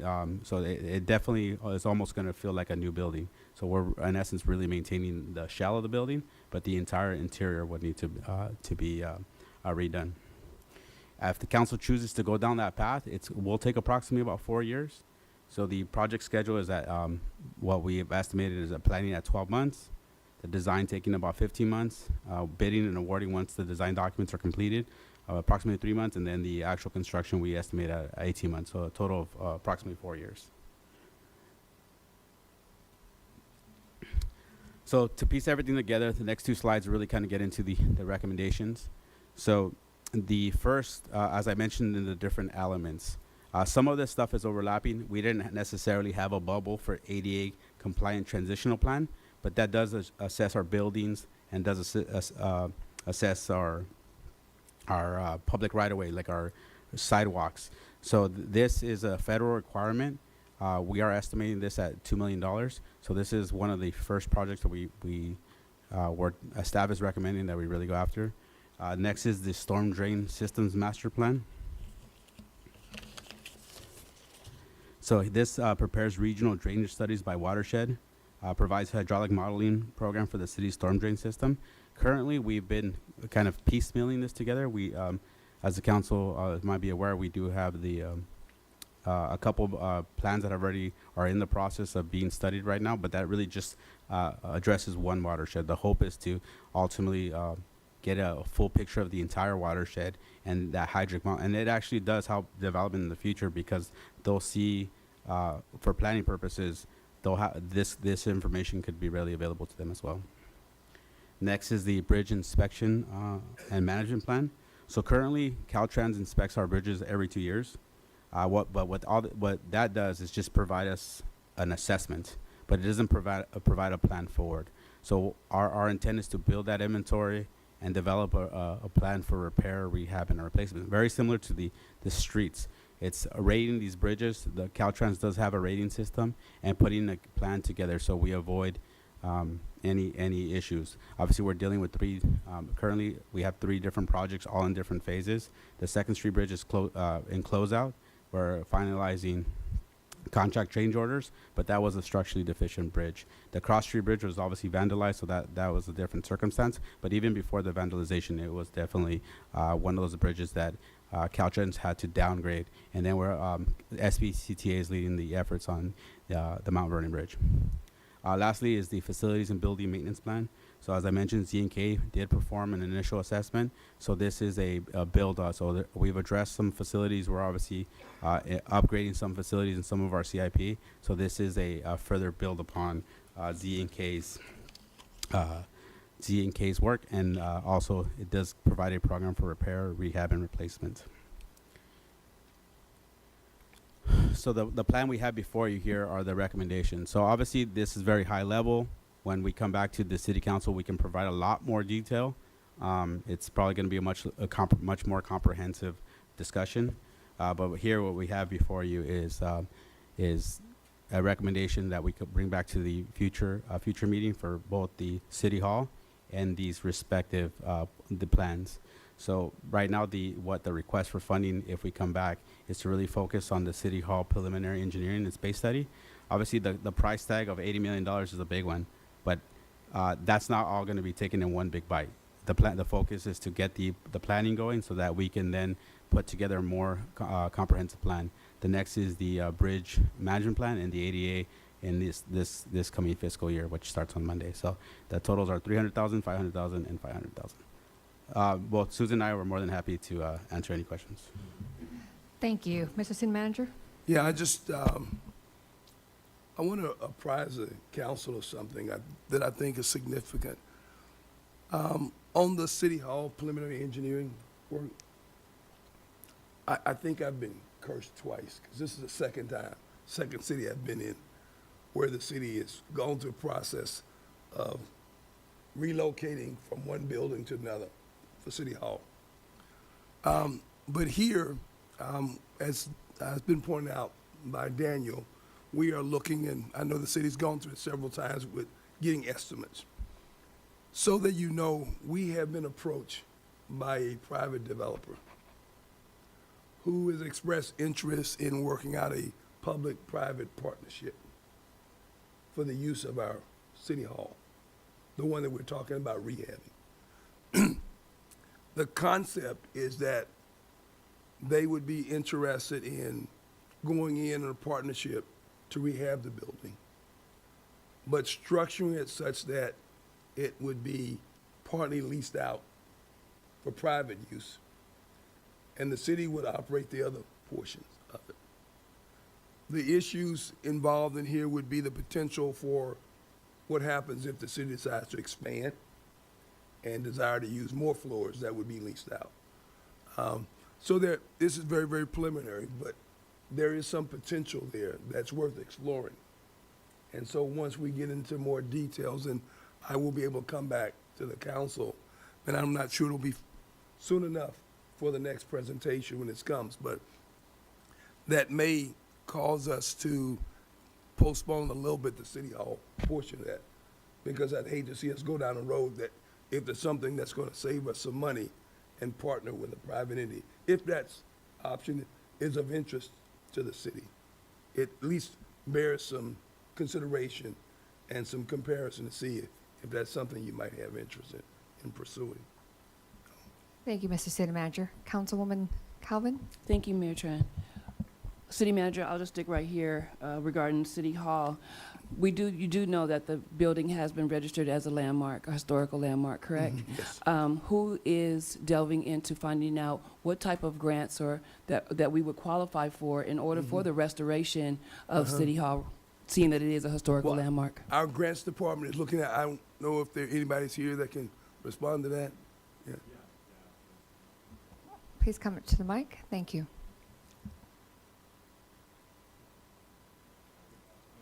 Okay, turn on the mic.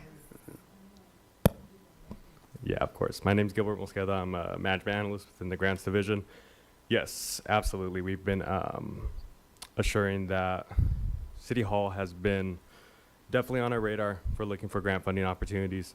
I do know that there's a couple down the pipeline that we've had interest in, most specifically with FEMA-related grants. Unfortunately, some of these opportunities have been geared more towards situations where in this case, it's going to be more of like a seismic retrofitting scenario. And when that's the case, we found that City Hall did not be so applicable to some of the grants that we've been looking at. However, we do know that that this is definitely what council is looking out for. And understanding that Daniel's infrastructure master plan is a portion that could definitely help facilitate some of the planning portion. I think that's what Daniel's trying to relay here, is that once we're able to focus on the planning portion, that will then make us eligible to seek federal funding opportunities, just like how Daniel mentioned with the local road and safety plan, the LRSP.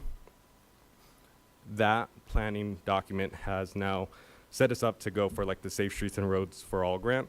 So I think what Daniel's trying to push here is that if we kind of take this route that focuses on planning efforts, then this would make us eligible to then go for more infrastructure related grants, specifically on City Hall. So, thank you for that. So, but have we reached out to the historical landmark department with the federal government to ask them specifically regarding our City Hall, so that we can get whatever information that they may have to share with us as to what direction that we could go, what other opportunities are there for their assistance to be able to help us with the restoration? No, we haven't, but we could definitely look into that. I would really appreciate that. Absolutely. I think that because that's where last year I reached out to just get some information on my own that it was registered, and so I think that would be a great place to start as well. Oh, that's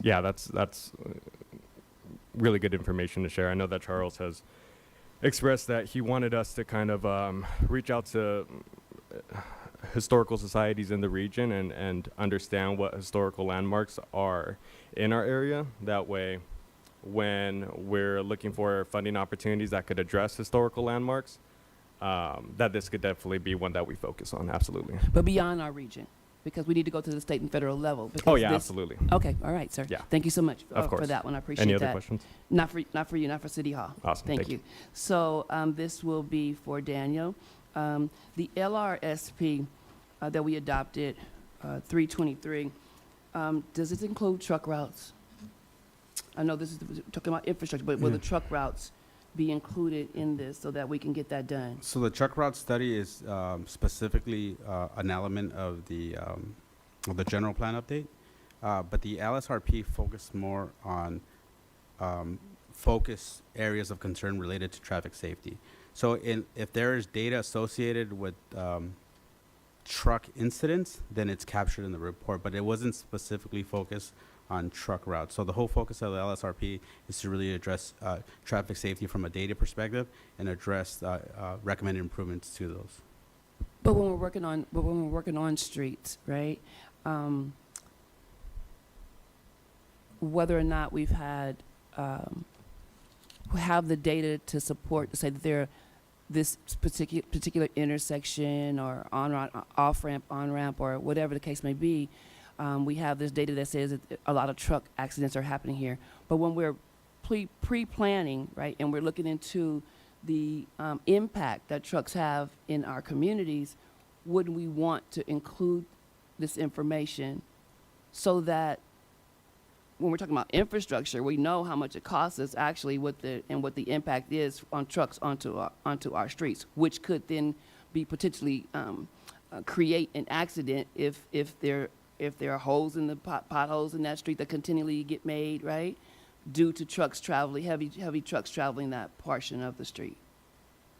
So if it's tying it to the LSRP, unless if it's focused specifically on incidents arising from truck traffic, but I agree that trucks by the truck route study will focus traffic on streets that can handle trucks. Obviously, the impact of trucks going to residential streets or non-truck routes, what should be defined as non-truck routes, are having a huge impact on our streets, which our PMP will ultimately help rate those streets. But the LSRP will not focus specifically just on truck routes. It's a comprehensive citywide. But I see what you're saying is that, like, how do we factor in the damage done by former, which shouldn't be truck routes, to future improvements. And at this time, I'm not necessarily, I would really kind of talk to our traffic folks to see potentially if there's type of projects that we can bring back that can address some of those issues of deficiency caused by trucks traveling our local streets.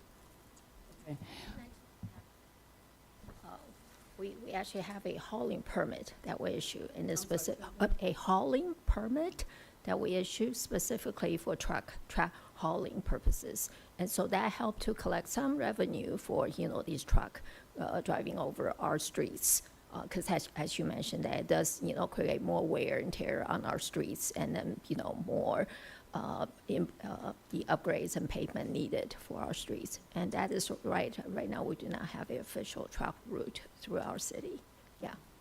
Thank you. In regards to the $1 million, the RFP regarding pavement, are we able to break that down? I've been asking for, right, how are we going to decide which streets are getting done, and that there is some software out there that can help constituents to know which streets are going to get done. And are we looking at that software, or is the software the Street Saver software? Will it include that type of information for us? So the beauty of, say, like a Street Saver, and I don't want to just hone in on Street Saver because there are other softwares out there that the company that we select may propose. But obviously, we're going to have baseline requirements for what we want.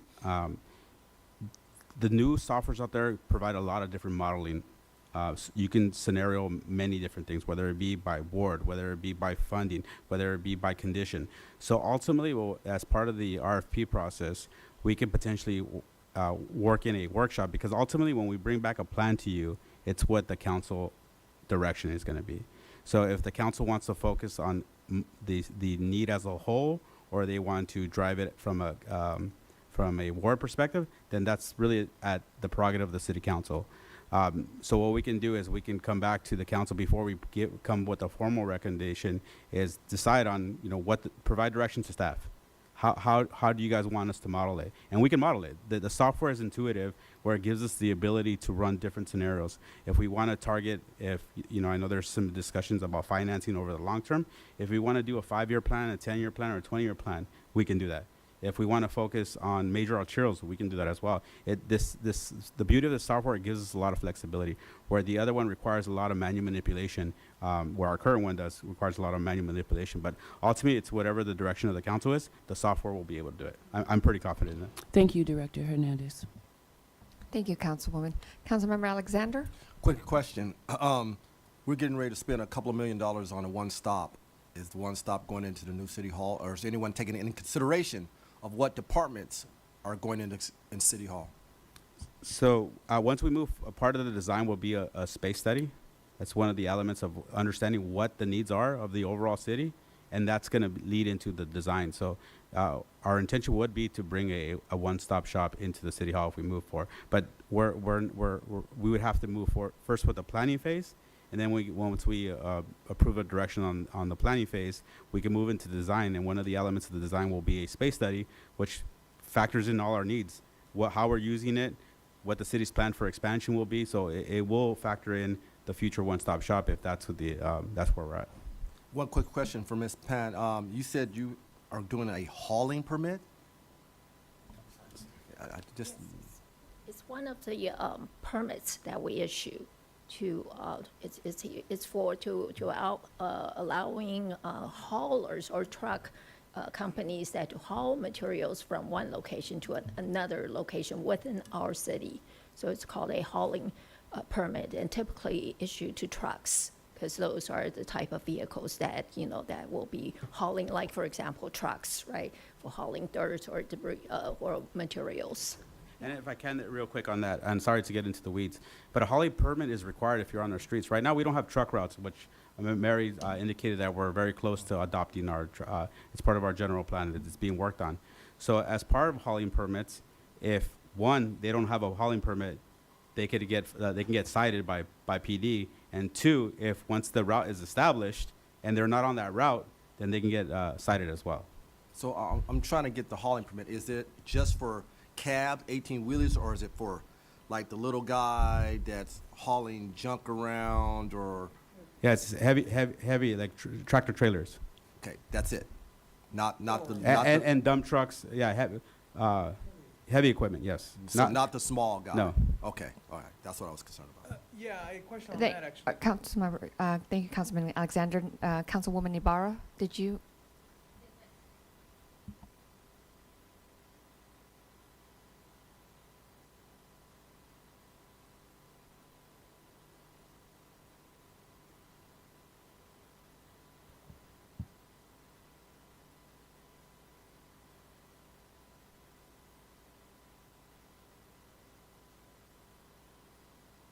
How long are they good for?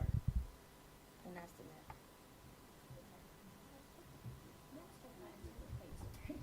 Okay. Master plans typically are good for 5 years, 5 to 10 years. So ideally, we try to plan for every 5 years, we plan for an update. So for example, this, facilities conditions assessment was prepared about 4 years ago. So that's why we're gearing up to try to, start another planning update, assessments update in a year or so. Yeah. Okay, that was my only question. Thank you. Sure. Councilmember Calvin, followed by Councilmember Sanchez. Oh, you're done? Okay, Councilmember Sanchez? Yeah, you mentioned the hauling permits. Is this just for construction? Or, are these for freight haulers? So, we have a huge shipment of foreign vehicles that come to the west side of town, and they're transported via those trucks that transport vehicles through the middle of town. And I'm wondering if they have a hauling permit. So even the established businesses here, right, are all paying permits? The hauling, okay, all right, that's what I wanted to know. Thank you, Councilmember. Any other questions from other council members? Seeing none. Thank you, Director Hernandez. We're moving on to item number 10. That's the Legislative Affairs Update. Staff, do you have a presentation?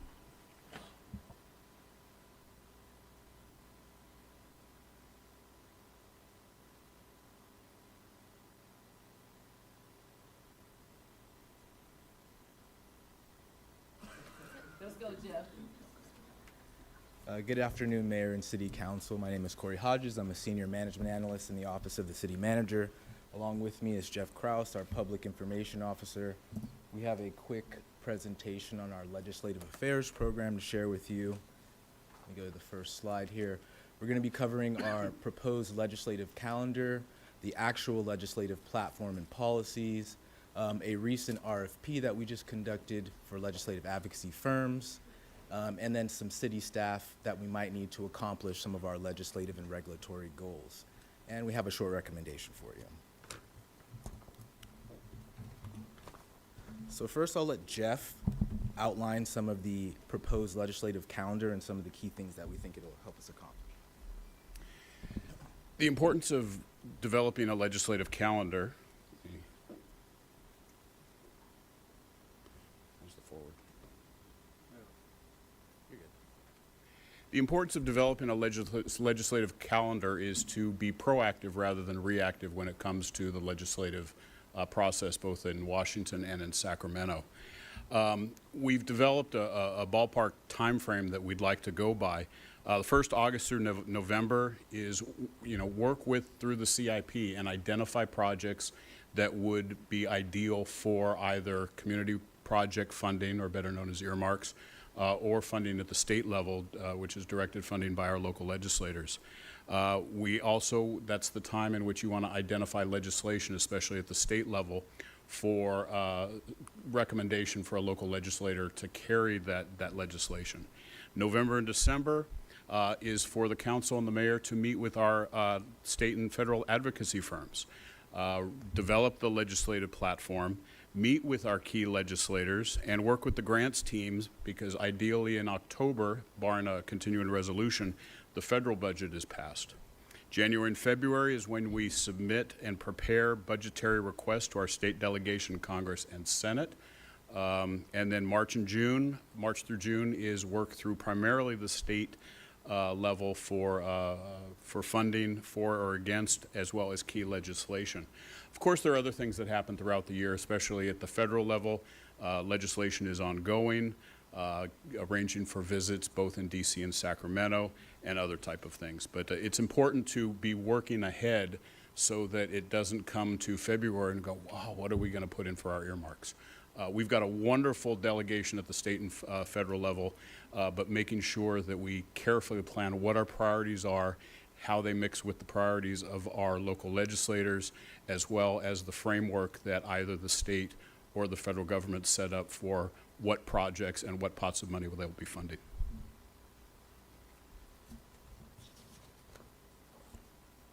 So regarding our legislative platform, it was established in 2018. The council established a legislative policy and program. The program allows for an annual legislative platform to be adopted by the council and consists of all types of positions. I'll show you in the next slide. The policy allows staff to, when an issue comes up, we can quickly respond if it's in our platform. So these are all of the sections and subsections in our platform at the moment.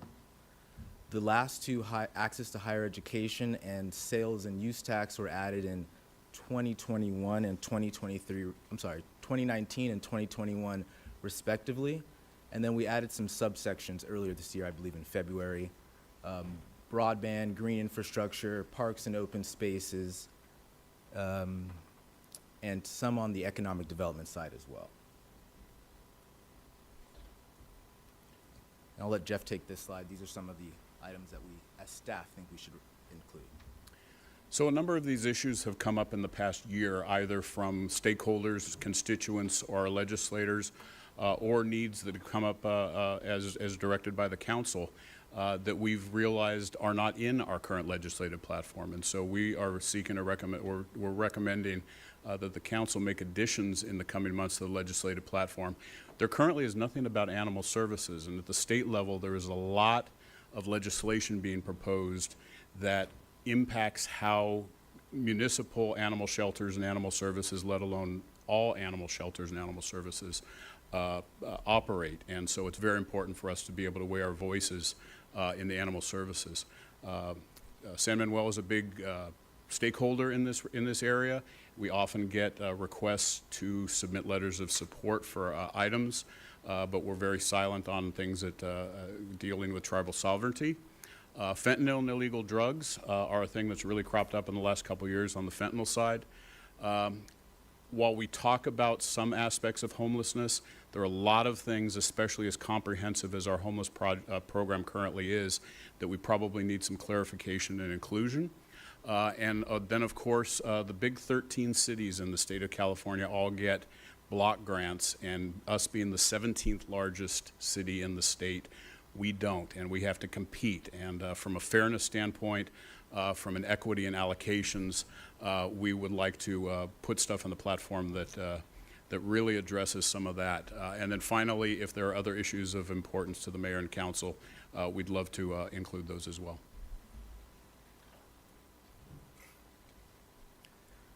So at the beginning of this year, we went out to RFP for legislative advocacy services on the federal and state side. At the end of last year, we've been without a legislative advocate for a majority of the end of last year. And so we went out to RFP. We've conducted evaluations of proposals. We've had preliminary interviews with firms. On the screen, you can see a number of different ways that they can benefit the city. The main thing that staff is coming to you with is we want to make sure that we bring back a recommendation that you guys would like and would support. There have been times where the city's had no representation in legislative advocacy. Sometimes we've had just state, sometimes we've had federal, sometimes we've had both. There are costs associated with that.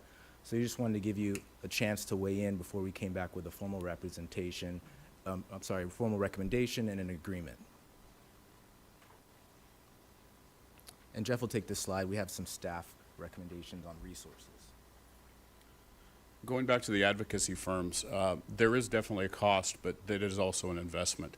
While we do have wonderful representatives at the League of Cities and the National League of Cities who do provide generic, this is how it affects the cities in general, it does not necessarily say this specifically impacts for good or bad the city of San Bernardino.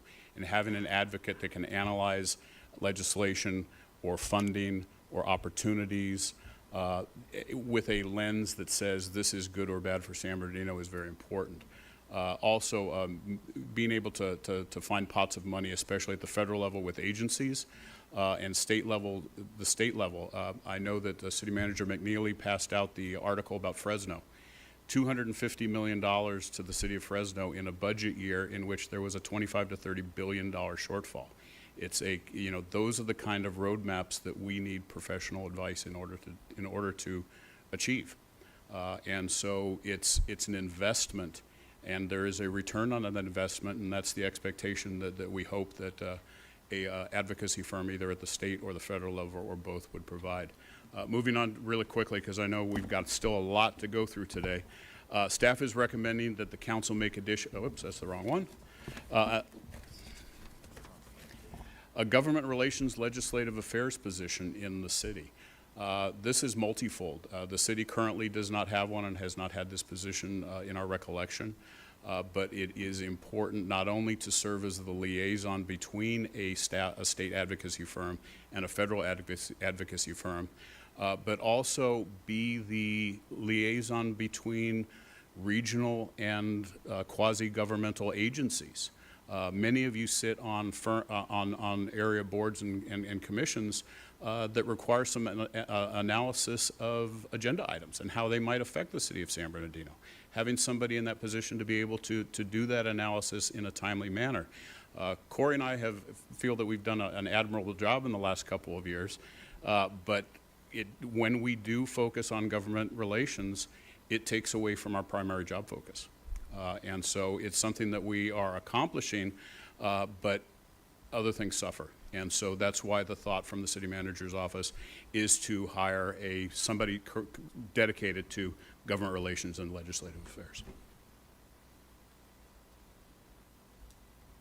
And so on screen we have a number of recommendations. Some of them are slightly altered given the nature of today's meeting, but primarily we would like you all to direct us to go ahead and do some of that legwork that when we get firms on board and potentially a manager on board, we've already worked with departments on creating a list that they can take and start running with. And that's the first recommendation, a priority list of potential projects for upcoming state and federal funding cycles. We'd also like you to direct us to prepare an update to the legislative platform and bring it back for your approval. We also have some cost estimates for the federal and state advocacy firms. So we would like your direction on whether you would like to see us come back with just state, only federal, both, And then we're also recommending that you approve the Legislative and Government Affairs Manager position and direct us to come back with the appropriate salary scales and job descriptions. And that'll end our presentation. We're happy to take any questions. Thank you. Councilmember Calvin? Thank you, Mr. Hodges and Mr. Kraus. Appreciate both of you, but I want everybody to know that when you all are with us, you all have served magnificently when setting our appointments when we are in Sacramento and DC, and providing us with the narratives and the questions that we need to ask. And I really, really appreciate it. I'm sure all my colleagues who have traveled with us, and Jeff and Corey have been with us, would agree. With that being said, regarding the Big 13, and this is a big topic and a conversation for all of us. And I wonder, would this legislative position be the person who would be reaching out to other cities within the region who are also have concerns about not falling within the Big 13 and expanding the Big 13 out? So would this person be the person that would convey this information or get us in some conversations with the other cities? Mr. City Manager? Yes. The thought behind this, I mean, you did some quick math, for example. 250 million, 10 years, that's 25 million a year. That would have been coming to the city of San Bernardino for this investment. We simply are not relevant when it comes to legislation. And as a result of not being relevant, we miss opportunities. This is a very small investment for the potential payoff, because right now you don't have anybody out there doing the legwork, the proactive work of establishing relationships with your state representatives, with your federal representatives, with your local representatives. That's where the payoff comes, because at that point, you have a point of contact, they have a point of contact. They get information to you that tells you about what legislation's coming up, how does it affect you, what can we do to support or oppose it, who needs to come and speak at committee meetings, federal committee meetings. We are just simply not wired that way. Corey is great. Don't take anything away from him. Jeff is great, but they're not legislative advocates. Not with the kind of experience and the weight that you want to carry when you want to push your bill, whether it's 13 or whatever else it is. We are just simply not playing in the game. Right. I understand that part. And totally support this whole entire position. But this right here, the Big 13, is what we need. There are other cities who are trying to move forward, with an initiative. And would this person connect us, make sure that the other cities know that we agree, that we are in partnership, is what my question was. Okay. 100%. Okay, thank you so much for that. So would this person also be the person that would create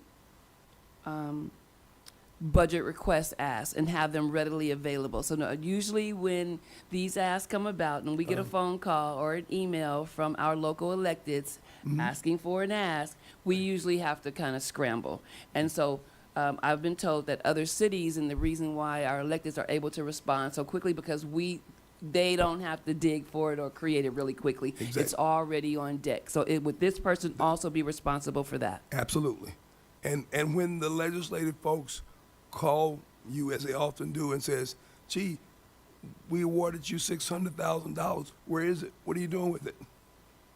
I'm not getting any information feedback. That's going to hurt you the next time you come back and apply. That person would do that.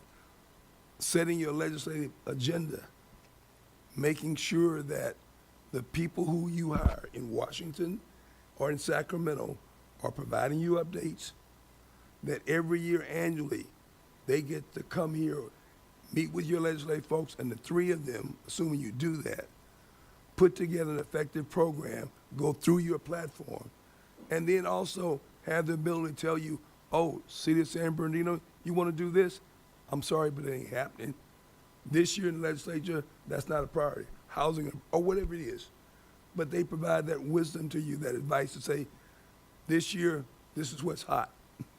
This is where the money is. Next year may be something else. But that way it just makes you more effective. Thank you so much. So my last question, what comes first, the firm or this manager, this legislative position, because and then I want to know how is staff going to be deciding? And are they going to bring us 3 options, 3 different firms, and how is the staff going to be deciding who to bring before us? In terms of the firm in particular, yes, sir. Because we just had a firm, and we all agreed that we weren't very happy with that firm, but the firm was brought to us. We didn't have a choice in deciding the firm. It was brought to us, and so we just I want to know, how is that decision then going to be made?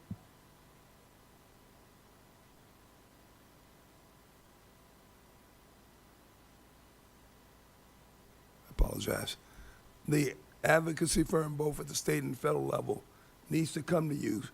And staff will go through, whittle down the resumes, and come get down to 1 or 2 persons, and then that person or persons come to you. You interview them, talk to them. You get an assessment of whether you like them or not, if they're a good fit for the city.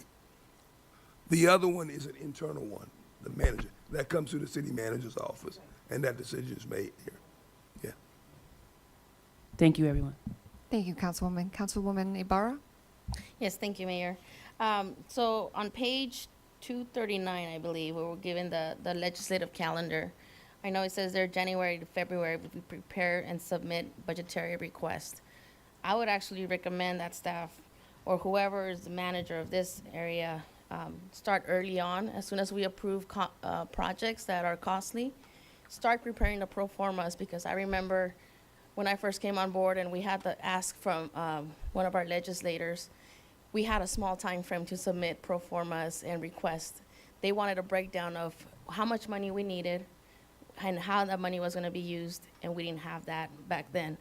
I am in total favor of having the legislative and government affairs manager under the city manager, because that could be somebody that's working constantly on all those pro formas. Let's not wait last minute, January, February to do that. Have it ready January. But the advocacy firms, and I think I understand where Councilmember Calvin is coming in. All the firms that we've had in the past, all they give us is just an email with what's going on. But they don't reach out to us and say, what are your priorities, or the city manager? That hasn't happened. And even if we put out an RFP, who's to say that they are going to be very proactive and getting that funding for us? Because my understanding is those firms that we've hired came with good reputations. How? I don't know. They didn't come before us. They just got selected. So that would be my feedback. I love the work Corey and Jeff have done when they go with us. They provide that extra support as staff, because they understand what's going on behind we just do the legislative part, and they do the actual groundwork for what's going on in the city. So, and that's where I'm going with, us definitely having a manager in-house, somebody that's gonna go out there, and not only but also go with our mayor or us council members at those meetings, be there with us. That is very helpful, and that is what's helping our city get the funding that we are right now. Part of what I'm hearing, and I don't know the other folks that were here before, but part of your effectiveness as a council is having a contract that clearly spells out what the duties and responsibilities of that advocate is, so that you're holding their feet to the fire to make sure they're coming, keeping you updated, and at a minimum, they should be here once or twice a year, giving you personal reports from the dais, telling you what's going on, what they're doing, and what they're not doing. But that's something your in-house legislative person is responsible for making sure it happens. Thank you. Thank you, Councilwoman. Any other questions? Seeing none, thank you so much, Corey. Thank you, Jeff, for all of your hard work and making us look good. So we look forward to that robust staffing and advocacy. Next, we're moving on to item number 11. Oh, actually, I just want to ask my council, we have a break right now, unless you guys want to push through. Okay. We're pushing through. No breaks. We're going to move on to item number 11 then, and that is the Economic Development Workshop. Staff, for presentation, Amanda. Absolutely. Good afternoon, Madam Mayor, members of the council, and members of the public. I would like to give Mr. City Manager McNeely an opportunity to speak if he wants to speak on this. I promise I didn't plan it, right? You got it. You got it. Councilman Alexander will be thrilled that some of these are just pictures. All right, so let's jump right into the Economic Development Workshop. So I get lucky that I'm the second to last, and I get to build off of what's already been said, right? So I'm gonna be stealing a little bit from what's been said by our chief and what's been said by our Director of Parks, Ms. Gutfeld. If our Deputy Director, Ms. Searcy, does her job well, if our chief does his job well, if our Parks Director does his job well, if Animal Services does their job well, then us in Economic Development and our team, we can do our job well as well. Here is the agenda for today. We're going to discuss what is economic development. I will tell you that I did have a video, but just in the interest of time, just gauging the temperature of the room, I'm going to skip the video because I basically just said, if everyone else does their job well, then we're able to in economic development. Then we'll discuss downtown. We'll give sample city revitalizations and programs. Mr. Hodges will discuss the San Bernardino Investment Playbook. Then we'll go to development opportunities within the city. We'll discuss proposed programs within the city. We'll discuss the current economic development team and current public and private partnership opportunities as well. So just to add something, I cannot skip forward right now, but just to add an extra layer to what is economic development, I discussed how staff plays a piece in that conversation, that puzzle of economic development. But it's not just staff. It's not just the public services that are provided.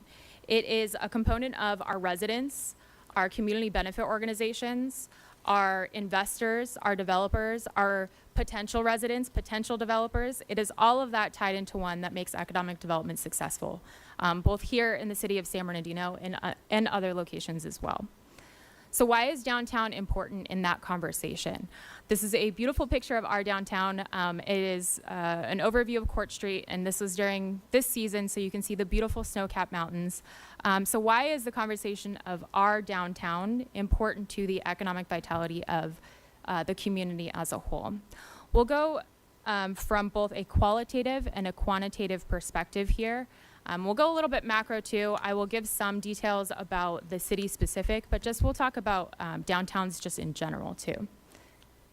So from an economic development perspective, you have the possibility to have an incubator for your small businesses, your nonprofits. You're not going to have your Walmart in your downtown or your Target in your downtown. You're going to have your non-chains, so your creative, independent businesses. For the city of San Bernardino, and typically for other cities as well, it is a government employee center, and I'll provide some data on that. And it also not only focus on downtown increases the property value in the downtown core, but it can increase and protect the property value of surrounding areas.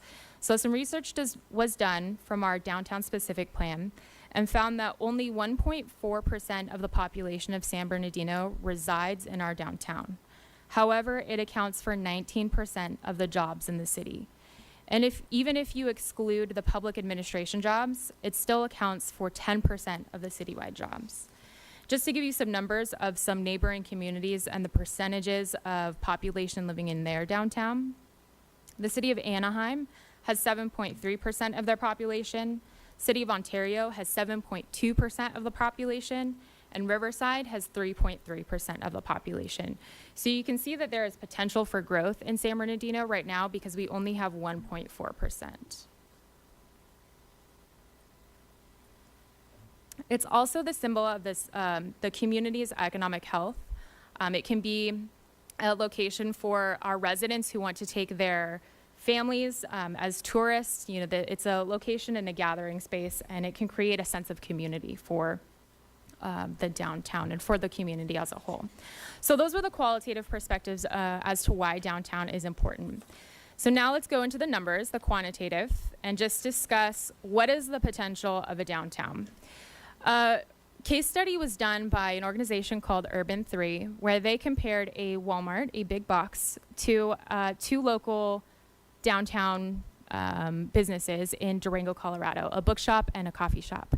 And they found that, so the Walmart took up 13 acres, these two businesses took up 0.5 acres.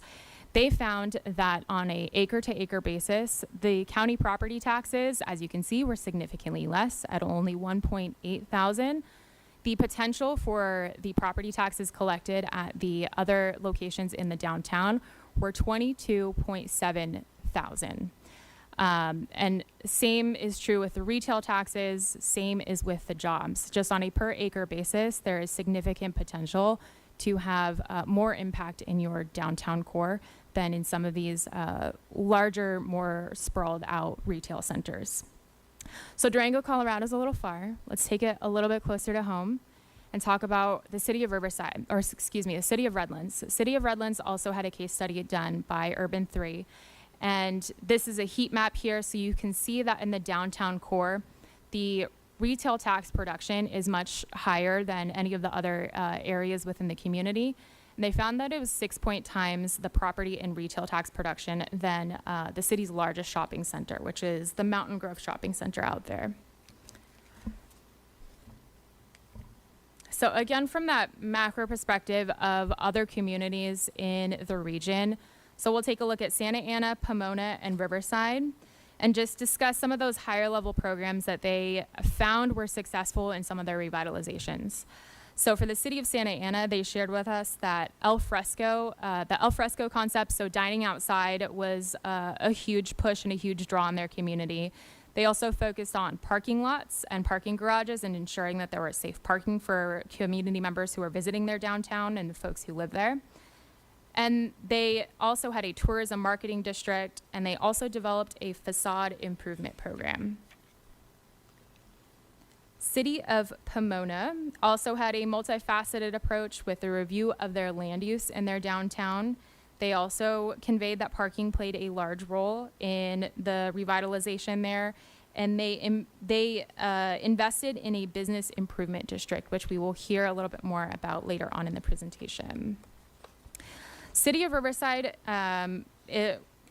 very similar to some of the initiatives that, one, we have heard of and some that we will talk about later on, but they also did a retail market study in their downtown to evaluate the retail potential and the economic impact potential of their downtown. They had a specific plan, which, as I'm sure everyone here at the council knows, and our community, we can share with our community too, that we are doing a specific plan for our downtown that took a look at those mixed use designations and to increase and promote mid-rise buildings and retail floors to entice foot traffic. And they also utilize city-owned assets, which we will discuss a little bit later, but the city also, here in San Bernardino, we have many city-owned assets and the capability to do something similar. And they had a food lab, also city-owned asset, to reinvent and activate an expo hall that was underutilized. So now we will go into program specifics that other communities have done, because we were going over some of these macro conversations of these communities. But now we'll go into some actual programs in just some neighboring locations and some throughout the country as well. So the city of Glendale did a program where they use city-owned retail space to help folks who were ready to take that next step to go into brick and mortar, but they maybe just didn't have the capability or the capital to be able to do that startup. So the city had a collaborative effort with both their public works team and their economic development team, and they allocated some capital improvement to help use or help bring a retail space up to be able to be usable for some of the businesses that applied to this program that they had. And again, City of Pomona had a business improvement district where they found that they increased events, they increased an ambassadorship program where they had folks walking around downtown. They have golf carts that walk around downtown too, and just ensure that folks are having a good time and making sure that there is safety in that downtown area too. There are other communities that do business improvement districts throughout the state, throughout the country. Some of those include the city of San Diego, the Riverside Downtown Partnership, Downtown Reno Partnership, and the Downtown Long Beach Alliance Partnership. And that Downtown Long Beach Alliance Partnership down there, that picture is actually one of those ambassadors that is going around, just if anyone has questions about directions, if anyone might look like they need assistance, that is one of the initiatives that they have developed there. City of Corona does a business liaison program. So this is a partnership with the police department there, and they collaborate with the business owners, and they're able to create a line of communication between the business owners, and if they have any needs, to reach out to the police department to assist them in any of their needs, whether it's graffiti or anything of the like, that they can have that open line of communication. City of San Jose took a staffing approach towards this. So they actually hired a downtown specific manager recently, and I just took a look at them, their website recently too, and now they're hiring a downtown specific coordinator too. So they are building their team out in an effort to have someone focused on their downtown to revitalize that. And then we have about 6 different communities here that we can discuss, some special events that act as an economic driver in these different communities. So there's an opportunity for each of these communities to draw in tax dollars, to draw in tourism, to have people staying in their hotels, staying and eating at their restaurants. So we've collected a few throughout the state and again throughout the country. So City of Claremont has Poetry Festival, Annual Gala, Claremont Art Walk. City of Reno has the Wing Fest, Water Lantern Festivals, Craft Beer Festival, Sierra Arts Festival. And one that many probably know, the Festival of Lights in Riverside, and I think this is an interesting statistic, is that it carries in about $129 million in total direct and indirect impacts. So those are your indirect costs as well that are associated with that. But then the Riverside Arts Walk, Farmers Market, City of Austin Film Festival, the Art Bazaar, Austin Pub Crawl, the Pecan Festival there, City of Long Beach, the City of San Antonio, and the City of San Antonio. So then this is a summary of those programs that we had just discussed. This is obviously not an exhaustive list. There are plenty more that are out there. And as Jeff has said, many of you sit on boards with other community members, and you're likely familiar with some other programs that are being done in other communities. So again, this is not an exhaustive list. These are just some of them that are out there. And then this is also an additional list of some other programs too. So we're just starting to take a look at how we can bring these opportunities to our community, which we will again get to later in the presentation. But just to start getting our minds thinking about what are the possibilities that are out there. And this last one, so City of Vista Facade Improvement Program, City of Orange has a Smart Project Review Committee, City of Long Beach has a Long Beach Accelerator, and the City of Fresno has a revolving loan fund. So at this point, I will take any questions on any of the programs that we've talked about, any of the cities that we've talked about, any questions from the council before we dive into the Aspen Institute playbook. Thank you, Amanda. Councilmember Barra, did you have a question? I just want to say thank you, Amanda, for your report. Of course. I was born and raised in Santa Ana. Awesome. So I've seen that downtown get revitalized throughout the years. And one thing that was also added there, besides what you mentioned, was the Arts District. Mm-hmm. That is what attracts me to downtown Santa Ana, being able to go at nighttime and watch performers on 4th Street perform while we're just walking around and enjoying the night. So thank you for your presentation. Of course. Thank you, Councilmember. Councilmember Alexander? One quick question. Are you requesting a downtown specific manager? Something to like San Jose has for our downtown? Is that to me, Councilman? Yes, ma'am. Yes, sir. Yeah. So that is not the was I? request. No. Okay. I didn't. I was asking Councilmember Sanchez. Could he answer that question? I am the downtown specific. Oh, Enough said. Okay. I'll let City Manager McNeely answer this, but we will discuss a little bit later about the actual recommendations. Is that a yes or a no then? We are requesting some staff. Specifically a downtown specific manager like San Jose? We are requesting, well, we haven't gotten to the recommendation. We'll come back to that if you want to. Merry Christmas. Thank you, Councilmember. Any other questions for Amanda before we keep moving forward to the next segment?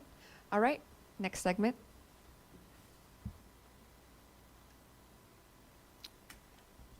So now we have Corey Hodges for the investment playbook update. Awesome.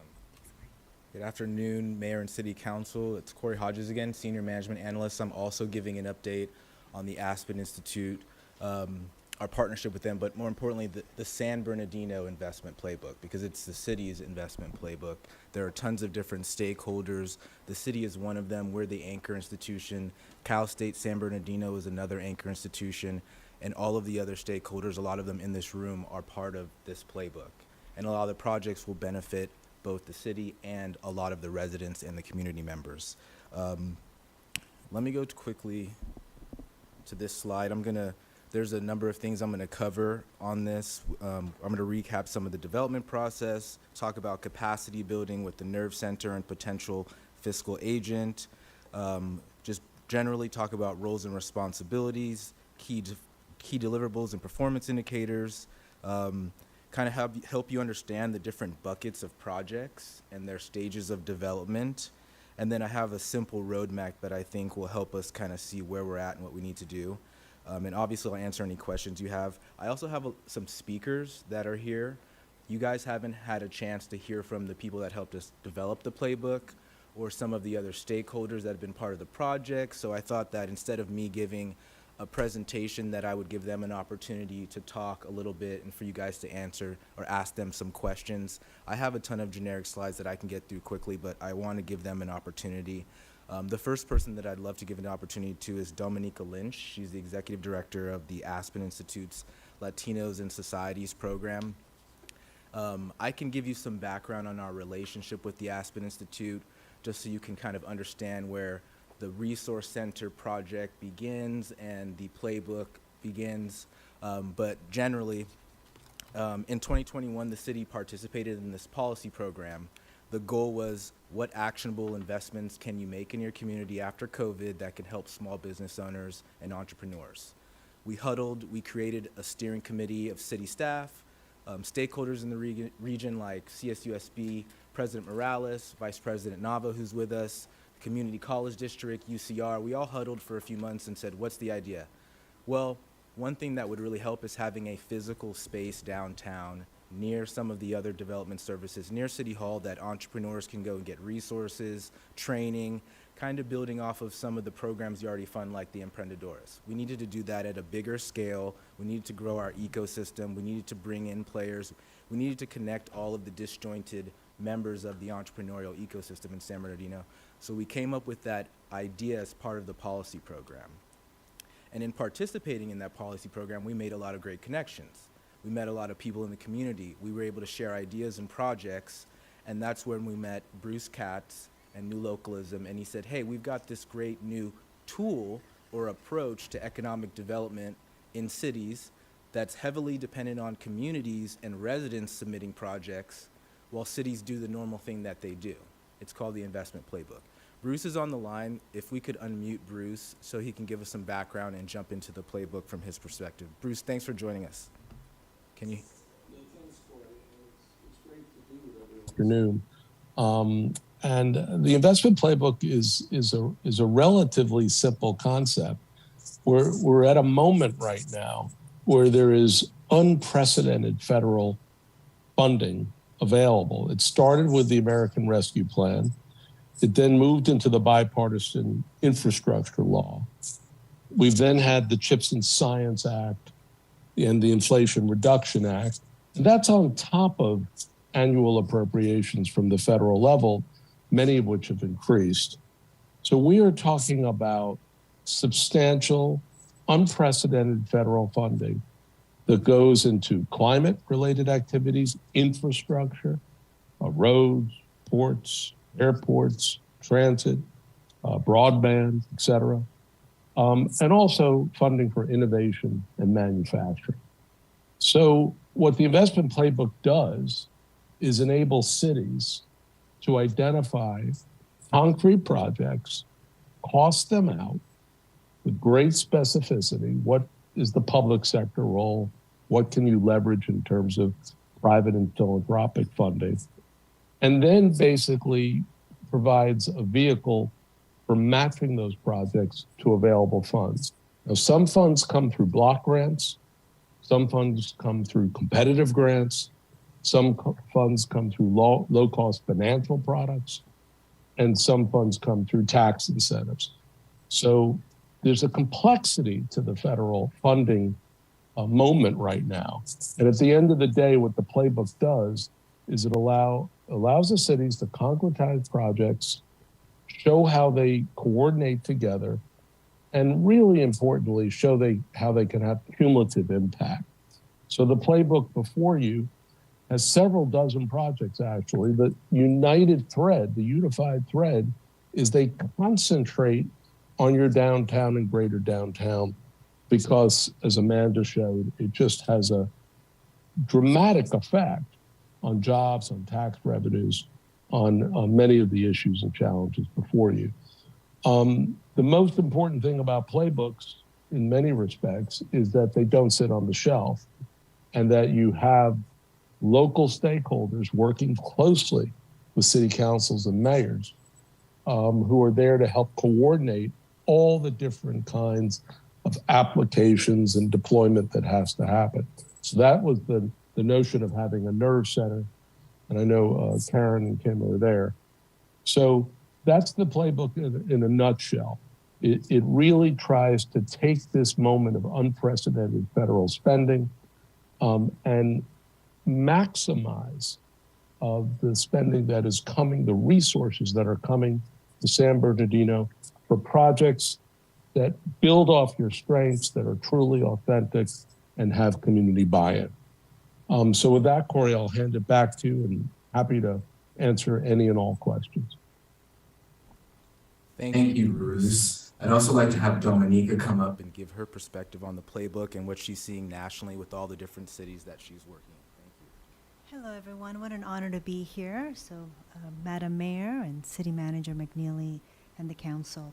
Really an honor to be, I feel part of your community because for me, every time there's a meeting, I know I have to be here in person to ensure that you see how important this community is for Aspen Institute. You're part of 7 cities now. We were 6 when we started during the pandemic.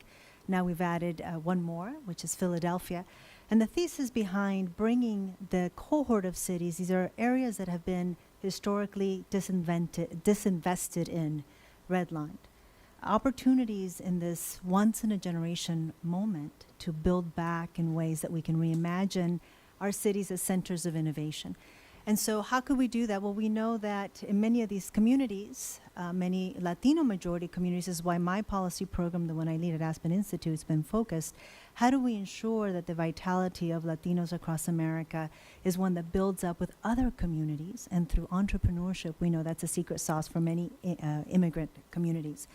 So the opportunity here at hand is to bring together these cities for peer learning, to set the table at the state level, at the local level, at the federal level, and to sort of bring together leaders like you, your experts on your cities, to organize capital. So the thesis here is we organize the leaders, we have concrete projects, then we have to set the table to ensure that the funds are made available. So like Bruce said, you know, this is a great playbook, but if there isn't local leadership being a guide, a steward, then there won't be the opportunity to implement. So how can the Aspen Institute then set the table, support the local leadership? That's what we're here to do. We're doing it in other cities. In fact, later this week, or next week, I will be in Miami, and one of the things that we're doing for the city there is we're bringing the NTIA administrator, the SBA, the FCC to meet with local leaders to talk about federal investments around digital equity, broadband access, the technology necessary, and then how do we workshop ideas? And so that's one example in one city. And so what we'd like to do is, as you get yourself ramped up to implement the San Bernardino Investment Playbook, then how do we continue to set that table, support the Nerve Center, the leaders, to ensure that we're able to raise those funds? The money's not going to come on its own. It's going to really need that political and social capital. And so here's an opportunity for the Aspen Institute to learn, how does a city like San Bernardino, you're in company of many other cities that are faced with tremendous challenges, but tremendous vision. So I could tell you that a city is like a family member, that only you can talk about it, good ways, bad ways, but you're certainly, you have the best intentions. So how do we realize your intentions into actual actions? How do we bring those leaders, private capital, foundations? And so I'm really delighted to work with the team here at the City of San Bernardino. Many have attended our events in Washington, D.C., and you have an advocate in me and trying to really set that table. And certainly Congressman Peter Aguilar is a tremendous advocate as well. Had the privilege to serve with him when I was president of the Congressional Hispanic Caucus Institute. So I would just, the challenge today is really, can we come together? Can we commit? Can we have a Fresno Drive moment? Can we have a San Bernardino moment? And then what do we need to do to ensure that we set the table to bring the investments that you need to fruition? So thank you for your leadership, and we stand by to be a support and to continue to learn from you. Awesome. Thank you so much, Dominica. And I want to thank you and Cal State San Bernardino President Tomas Morales and Vice President Nava. We were able to release the playbook back in November at an economic White House summit that was hosted on campus, and it was keynoted by Miguel Cardenas, who's the Secretary of Education. So that was a great event for the city to be on the national stage with the White House. And like Dominica says, if we can just get them to say San Bernardino, that would be a big win for us. So let me try to go to this next slide. You might need to click on the, I'm not sure we dropped the clicker here. Okay, great.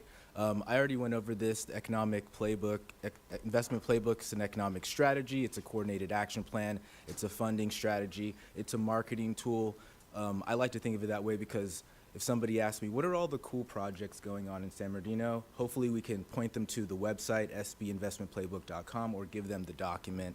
It's an innovative way for cities to approach transformative projects. Amanda and Bruce and Dominica covered the why downtown San Bernardino. There's a number of different strengths. It's underpopulated, underinvestment. There's a lot of momentum. For me, I live in the city. I like the fact that it's really close to transit options. Santa Fe Depot, and if you can see this map on your screen, what I try to do here is overlay a map of the downtown area with some of the major locations. Santa Fe Depot, we've got San Manuel Stadium, National Orange Show, the Transit Center, but then on the other side you have points of interest. These are potential, just theoretical locations of playbook projects, right? Some of them, or many of them, could be located in this downtown area, and then we have kind of a duplication effect. We've got all these projects going on in this area. People are coming downtown to see what's going on. A quick background on the development process. Many of you might have questions. We started discussing having a playbook in the summer of 2022. We started doing a number of stakeholder interviews. All of it was connected to legislative research on all of the funding opportunities, like Bruce mentioned. We crafted some narratives, came up with some feasibility and very rough cost estimates, and that's essentially what you see in the playbook. It's a narrative with potential cost estimate, project by project, bucket by bucket. This is a big piece of this afternoon's slide. A way you can look at the city's role in the playbook is that, like I mentioned, we're the key anchor to the playbook's development. We have staff capacity, obviously, to implement our own projects outside of this playbook, but we're not responsible for every single project in this playbook. A lot of other members of the community submitted projects. Our role is really to see how we can support them, and one of those is adding staff capacity, and we've done a lot of that already. Recently, we stood up a grants division. That helps because we're attracting federal funds to the city. We've had some new staff come on board. Another aspect is this Nerve Center. And if you recall back in December, I brought an item to council asking you to fund the Nerve Center, and you guys approved that funding in Measure S. It was $1 million. 700,000 of it was specific to the Nerve Center. We went out to RFP. We found a consultant firm that we believed could deliver on what we wanted to see in the scope of work, and that's mainly strategic research and analysis, stakeholder engagement, coordinating all of these people and all these projects and all these timelines, kind of giving us a really easy to understand roadmap of where all these projects are. We also want them to go out and secure funding. A lot of times there are funds that a outside organization can go after that a city can't. We also wanted them to do some community engagement, to lead some executive steering committees, and also to manage a project portal. We want this to be a living document where people in the community feel comfortable saying, I've got this great idea. I'd love it if it could be included in the San Bernardino playbook. What do I do with it? You can submit it to this portal, and the Nerve Center would manage it. And obviously, staff will have there's some indirect fiscal impact with staff time and other resources. One of the recommendations is that we bring back for approval awarding that Nerve Center operator agreement. And you'll see that agreement in the backup packet and at the end of this recommendation. Another piece of it is a fiscal agent, and really quickly, the city operates as a fiscal agent all the time. We get grant funds. We're responsible to report on them, to do the auditing. With a project like this, it might be a lot better and more feasible for the city to have someone else do that. A good example, I have a good example here. There's a project in the playbook that's an Olympic-style aquatic center, right? It would attract competitions from around the world if it were theoretically built. But that kind of a project would most likely have a ton of different funding sources. Private funders, grants, philanthropic donations. Who's gonna house all of that funds? Who's gonna make sure that they all get reported on? Who's gonna do all the auditing for all of the funds that it might take to accomplish a project like that? We might not necessarily want to put that burden on our city staff. We might want to have an outside agency or firm be the fiscal agent for projects that we're not running. They're stakeholder projects. We might contribute to them, but we're not leading them, so we shouldn't necessarily burden ourselves with all of those fiduciary responsibilities. That's what a fiscal agent would do. They normally charge a small fee for the funds that they're administering on behalf of the grantees. This is just a quick slide that shows you kind of, in a nutshell, the roles and responsibilities, and more importantly, all of the different stakeholders involved, kind of the core stakeholders: mayor and city council, Nerve Center, staff, a potential fiscal agent, the community, and then project stakeholders.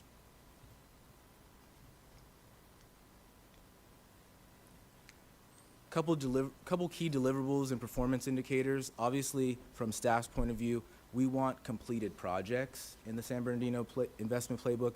That would be the best case scenario. But there are also some other deliverables like workshops for the community, committee meetings, grants. I know the city manager, Bruce, also mentioned Fresno. They got $250 million. My assumption is they had a roadshow. They had a group of community members from Fresno, city staff, elected officials, advocacy consultants. They went in a big group. They went to the governor and said, we've got a great plan. Everybody who's going to implement it is here. We need money to do this plan. And they were successful. That is a big deliverable that I think that the Nerve Center could help us create along with city staff. But that is a big deliverable because once we have that, we can go on the road and potentially ask for project implementation funds. This is a quick little snapshot of all of the different buckets of projects. An easy way to understand these buckets is capacity, ensuring that stakeholders have the capacity to design and implement playbook projects; infrastructure, creating sustainable, connected platform for equitable growth. We have a housing bucket. It's increasing housing density near multimodal transportation. Innovation is investing in key drivers of Inland Empire economy. We've got entrepreneurship, supporting startup activity and small business success, and then community. expanding opportunities to improve outcomes for all residents. Most of the projects fall into this bucket, and if you notice, the capacity bucket, we've already knocked off 2 of those, potentially with signing on a nerve center operator. We've been increasing and surging city staff.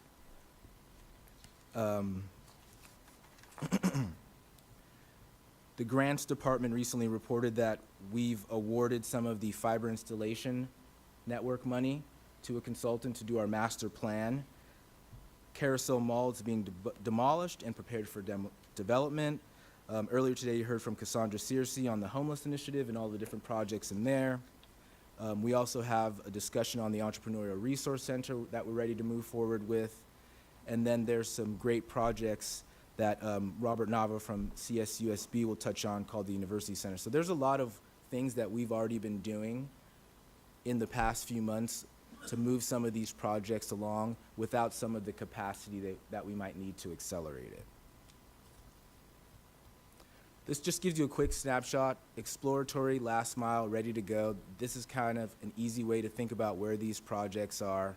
Some of them have cost, some of them have good narratives, some of them are just completely ready to go. They've got clear designs, they've got costs, and they've got plans for implementation. So kind of what I like to do is when I look at this, I kind of think, all right, where are these projects at? The playbook as it is now is a snapshot from November, and so I believe one of the first tasks for the Nerve Center is contact all of these stakeholders and get updates. Where are we with all of these projects? How is it going? What do they need to move them forward? Because we want an implemented playbook at the end of the day. And then this is another opportunity for me to have some of our stakeholders come up and just give you their personal perspective on the playbook.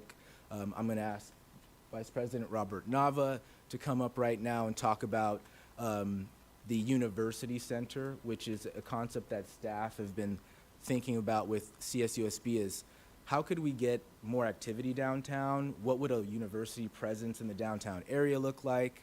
They submitted 3 projects to the playbook, and the idea is to possibly co-locate them in the downtown area.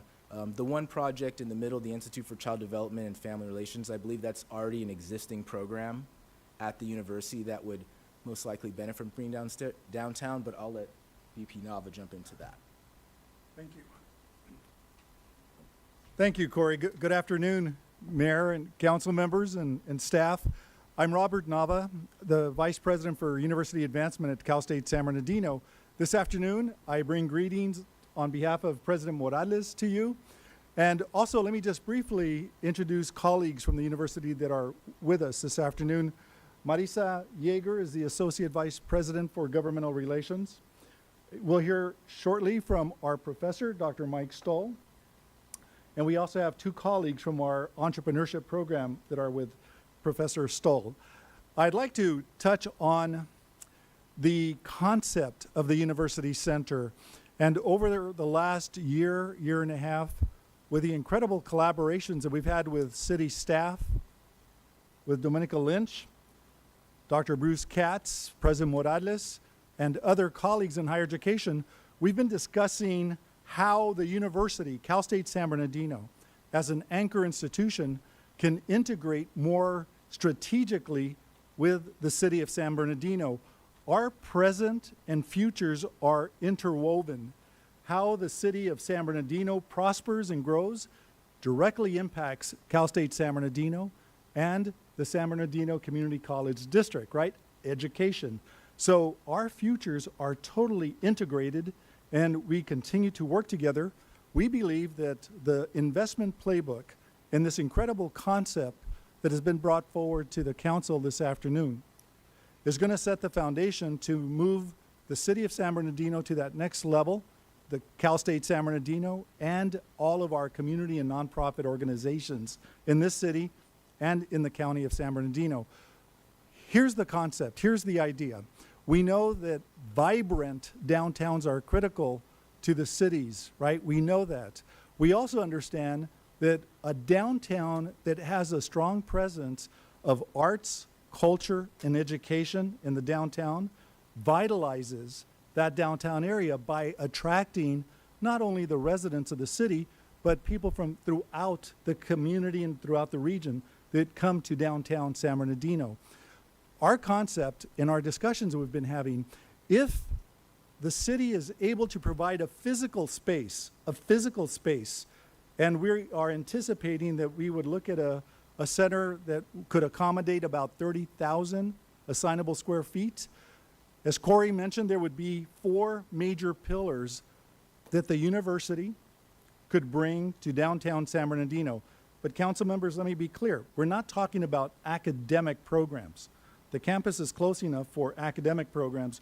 What we envision, what President Morales and the cabinet and the faculty envision would be services, university services that would be based downtown to make it accessible to the citizens, the residents of San Bernardino, and frankly from other communities. For example, Corey mentioned the Institute for Family Relations and Child Development. It's one of the stellar institutes that Cal State San Bernardino has. Our faculty, graduate students, and students are currently providing counseling services to families, many of them families with modest incomes whose children need assistance both in terms of mental health counseling, advising, assisting parents. Currently, families have to come up to Cal State San Bernardino, not that far from here, but a distance. It would be much better if we could provide those services right here downtown. So the Institute for Family Relations is ready, prepared to provide services. The other area, transportation, the council, you were discussing earlier about the impact of transportation in our region and certainly in this city. We have the Leonard Transportation Center. The policy folks would move downtown. The policy folks, it could then work with industry leaders, with the city, regional folks on how to address the critical issues of transportation and focus on green initiatives as well. The third area also that's critical for us is cybersecurity. Cal State San Bernardino is a nationally recognized center in cybersecurity and workforce development. We are a national center of excellence designated by the National Security Agency. Cal State San Bernardino, your university. The envision would be to provide services and training, for example, high school students, to start preparing high school students to retain them, to help them develop their goals for higher education, and look at the area of cybersecurity. We could do that downtown. The fourth pillar, the fourth concept, is entrepreneurship. And Professor Stahl is always a couple of steps ahead of us. And Mike will speak in just a few minutes about the work that he and his colleagues and team are already doing in providing direct services. But we would also envision having these 4 pillars downtown. Council members, let me just share and be very clear. The university, we don't have capital funds to bring to a project like this. We don't have the capital funds. What we do have is the academic capital. We have the human capital that could move those programs directly downtown if we had a suitable space to do this. I'll also mention that President Morales has had conversations with Chancellor Rodriguez from the Community College District and also with UCR Chancellor Kim Wilcox about this concept. Both chancellors have expressed strong interest in having a presence in a proposed downtown center. So this is more than just Cal State San Bernardino. It would be our community college partners. It would also be conceptually UC Riverside having part of this whole project. So with that, let me stop and just share with you that this is a priority for the university. We want to partner with the city. We want to strengthen our relationships. Mayor Tran, we've appreciated so much you've been so visible with us, council members at the university, the city manager, so we can really build on this partnership. So let me stop there and happy to take any questions, or I'll turn it back over to Corey.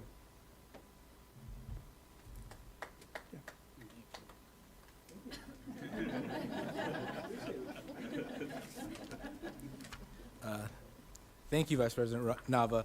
And one of the recommendations that we have here at the end that I think, it's not right here in the slide, but is to direct staff to go out and determine the feasibility of something like that. Kind of figure out what it would cost, where it would go, what would all the programs be. So that's what we would ask of council, is to direct us to go and do the administrative work, to come back with you with some options and some plans and some paths forward.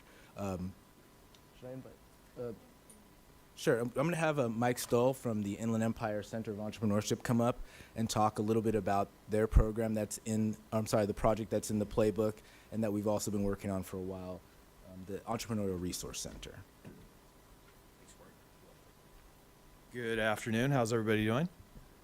Good. Mayor, city council members, staff, appreciate the opportunity to talk about our passion, which is entrepreneurship and small business. I represent a team of professionals at the Inland Empire Center for Entrepreneurship, as well as our collaborative partners in delivering what we envision as a transformational center in downtown San Bernardino to serve the needs of small business owners, whether they're aspiring or existing small business owners. If I gave you the statistics, or if I gave you a test and said, how many of you know the percentage of small businesses in your community? Less than 10 employees. Would anybody want to take a guess?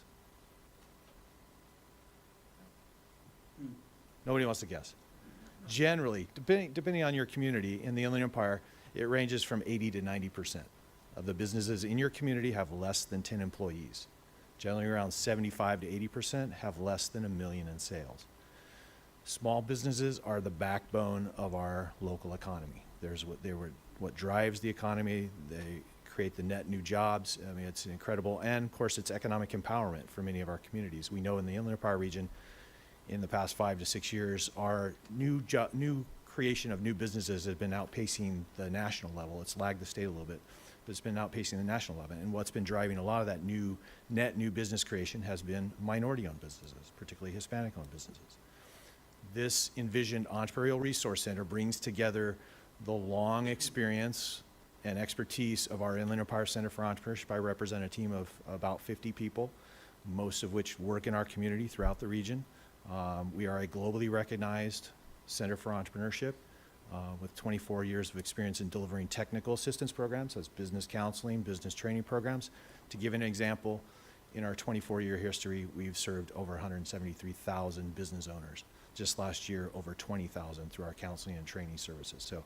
And not only that, but we work with a wide range of organizations, collaborative partners, that we believe the Entrepreneurial Resource Center is an opportunity to bring together not just our services, but the services of others under one roof, to be a hub, a one-stop, if you will, for anybody that's in business or aspires to be in business in the city of San Bernardino and even the surrounding communities. Also inclusive of emerging programs and emerging opportunities and needs in the community. Had a really interesting meeting earlier with Jessica and her team from IC4IJ about programs that they've been piloting on food vendors and how that we could weave that into the Entrepreneurial Resource Center. So I think there's an incredible opportunity for a transformational project here in the downtown. The key here is we've got a lot of great entrepreneurial support organizations, including our own. We're bringing an investment to the table, bringing our federally and state funded programs to the bear to do this. We believe in the community, we believe in small business, and we see this as a real opportunity, if you will. Thank you.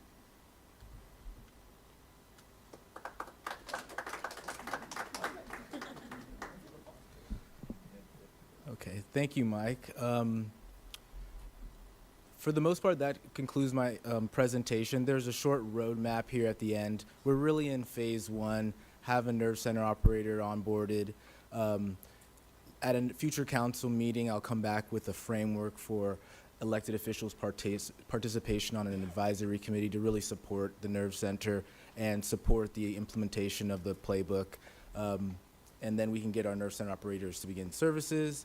And a lot of this can really happen very quickly. So with that, I will take some questions. And Bruce is also on the line if you have any questions, as well as him and his team helped develop the playbook. And then obviously, if you have any questions for any of the other speakers, we can have them come up. Thank you, Corey, and thank you to all of our partners in our community who have been involved in this investment playbook.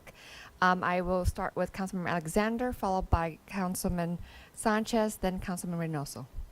Thank you, Mayor, and thank you, Corey, for this outstanding presentation. As always, you and your team, Jeff and the entire city manager staff does an outstanding job. I just want to share that with you. Where is the chamber, the San Bernardino chamber, and or any other chambers, the San Bernardino Black Chamber, the other chambers? Where are they involved in this particular issue? I have not specifically reached out to the chamber on the investment playbook project, but we absolutely can. So you can take that to the Yes. bank. Okay, I'm because gonna let I Amanda don't. chime in as well. Okay. I'm just going to speak to one thing too. So our relationship with the chamber, with Chambers. chambers, I will say, chambers, exactly. There are multiple within the community and Yep. within the region. Mhm. I would say our partnerships are not strong yet, but we are working on it. And as an example, we are actually partnering with the Inland Empire Black Chamber of Commerce for their July mixer. It is planned to be held at the Bebop Center, so right in our downtown. So we're just trying to strengthen those relationships. I mean, as you're alluding to, they are not strong yet, and we are just expanding upon them. So yes, the investment playbook will be included in those conversations too. Wait, Michael, was that his name? Mike Stoll? Yes. Stalls? And that was going to be my question to you. What are you doing, since you said you've done 173,000 business services? How are you dealing with the chamber? And I'm glad you brought up the Bebop, because that was on my list right here.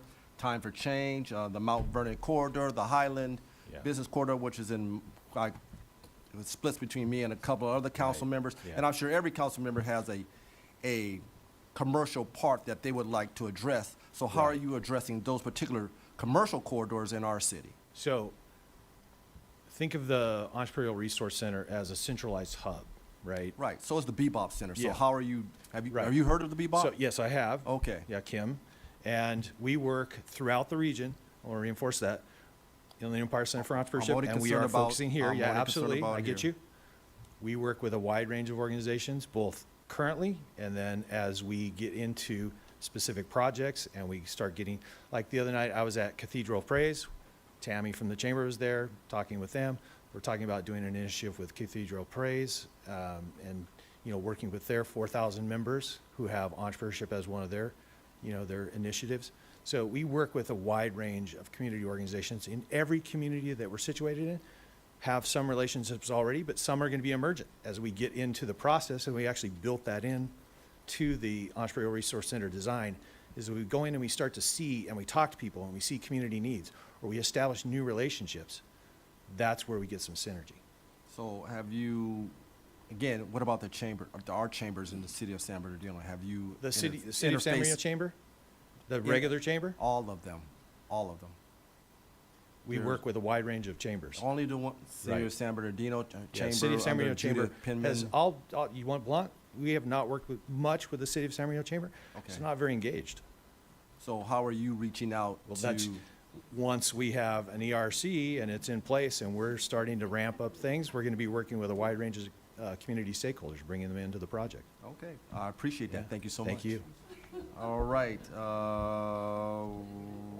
chambers, film festival, we do. You need 30,000 feet of space. Oh, I'm sorry. Somebody said, working, I guess it was Vice President Nava.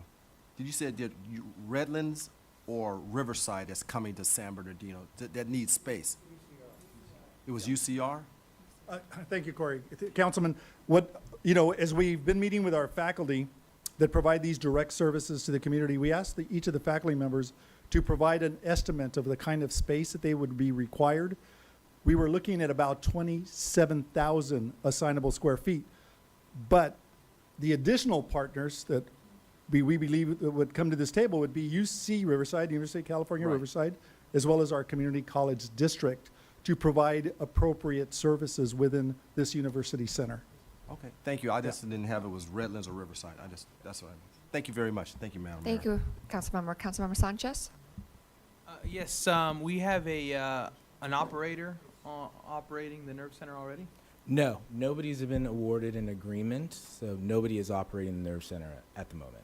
Okay, you're going to bring that to us in the near future? Yes, we would like to bring that to you as soon as possible at the very next meeting where you can take action. And the fiscal agent as well?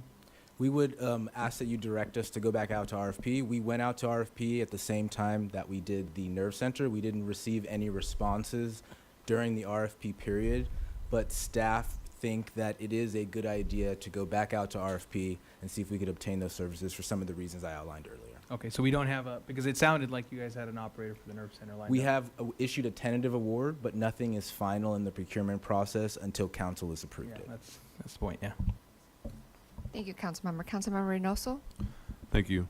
Thank you, Cal State, for being in the building. I've had the opportunity to talk to Professor Stoll a couple times since our last council meeting. We're emotional to continue this. I think a lot of people might not know this or want to rejog everyone's memory. The Resource Center was my idea. I proposed $1 million, and the inspiration for it was to help the day laborers and street vendors have somewhere. There was other ideas that were floated, but to have somewhere that could mimic other counties' programs, similar to what LA County did with graduation of street vendors and all the issues that were raised around permitted carts, health requirements, all the certifications could potentially come from a place like this. And that was the idea that initially was floated. Have no issue, and I absolutely want to partner with Cal State San Bernardino. My real question, I just want to bring that up though, because I feel like oftentimes as a council member, you bring up ideas and they float away. And then it's hard to bring them back and center them from where they began. And I want to remind people that it was for one of the most disenfranchised communities, I believe, that I proposed $1 million allocation from the American Rescue Plan dollars to go to a resource center. And I want to make sure that that is on the record. Everybody remembers that. Because we don't want something that's top down. A lot of the times we do things like that. But what I want to highlight is, has there been any effort on the city staff level? I appreciate your honest perspective that we can't manage all the projects, but for a nerve center operator, I won't lie to you, I've skimmed to the back of the packet. I want to see the numbers. That's all I always do. I start with the numbers and then I go and read everything else, because if the number's crazy, I really don't want to hear it. I want to know if the city staff, I'm all about like boosting our staff, and if there's capacity in any format, have we looked into that for doing that in-house? For having a nerve operator, the intention with this was always like from us. When you talk about reporting, monthly timelines and updates, who better to give that to us than the city staff? Than to have a direct partnership with Cal State San Bernardino and the city of San Bernardino. We've had a lot of experience with consultants, et cetera.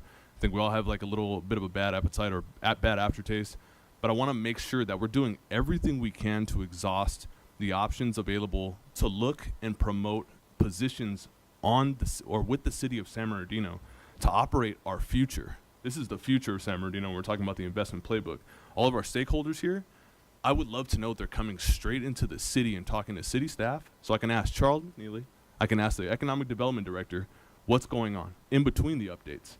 And so I'd ask that that is explored, because it seems like we're not in a very pressed state right now, and I'd like for us to do something to help the city boost its staff, to make our economic development department robust, so that we're handling things totally in-house.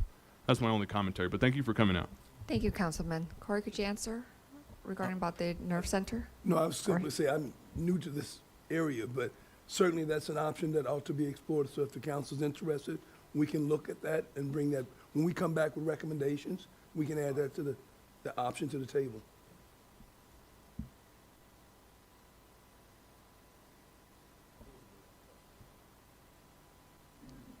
Yes, we can.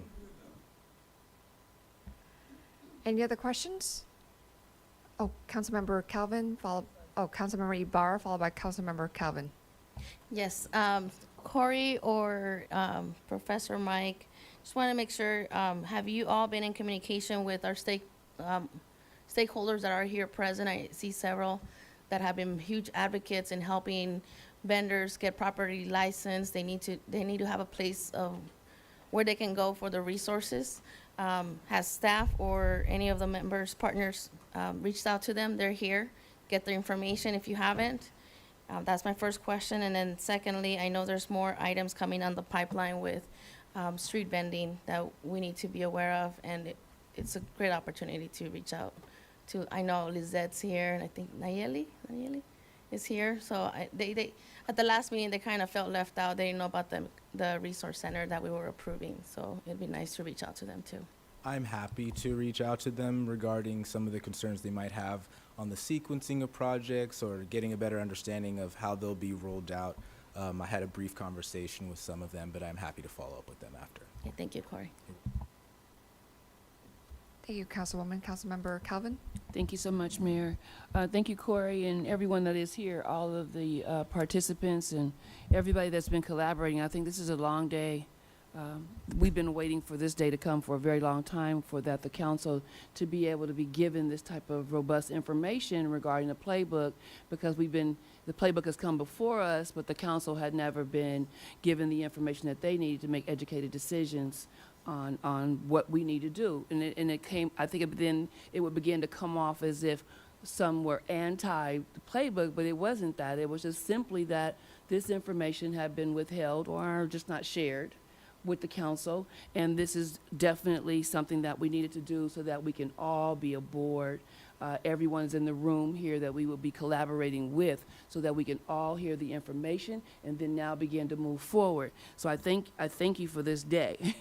It's been hard to navigate this, the support for the playbook amongst ourselves. But I do want to agree with Councilmember Reynoso that while I know that oftentimes due to lack of staff that we have to outsource several things that we need here in the city. But I think that this one, you said multiple times, we are in charge. We're leading this charge, or this is San Bernardino's playbook, right?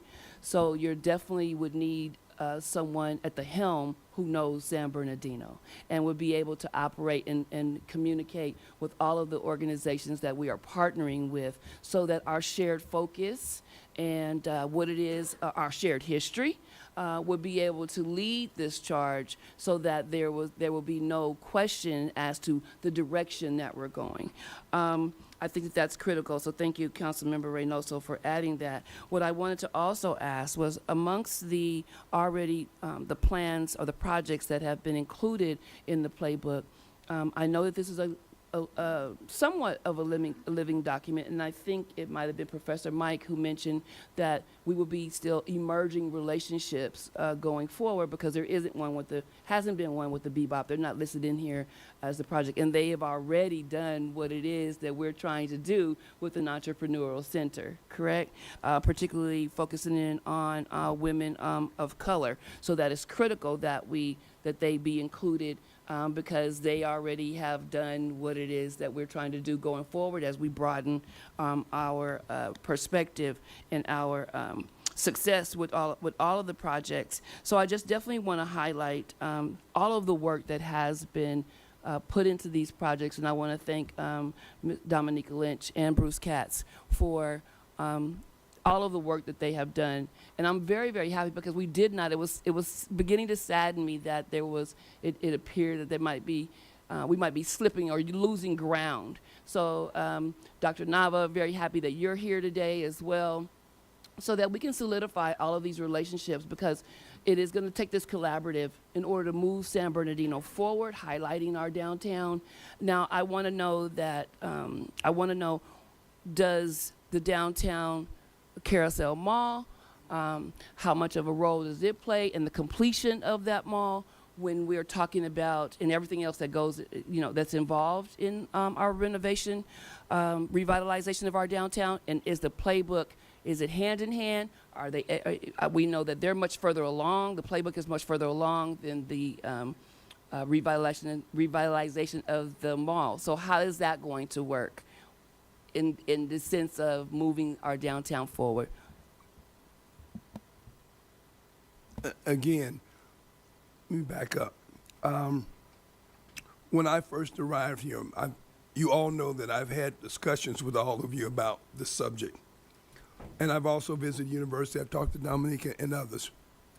The one concern that I had that became very apparent to me right away was that there were some disconnects here. Some people were ready to go, I'm all aboard. Other people were saying, well, wait a minute. I don't feel that we've been included in this. I'm left out. And so my message to the university and to the other players is that we need to take a pause. We need to stop. I know that's difficult because some folks want to go, but the reality is, in order for this playbook to be successful, in order for our downtown economic development, in fact, the city's economic, these two need to be partnered up. They need to be parallel, and they can be parallel and run on simultaneous track and support each other. We are still, to your question, in terms of how does the Carousel Mall and the other projects, they do link up. They can link up. And what we're coming back to you with a proposal, because Corey he's done a great job with this and navigating it, but we've got a number of projects and sort of where we are looking at, and Corey can weigh in on this, is that there are clearly some projects that the city's in charge of. We're the leaders on. There's some projects where the playbook and the others are involved in. So the issue is, how do we navigate those? One where we do our thing, where the playbook's involved, and what are the overlapping ones that we work on together? And that's the process that we're now sorting through. But that will be coming back, and there are some specific recommendations that we want to bring back to you at the next meeting, whenever we set that up, so that we can talk about them. If I could just add one more thing, when we're talking about chambers, Mm-hmm. In our San Bernardino chamber, I don't know. I'm laughed. I'm not going to touch that one. I'm struggling with words, and usually I don't. Usually you don't. There's a lot of questions Yes. centered around our chamber. Mm-hmm. And I would just like for the council and mayor, I think the community has a lot of questions Mm-hmm. about our chamber and the effectiveness of our chamber. And I don't think that we can really move forward without the chamber, or that we should. We should not be moving forward without the chamber. So I would like to see that maybe we can, establish a meeting and sit down with the chamber. Somebody should be sitting down with the chamber and have some conversations so that we can truly, truly express our feelings and what it is that we would like to see our chamber doing, and where there's a lack of, what isn't being done, so that other cities can recognize, our chamber, that we recognize our chamber. I just think it's a major issue, and it's just like the elephant in the room. It is. And I don't want it to remain that, so that we can move forward. Thank you, council member. Mr. City Manager? No, I am, yeah. I am very appreciative of the diplomacy which the councilwoman has displayed. But I also want to say that, Councilman or Mayor Pro Tem Charette goes back even further on this subject. I would suggest that we create an opportunity to break some bread with the chamber. By that I mean having a sit-down meeting to look at ways where we can support them and ways that they can support us in an informal, supportive way. Because I had a meeting very recently, and I think there's some issues there that, need to be dealt with.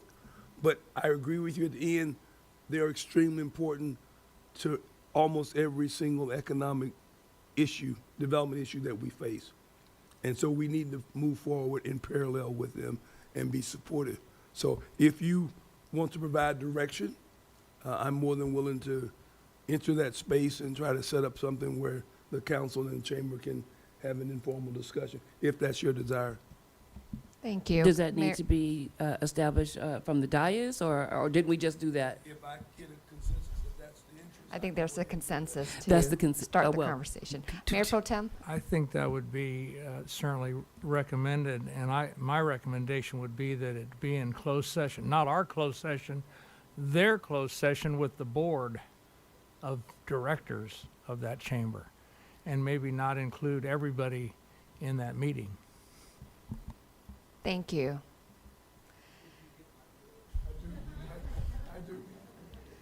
Thank you. Do we need a facilitator between the chamber and our city staff? Is that what's going on? I not heard. Because I can help if that's the case. Okay. We'll talk, yeah. Any other questions on this item? Seeing none, thank you so much, Corey. Again, thank you to all of the stakeholders and partners in our community that have put a lot of energy and time into this investment playbook, and we look forward to recommendations at our next meeting. Thank you. Now moving on to our next item, the last item, item number 12. So and we actually still have a continuation do? of Oh, 11. I'm we do. sorry. So there is a I'm like, natural, there's a break here. So we can either decide to take the break or we can keep rolling. Council, would you like a break or would you like to keep moving? Oh, let's take a break. Want to take a 10-minute? Staff, would you like to take a break? 10 minutes? Up to council.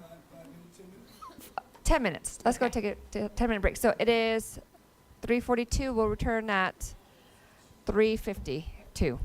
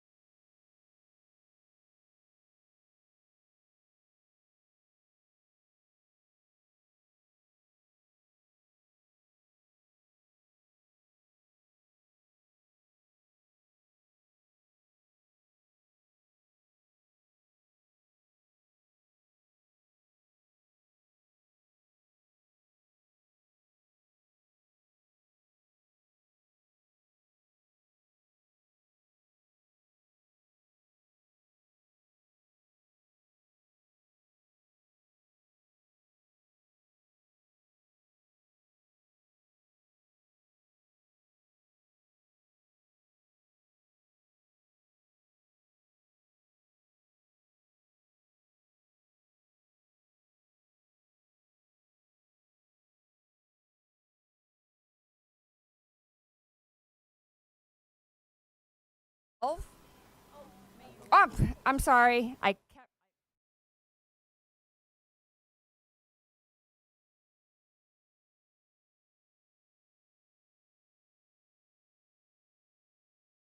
So are we good to go?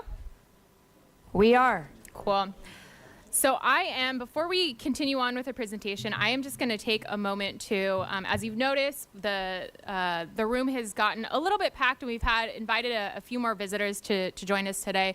I just want our investors and our property owners who are here to raise your hand, and we can just get a gauge of who some of those folks are. We have the Stanleys back. It's Ryan and Alan back there. And then we have some other folks as well. If everybody just wants to stand up for a second. At the very end of the presentation, I will give them an opportunity to come up and speak and share about some of the exciting things that they are doing to invest in San Bernardino and why they call San Bernardino home for their businesses. All right, so thank you all. Stay tuned. I will be, 3 minutes. I will be inviting you back up at a later point in time. But right now we are going to jump into development opportunities, if this will let me click, which it will not.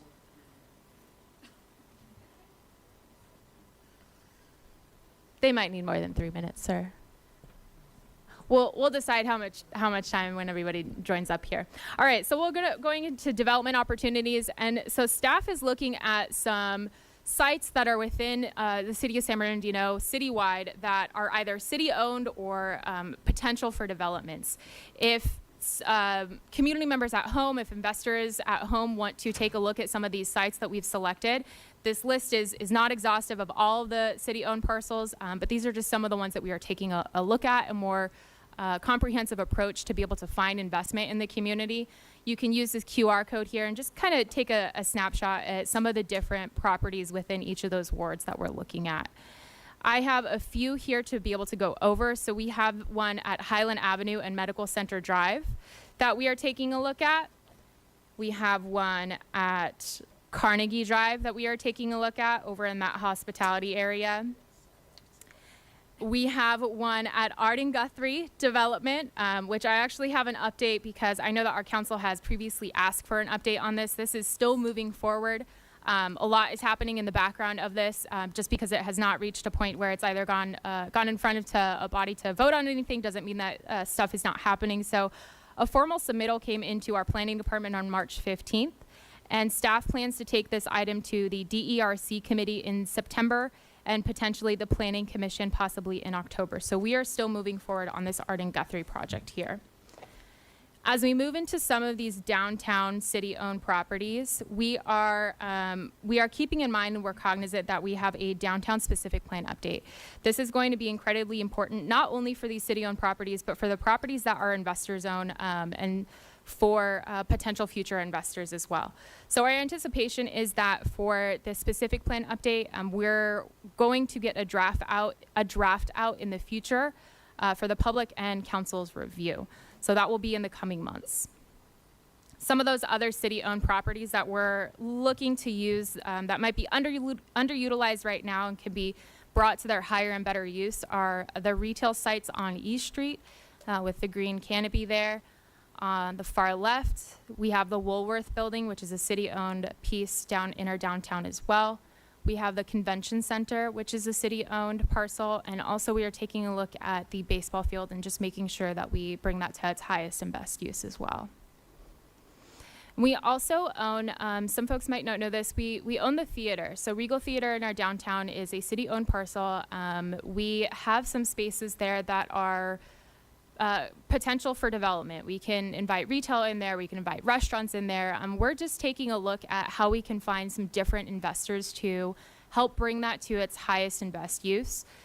We can complement the use that's there on at the California Theater to allow people to leave the theater, leave their events, and go someplace walking distance to be able to go eat, to be able to shop, and just bring some vitality to our downtown area. And as we had mentioned in some of those other communities, right, where parking plays a large role in the success of their downtown revitalization, we have some city-owned parking sites, not this photo does not include the flat parking that we have, which we also have plenty of. But these are our parking structures that we're taking a look at how to make sure that they are safe, that they are well lit, that they are brought to just a use that is more safe for folks to be able to use when they are shopping in our downtown. And we'll also go over Carousel Mall. This was provided to our ad hoc committee at a previous ad hoc, Carousel Mall ad hoc meeting, but just for council and the community's edification, just so everyone's on the same page, I just wanted to give a brief timeline of some of these different events that need to take place in order for us to work towards getting to shovel ready. So staff is working on acquiring a new appraisal. However, we want to make sure that we do that at the right time in the development process. So right now we have to be determined for when that appraisal is going to be done, because we are still taking a look at some of those other items that we may want to complete prior to getting that appraisal. The infrastructure analysis will take about 4 to 5 months to fully analyze, and we're coordinating with many different staff departments and some of our consultants at Transtech to fully understand this. We're also looking at a tax increment financing district. This is going to be a coordinated approach with one of our new consultants, the Cosmont companies. So we're working with them, and the Cosmont companies, they will likely be giving a presentation to council at a later time to help pull everybody up to speed in a more detailed approach on the tax increment financing districts and the possibilities there. But we're anticipating 6 months to a year to be able to fully analyze that. The phase 2 environmental will take around 6 to 8 months. Determining a dedicated project manager will take around 4 to 5 months. Grants identification is ongoing. We have a phenomenal grants team here who are looking at state level grants, who are looking at federal grants. We've earmarked a couple of those to continue to track, so that is an ongoing effort. And obviously the Surplus Land Act conversation is necessary for us to get to shovel ready as well. Our anticipation is that it's going to take around 6 months for us to do all of the efforts prior to making sure we are prepared to start that Surplus Land Act process again. So those are just some of those development opportunities within the community. And again, not an exhaustive list, but some of those higher profile ones. Now we're going into the economic development programs, and some of these are proposed to be brought back at a later time depending on council's direction. So the first one is that Entrepreneurial Resource Center. We did hear from Director Stull, so he did give us quite a bit of detail on this, but as you can tell, that bottom graph of the corner there just shows that there's going to be an increase in our small business community. So that is an opportunity for us to help capture the opportunity to help support them. We also have a facade improvement program that will come to council at a later time for their approval of the program direction. The program guidelines, excuse me. We are bound by the ARPA funds that council allocated towards that to be used in a qualified census tract. So we're focusing that on our commercial corridors in our qualified census tracts. We are also looking at a revolving loan program. One of these programs just in a neighboring community is completed through a partnership with the County of Riverside and ANPAC Business Capital, which we actually have a representative from ANPAC here today, Mr. Brian Kennedy. And their program, if council so wishes to ask him some questions on it, you can hear about the successes of that. But it is, the county invested some seed money into it, and then as those loans get paid back, it continues to grow and build for new opportunities for businesses in the future. Staff is also proposing an economic development action plan. This action plan will help current staff, future community members to understand the goals of the community. We're hoping to have a special focus for each ward. It will have an overall focus and then touch on each of those wards specifically. And we're really planning to increase community engagement on this. So just making sure that we have the community's voice in this. We're also taking a look at marketing and rebranding and the possibility of just having a more coordinated approach for the vision of San Bernardino and how we present ourselves at those different conventions and to the business investment community. we're taking a look at a property and business improvement district. So we have taken some steps already to work with our property owners within the downtown to develop a steering committee where they have determined some of those things that they want to ask from that PBIB. Clean and safe, capital improvements, administration.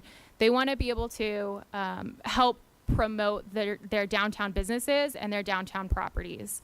We also have a logo that has been created by Ryan Stanley here. So there have been steps taken on this because it's not, again, this is the puzzle piece, right? We're not the only ones at the table here. Our investors are at the table in these conversations as well, our investors and our property owners. We're also taking a look at our special events efforts because we understand that there are economic drivers. You know, we've learned about other communities and how they can help increase the economic vitality in their region or their cities as a whole. So we are taking a look in economic development how to increase these efforts. Obviously, we'll make sure to collaborate with our Parks Department and any other department necessary to help bring these to fruition. And I will say that, so Operation Restore Hope, this slide, this should be collaboration with the Quality of Life team in the police department.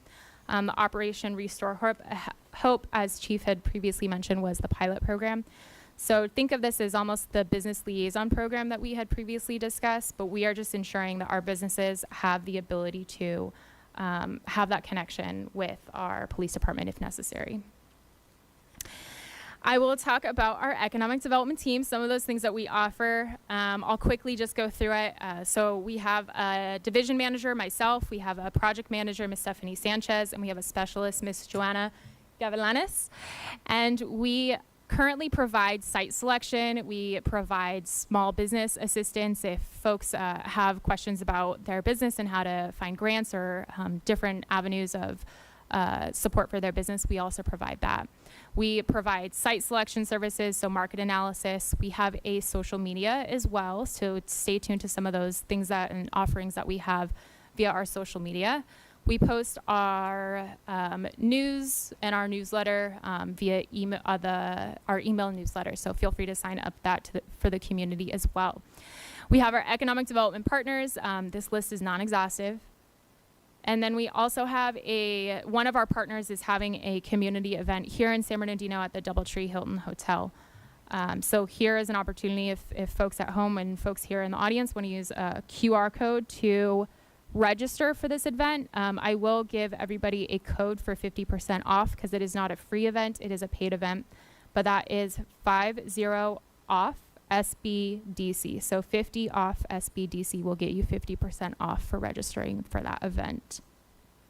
And now the exciting time to start talking about our property owners in our downtown and hear a little bit about those exciting things that they are bringing to the community here.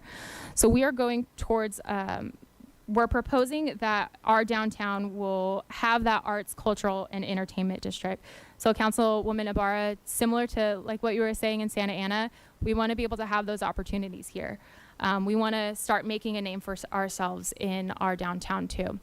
So we've been looking at the pedestrian activation at Court Street. We've been working with our property owners and figuring out, you know, what would that look like? How could we start incentivizing more activation down there? So thinking about that outdoor dining, the plaza concepts, getting folks to walk around that Court Street corridor right there.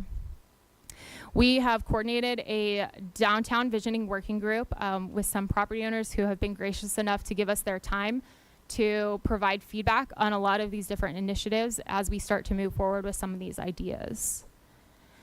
And here are just some of those revitalization efforts. Here is where I'll start to ask folks to come up. So we have Jose. Is Jose here? So Jose is proposing, this is on Court Street, he is proposing a bar and grill, a brewery at this location here. We obviously have Viva La Boba, which is in our downtown area. We have a 4th Street property here next to the California Theater, which we have someone proposing to do a bar and grill here. We have the Community Impact Center for the Chic Community Impact Center at the 4th Street property, which was the old Cedar Brothers. We have Vanner Tower, and we're hearing that there's some requests for, or some interest to do some revitalization within Vanner Tower as well. We have Heritage Building, which I do believe that we have some representatives for the Heritage Building here today. Awesome. Do you want to come up and say a few words? Or do you want me to just say a few words on behalf of you? Would you like to, Ivan? Okay, awesome. Thank you very much, Amanda. Good afternoon. Madam Mayor, honorable members of the City Council, the distinguished City Manager. Good afternoon, everyone, ladies and gentlemen. I'm glad to be here this evening because I represent my company, UMCE Consultant Services, represent a number of businesses within the city of San Bernardino, and among them is the acquisition of the new Heritage Building, which is over here. We have been very fortunate. I don't know if I'm too close. We've been very fortunate to have the cooperation of the city manager and so many of his staff members helping us to get through the procedures to get this building back to not where it used to be, but better than what it used to be, so that the community as a whole can come and enjoy the things that we offer. And one of the things that initially that we were going to do was to put a furniture store there. But some people told us, they said, well, furniture store, we prefer to have something where everyone could go and enjoy themselves. I don't know if you can do that in a furniture store. So we were persuaded to have a restaurant and 2 floors. I know many of you have been over there, and we were persuaded to have a restaurant on the 1st floor, the 2nd floor, and upstairs will be an activity center, multi-purpose. And so that's what we're going to do. We're also looking for a building where we can put our furniture, because that's our original business. We don't want to give it up. And I think that the city is helping us to get there. We're looking for that building within the city. And so we appreciate your help. Our company also represents one of the big restaurant chain within the Inland Empire, and it's called LV Horn Enterprises. It specializes in, and that's my commercial for now, if you don't mind. It specializes in mariscos and sushi. If you love sushi, like mariscos, that's the place to go. We want to relocate a couple of these businesses into the city, because I know people here would certainly enjoy it. Everybody likes sushi.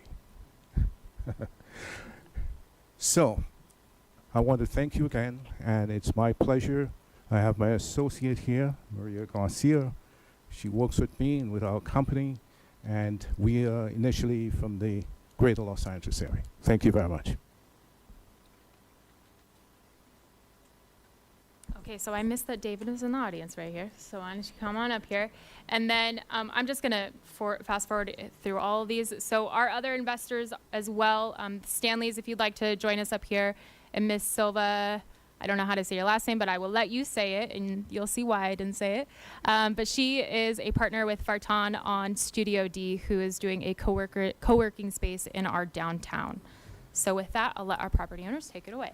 3 minutes. 3? Okay. No, I'm kidding. You can Thanks. Hi, everyone. Good to see all of you. I just want to say, I feel like this is what we've been waiting for, this conversation to happen. And I'm so glad to see all of you at the table here, putting the hard work in to make this happen. We started investing in downtown about 6 years ago, and some of you have been here longer, so that's nothing to some of you. But we've been working hard to try and push this narrative that, this is a downtown worth investing in for arts, for culture, for food, and just economic, opportunity. And so I'm really happy to, be an investor in downtown. One of the, I'm not going to talk about all that we have going on, but I do want to say that third building we're in escrow on, it's next to the California Theater. That'll be our next project. We're really excited about that. It's currently called the 4th Street Plaza, and we want to see like that area become an entertainment district. And so we're really excited. We want to bring some more food to the area. Upstairs, we've been really inspired by Studio D in the Enterprise building. We want to bring some more co-working space to the upstairs of that building. We'll go for a different theme, but yeah, it's coming. And I think these are all just great projects that are all coalescing all at once. And so we're excited to be here. And I really want to give props specifically to Charles and Amanda because they've been just pushing the needle on this, and so they deserve some props, really. Thank you. That's it. Hello, my name is Silva Harapetian. It is said exactly the way it's spelled. But I understand, Amanda. I represent the building that everyone knows in San Bernardino as the Chase Building. We acquired it during the pandemic, and it was about 30% occupied and needed a lot of TLC, and what I mean by that is a lot of money. And we have been fortunate to be able to make that investment to bring the building up to code, add ADA bathrooms, and create a space where businesses want to be working from. And, I have to say I joined a team about almost 2 years ago. And when I walked into the building and I came to the city, you really could feel the heartbeat of the city. And I have spent an incredible amount of time since then talking to the community, talking to the stakeholders, talking to the organizations, and it inspired us to turn the 5th floor of the Chase Building into a, some call it a co-working space, we call it our new home. It is a place where entrepreneurs, innovators, people who are aspiring to do amazing things in this town come and explore their ideas and receive the support that they need. Since our opening, which was in January, I don't know, I see a lot of familiar faces that were at our opening. It was a soft opening, but it was very successful. We're almost at capacity. So all of the offices up on the 5th floor have been rented out, and we have had incredible success with hosting events, including events with the Inland Empire Chamber, including events with the Black Chamber of Commerce, and a lot of nonprofit organizations who want to have a vibrant space to host their members and the community and to do workshops. We look forward to be partnering with the city and partnering with Cal State San Bernardino to house potentially the Entrepreneur Center at the space. And if you haven't been, please come see me. I'd love to give you a private tour, and we're excited to be working not only with the city and the stakeholders and the leaders in the community, but also all of the other property owners, because we all have the same interest, which is make San Bernardino even better than what it is now. So thank you for that.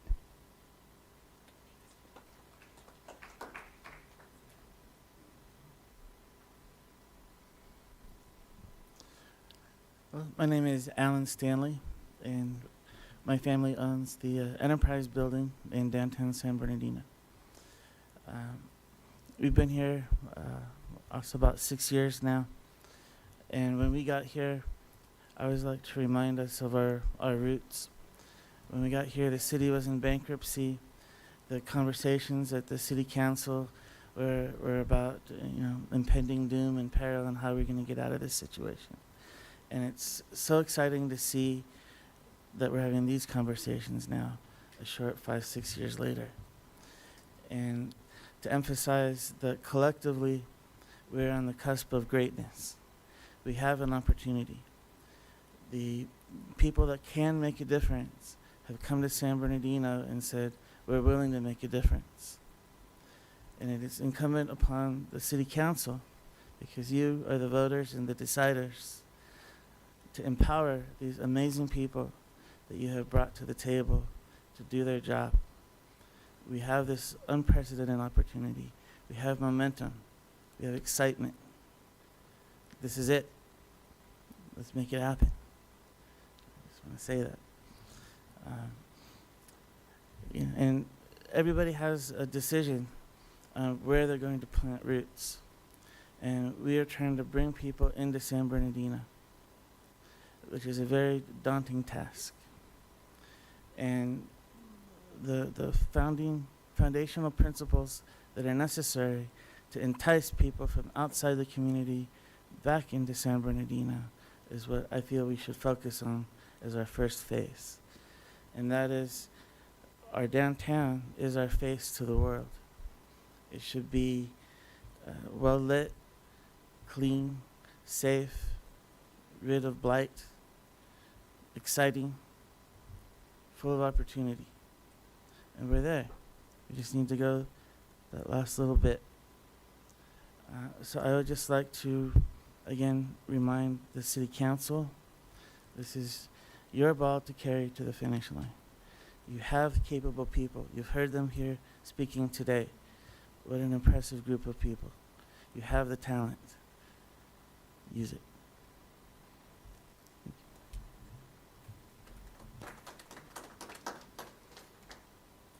That was my amazing father. I'm Ryan Stanley, his son. Again, our family owns the Historic Enterprise Building. Something that I focus on is the historical part of San Bernardino, and our building, the roots of San Bernardino, included in the East Street Alley murals, which you see there to represent us.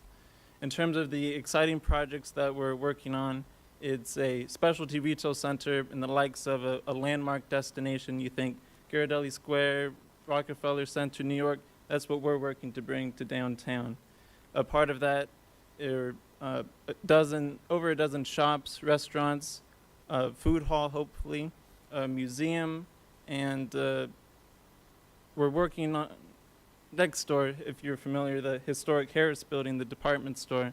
We're working to acquire that at the moment. That will bring an additional 270,000 square feet of space to really reactivate downtown for the next generation. Thank you. Awesome. Thank you all very much. So the next portion of this was another video, but we're going to just skip that too. So that will be brought back at a later time. And I'd love to leave the last moments of the economic development presentation to our city manager to be able to add some pieces here. While the business owners are still here, the first thing I'd like to say to you is thank you.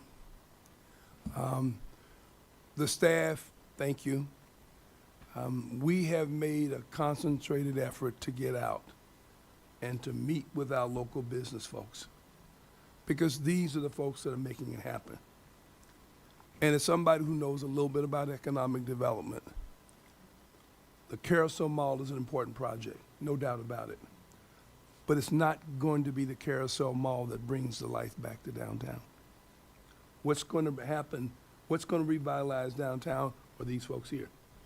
That's what you're looking at. And it's not something that's 2 years away or 3 years away. This is going to happen within the next 12 months. These folks are ready to go. The only thing they're asking from us is a partnership.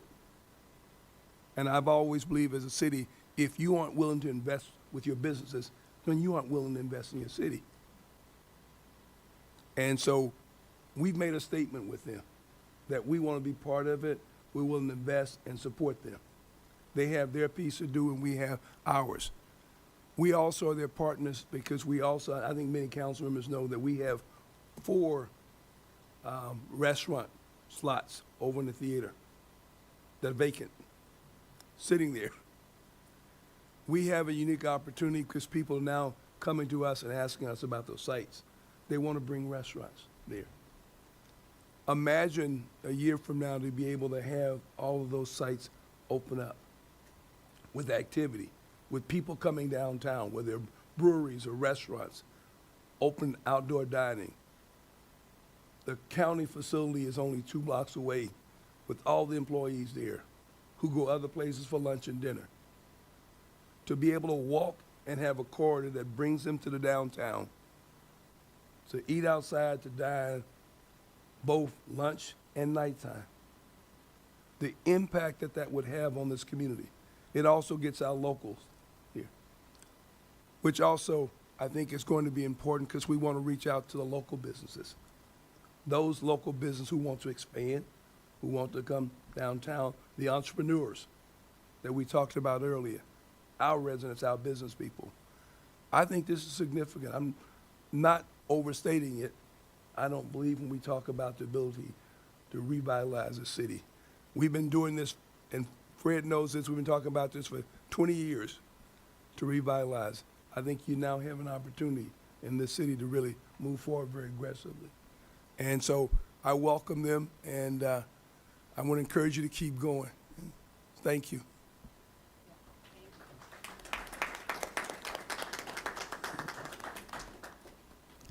Awesome. So, Mr. McNeely, would you like to run through the recommendations, or would you want staff to? I think this, Are we this good? council, do you want to recommend you want to wait? I think they're good. Good. Any questions? Okay, thank you, Amanda. Thank you to the business community and your dedication and commitment to San Bernardino. This is beautiful, and we are truly launching. So, you know, the council's here committed to really move the city forward, and this is an exciting time, very, very exciting time. So thank you. Councilmember Ibarra, followed by Councilmember Sanchez, not Calvin, right? Yes, I too want to resonate what our city manager mentioned to the business owners in downtown. Thank you, and I remember Alan Stanley going to the council meetings before I got elected too, and David Friedman, and to see how much they've grown and improved that area speaks volumes of the future, the potential in downtown. They just need us as a city to back them up. This is what I talk about when we talk about quality of life. Our residents and our business owners are struggling in our city, and we have to make it better for them. So thank you, city manager, for finally allowing them at the table, because it's taken several city managers to have that conversation with these local business owners. Also, I would like to pitch the idea. I'm looking for dance studios so I can learn how to dance. I don't see them anywhere in our area. And when I first got elected, I even pitched the idea of having a spa in our downtown, because we have the geothermal waters underground. That hasn't come up, but those are just some ideas of how we can revitalize our downtown, and I want to put it out there for everybody. Thank you. Thank you, Councilwoman. Councilmember Sanchez? I know we're excited to get to the questions, but I mean, the reason we're here is for staff recommendations. Even so we can have these considerations out loud and in front of the public. I think we should be going over the staff recommendations, because it's not just about kind of wanting the end destination; it's about how we get there. So yes, I guess we can expedite it, but I still think we should take a look at the numbers. Thank you, Councilmember. I should note our Councilmember Calvin cannot join us for the rest of the meeting because she has a community engagement, so it should be noted for the record. Amanda, you can continue. Awesome. Okay, so we'll go through with the Aspen, so this is the ERC recommendation. So this is approve a reallocation of $873,700 of ARPA funds from the Small Business Education and Training Resources allocation to the Entrepreneurial Development Services and Resource Center for a total of $1.8 million allocated to the ERC, and then authorizing the interim city manager to execute that MOU. Any questions on this ERC conversation? Moving to the next one, we will have the Aspen conversation. So this is discussing the professional services agreement and the amount of $700,000 with the Making Hope Happen Foundation for the Nerve Center operations. Determining a feasibility of a higher education presence, so that University Center that we've discussed and that Vice President Nava has mentioned. Directing staff to re-release the investment playbook fiscal agent that Mr. Hodges had discussed, and then reviewing the investment playbook projects and providing additional feedback on future projects at a mayor and city council meeting.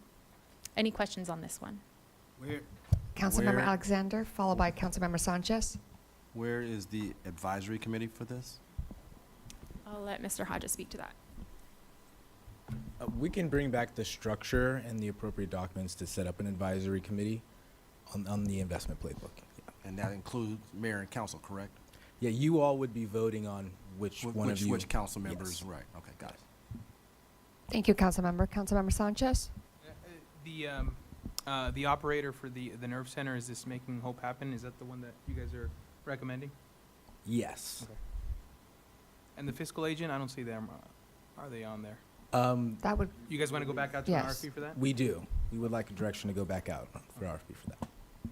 thank you. Any other questions? Seeing none? Amanda? Continuing Okay, on. thank you.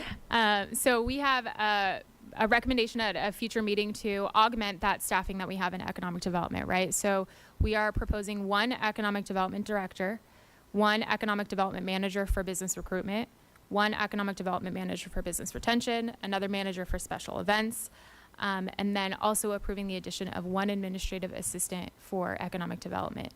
So this would be removing economic development from the community and economic development department and creating its own department. Any questions on this one?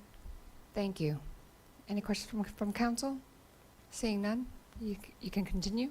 And then this just touches on all of those different projects that we have discussed. So we are just continuing to evaluate the feasibility of this and just wanting to make sure that we are on track with council's direction. So implementing a downtown economic development study, PBID, the business improvement district, the pedestrian activation at Court Street, special event, revolving loan, marketing city-owned properties, implementing the economic development action plan, rebranding, and expanding our chamber and association partnerships. Thank you. Mr. City Manager? Yeah, I just wanted to make one comment on the positions. One of the items, and we talked about this earlier, Amanda presented the material on the other cities that do special events. You guys saw that.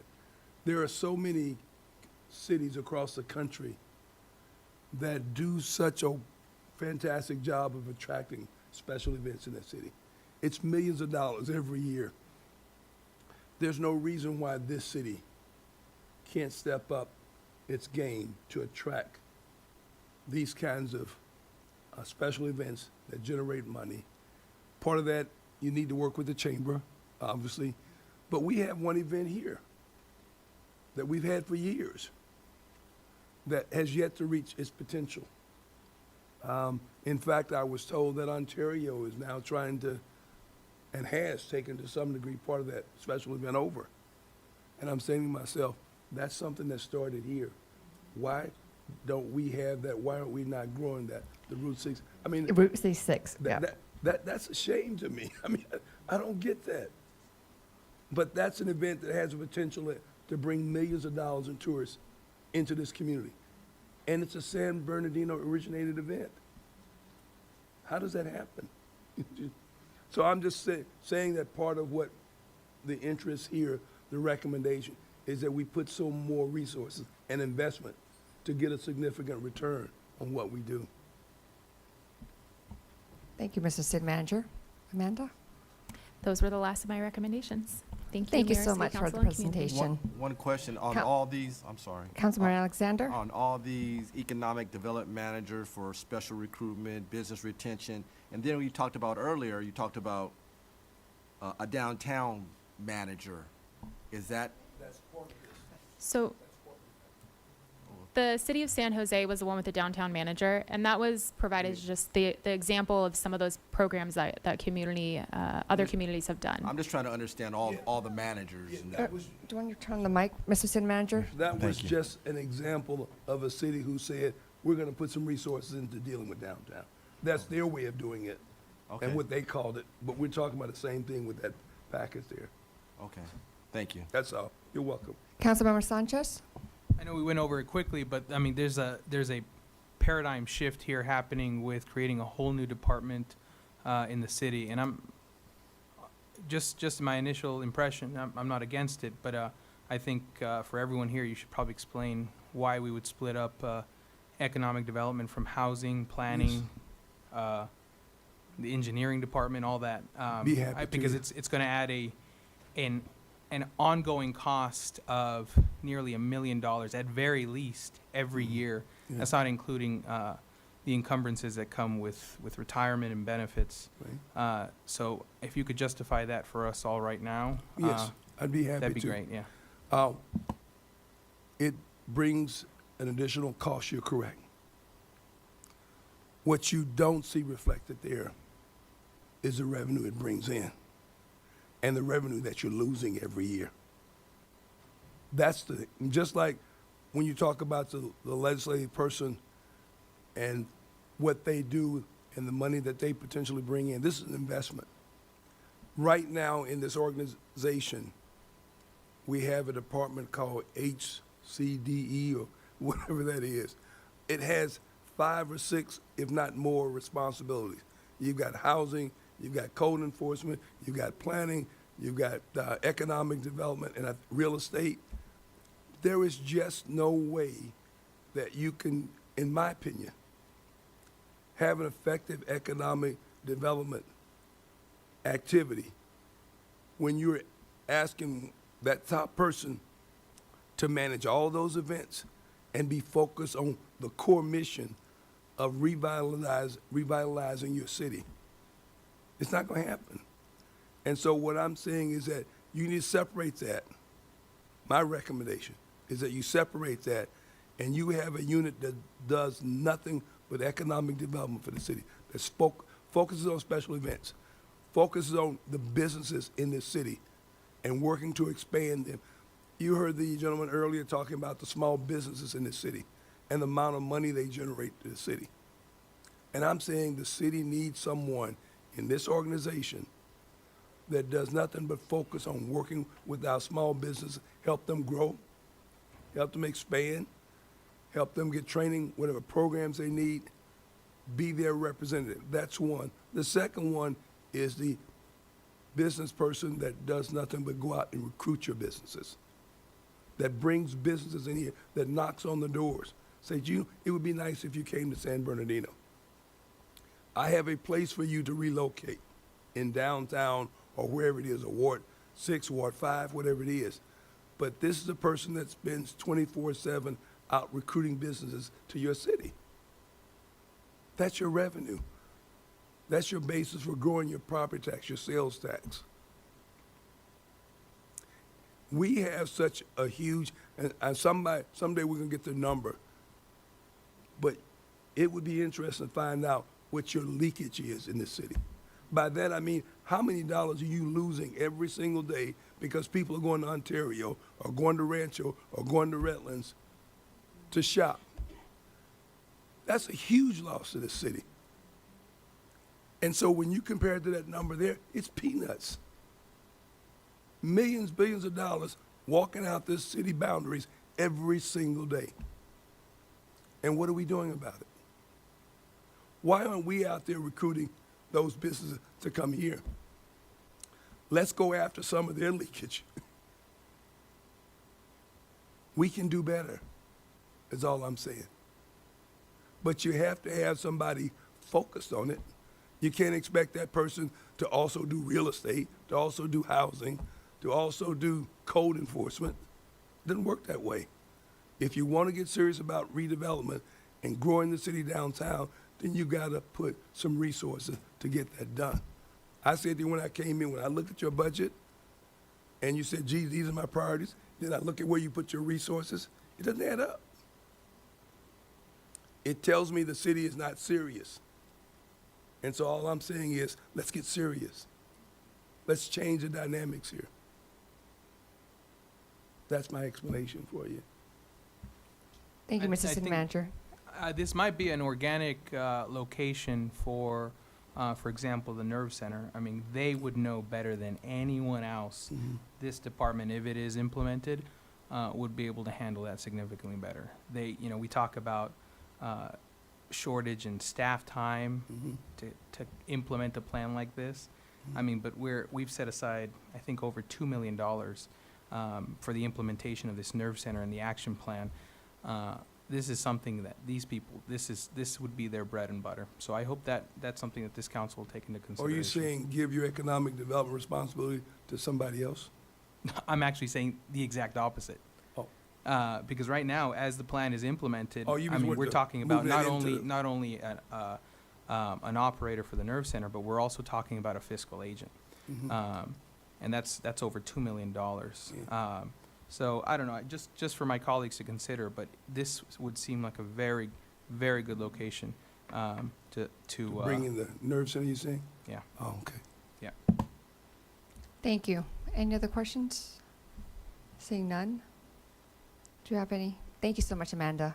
Again, thank you to Mr. City Manager. Again, thank you to the business community. We are going to now move on to discussion item number 12. Which one, number 12? Number 12, which is bottom line, Oh, fiscal yes. impact presentation. And I think this is going to give you a, I'm going. I thought it was going to go. and Barbara will be Hey, let's presenting. go. Let's go. 2, 3, will you? I'll join you. All right, so I'm sure Where do I sign up, everyone Barbara? is, I'll let everyone filter out that doesn't want to hear this.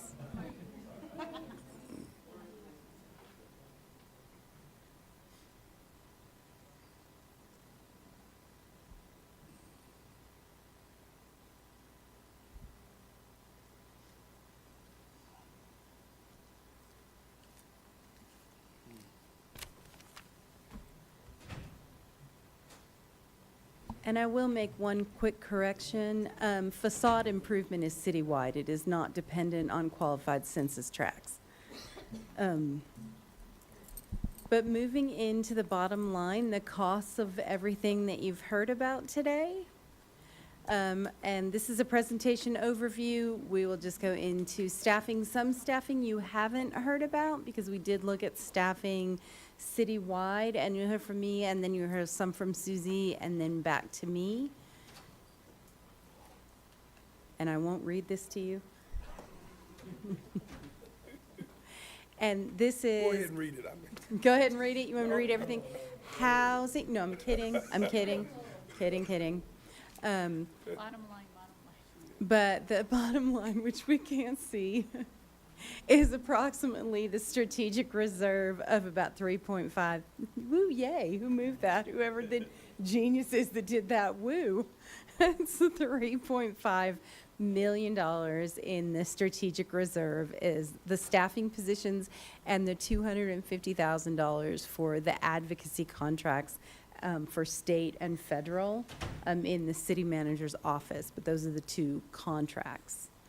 And then some savings from reclassifying some positions in the planning department and adding positions.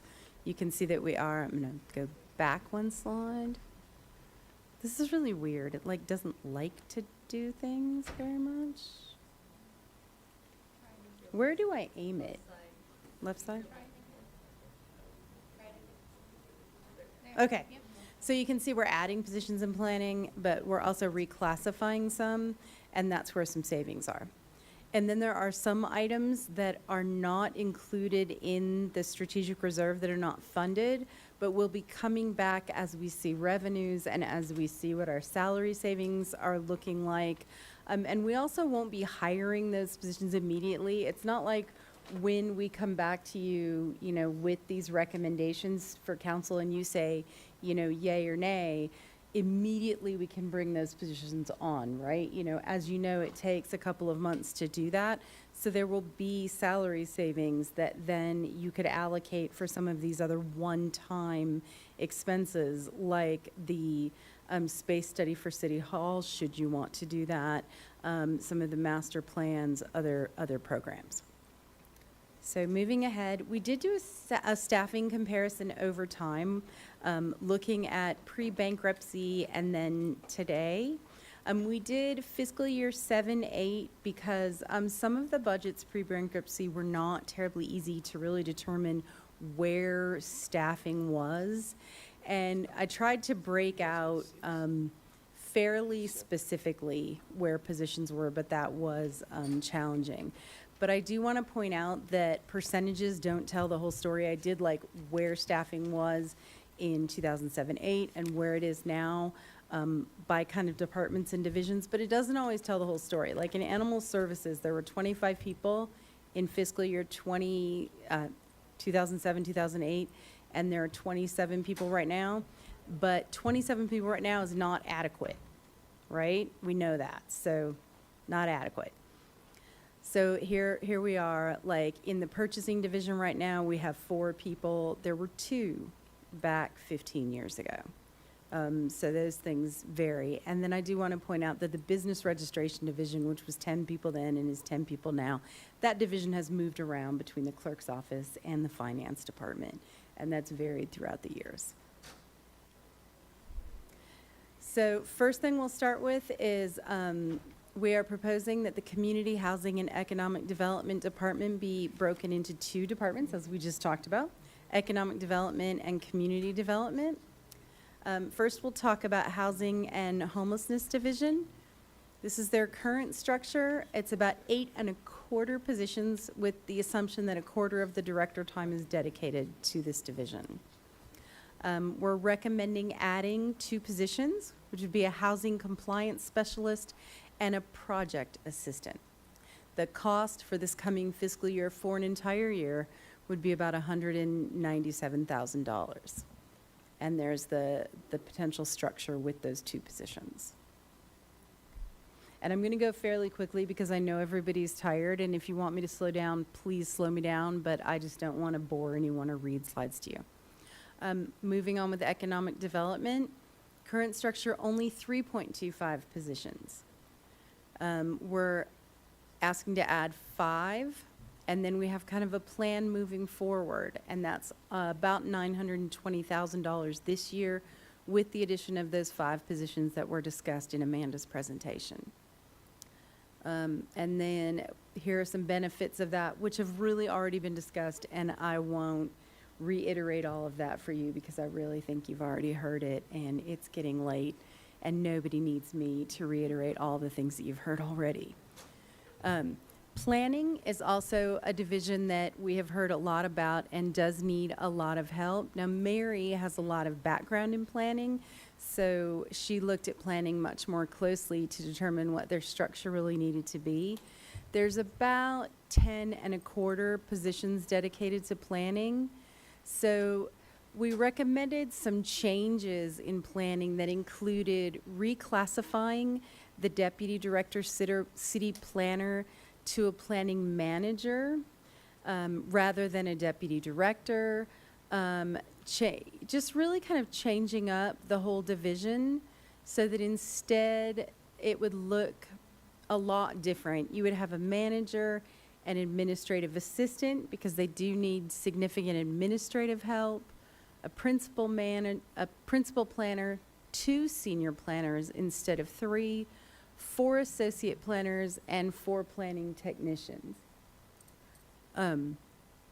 So that would be the new structure where they would just have more planning support for that division. So that was the idea in planning. Strategic staffing in the police department. This is the quality of life team that you've already heard about. And I do want to point out one error I have done here was the downtown area focus. That was for the pilot. Moving forward, of course, this would be the whole city when this becomes active in fiscal year 24-25 after the hiring of the positions. And the only cost in fiscal 23-24 that will probably be brought back is $170,000 for vehicles, but we will likely be able to cover that within our vehicle replacement budget this year. We're going to look at that. And this is the structure when it will move forward in 24-25. Parks and Recreation. We are recommending in Parks and Recreation, hopefully moving with a park ranger program in fiscal year 25, but in fiscal 24, we are recommending a deputy director for the department. It is a large department with a tremendous number of programs that need support at the top to manage the level of work that Liddy has. So that is a recommendation from staff and from HR. Strategic staffing in animal services. Animal services needs more than the city can possibly afford to give them right now, as we talk about quite a bit. I'm sorry, this is not correct. We're actually asking to add 3 positions for this coming year.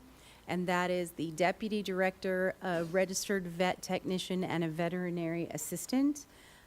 Realistically, they need significantly more than this, But in order to support a new staff veterinarian and not to just wear out their one registered vet technician who may just lose her mind, they need another vet technician and a veterinary assistant.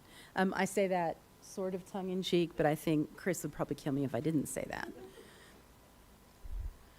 Public Works project management, you heard a lot about this on Monday, how tremendously overworked the project managers are with the number of projects. And I like my chart here where it's like this guy, you know, like we've got this guy and our guys are holding so much weight, like they can hardly even move, right? And that's pretty much the case. Like we have too many projects for our project managers. So we've got to get to a place where at least they're not managing, you know, an insane number of project managers. So we're recommending actually hiring 3 project managers in this coming year. And so that's the goal for that department moving into this coming year. And then I'm going to hand it over to Susie for the city manager's office. Oh, sorry, go ahead.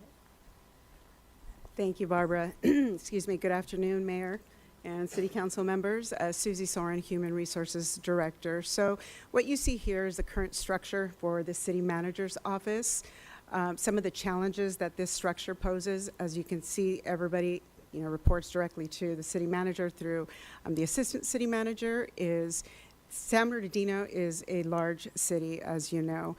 You've heard a lot about economic development. You've heard Corey and Jeff speak about the Legislative and Government Affairs Manager. We looked at 10 different cities. There's 4 cities right there in the middle that are comparable to the city of San Bernardino, and you see that they have 2 assistant city managers or deputy city managers. What we are requesting for 23-24 is the addition of another assistant city manager, the Legislative and Governmental Affairs Manager, and then the realignment of the departments in order to balance the workload between the 2 assistant city managers. We also are recommending the retitle of a few departments, as Barbara mentioned, splitting up the Community Housing and Economic Development Department into 2. So it would be Economic Development Department and Community Development and Housing Department. And it's going to be a little bit more reflective as to what each department is essentially responsible for. Human Resources Department, it would be changed to Human Resources and Risk Management in order to reflect that risk management is under HR. Same with Finance Department, would then be Finance and Management Services Department. We currently have 3 agency directors. We are proposing to retitle the agency directors as well. So the Agency Director of Community Housing and Economic Development would be the Director of Economic Development and the Director of Community Development and Housing. The Agency Director for Public Works Operations and Maintenance would be the Director of Public Works Operations and Maintenance. And the Agency Director of Administrative Service would now be the Director of Finance and Management Services, and HR and IT would no longer be under the Administrative Director. This is the structure that, this is what the City Manager's Office would look like with the proposed structure.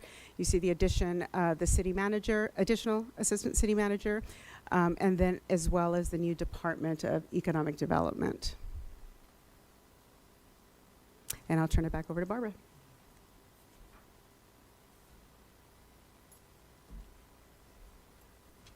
So again, the costs of all of the staffing initiatives amount to about $3.5 million, plus of course the 2 contracts. And then there are just the few items that would be brought back to council at a later date. So are there any questions or items for discussion? Thank you, Barbara. Councilmember Sanchez? If we can go back to the list of additional staff, is this comprehensive? Is this everyone? Yes. Okay, Yes. so we have city managers, assistant city managers. That's 3.5.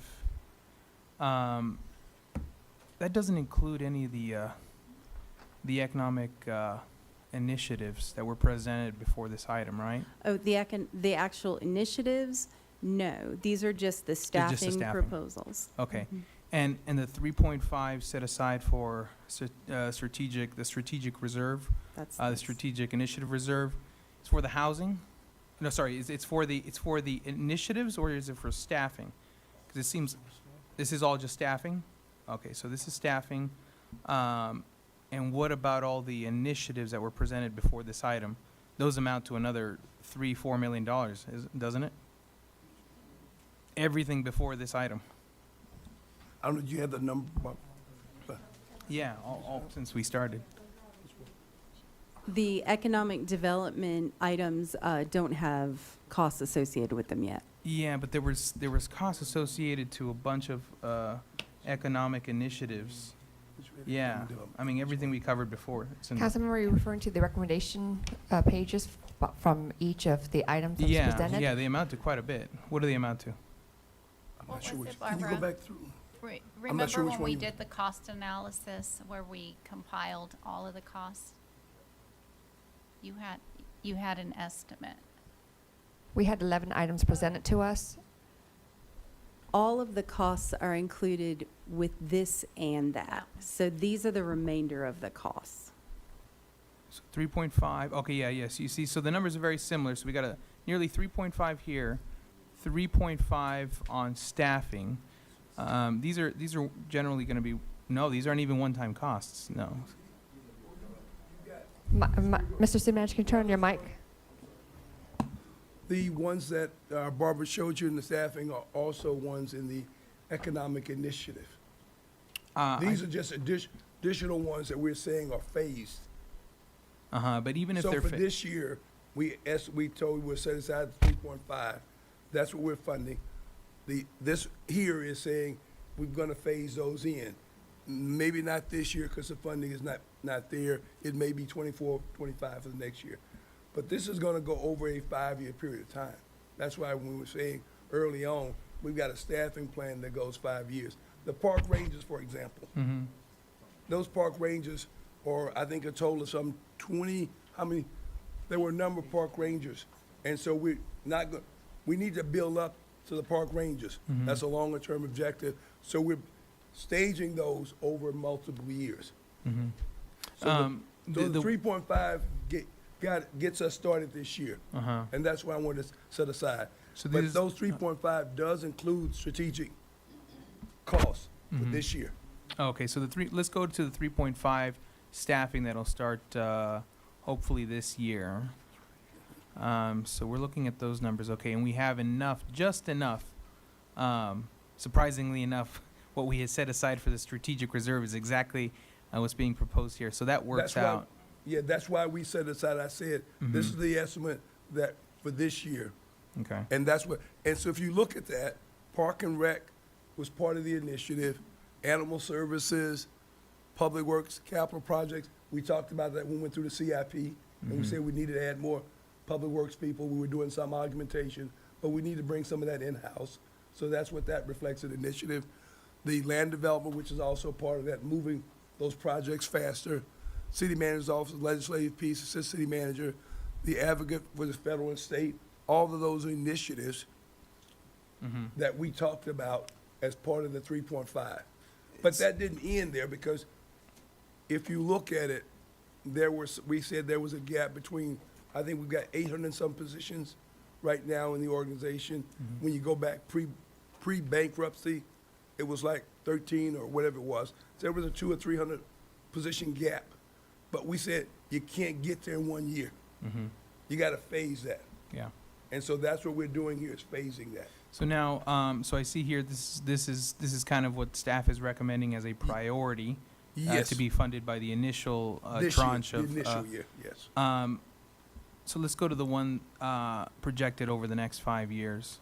Because I see if we could just go back and forth, because it's going to be up to this council to decide, in fact, what is going to happen before, what's going to happen later. Something I had seen was the police department's quality of life team. That was going to be an additional 8 officers.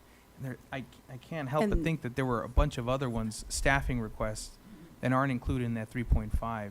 We don't have do we have a list of those? The unfunded chart. It was just right next to that staffing chart. Okay, you see we have those. those aren't included in the initial 3.5, Well, right? these are actually being funded through this year's budget already because it takes about a year to bring those officers online. Mhm. So they'll be hired this year, but their salaries won't really come online until next year. They won't be in place until next year. So next year's budget will increase by an amount Of about commensurate 1.572. to how much? 1.572. 1.572. Okay, all right, because there's. Okay. Yeah, I think where my disconnect is that I think there was a wonderful, large group of proposals, but I think there's got to be a smaller portion that is what we can plausibly fund, even in the long term. Can you turn on your mic? Your first statement was absolutely correct. And that is, it's up to this council to decide what your priorities are. Yeah. Our job is to give you recommendations, Mhm. okay?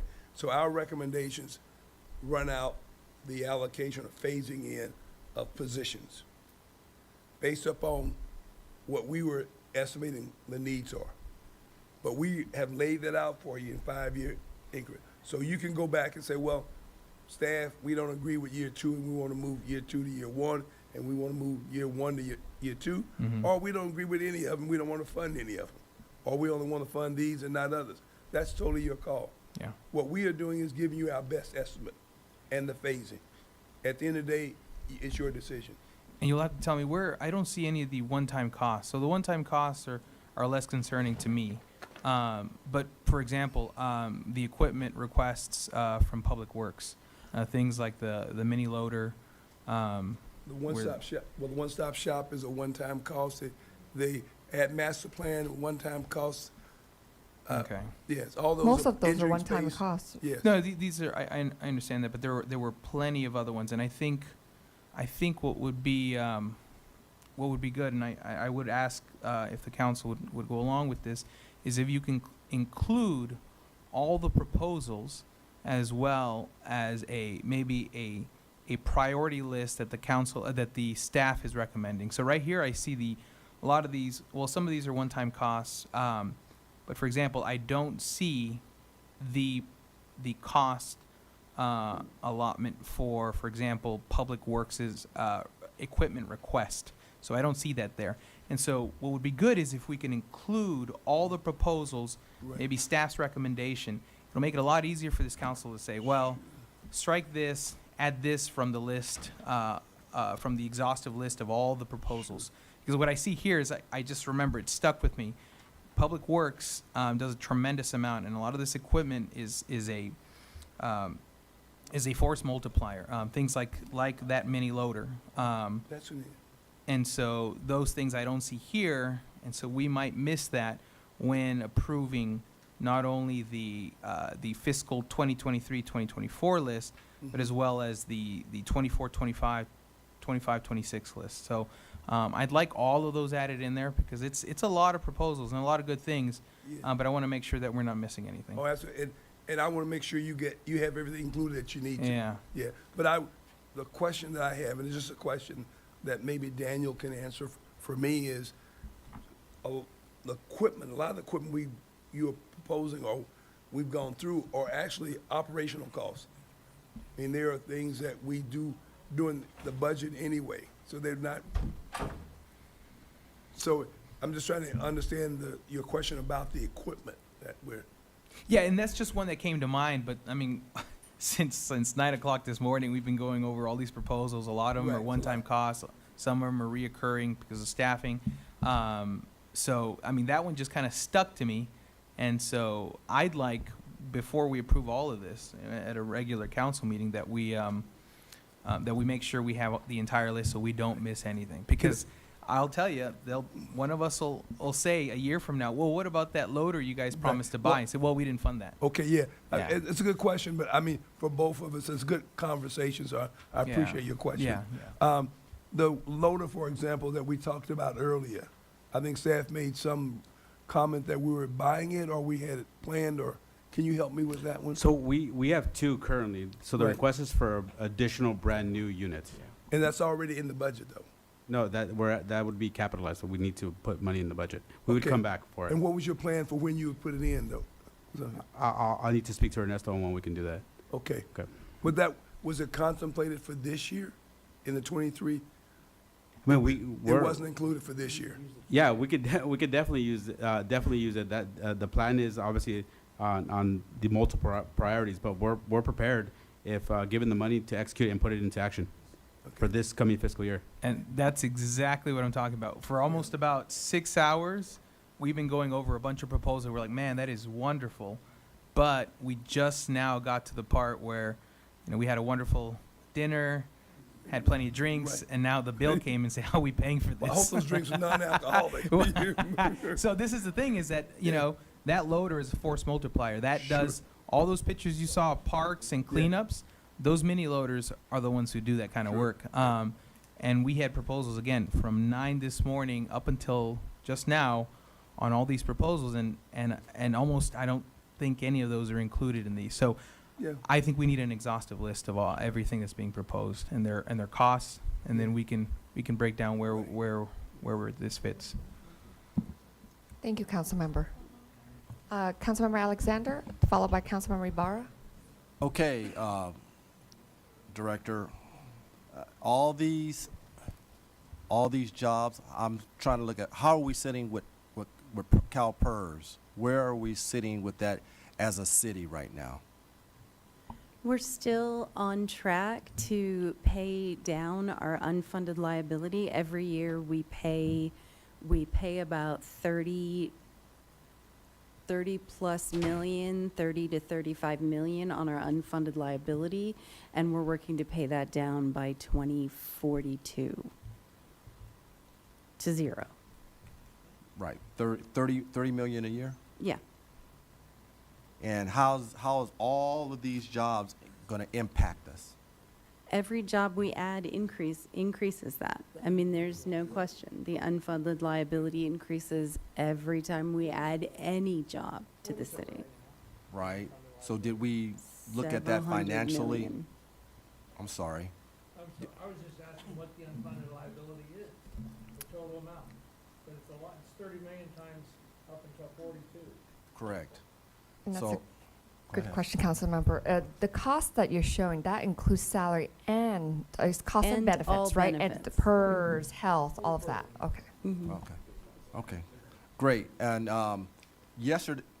Monday, Public Works, I remember this laid heavily on my mind. It says we have 47 projects per project manager for this city, and the average is 7 to 10 projects per city.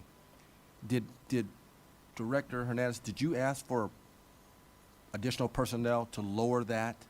On Monday? It's on there? It's in there? It's on this proposed Oh, okay, I'm list. just trying to get you down. Okay, I'm trying to get you some help there because that's going to drive all these projects everybody in this council wants to do is all these projects, and if Public Works can't maintain them, there's no use of us trying to do all this other hiring. Other than that, I think that's all I have for you is how much it's going to cost us for CalPERS. Thank you. Thank you, Councilmember. Councilmember Ibarra? Thank you, Mayor.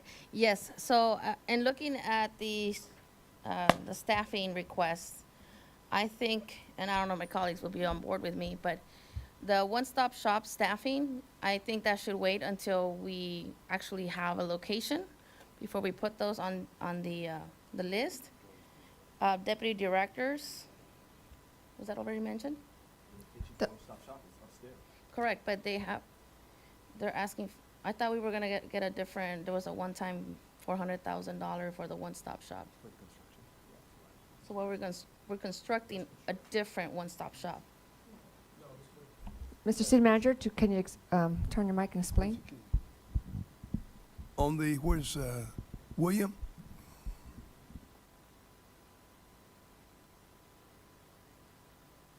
One piece of this that was a capital cost of 400, correct? Or Correct. So the construction cost would be in the capital cost. That's the estimated additional 400,000.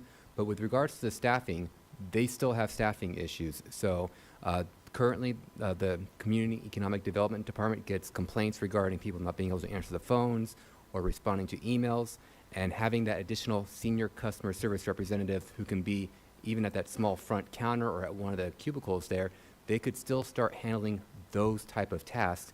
And with the one-stop shop, that concierge, that senior customer service representative, you know, they're going to have to understand like the entire permitting process and how it applies to all the various divisions and departments in order to be effective.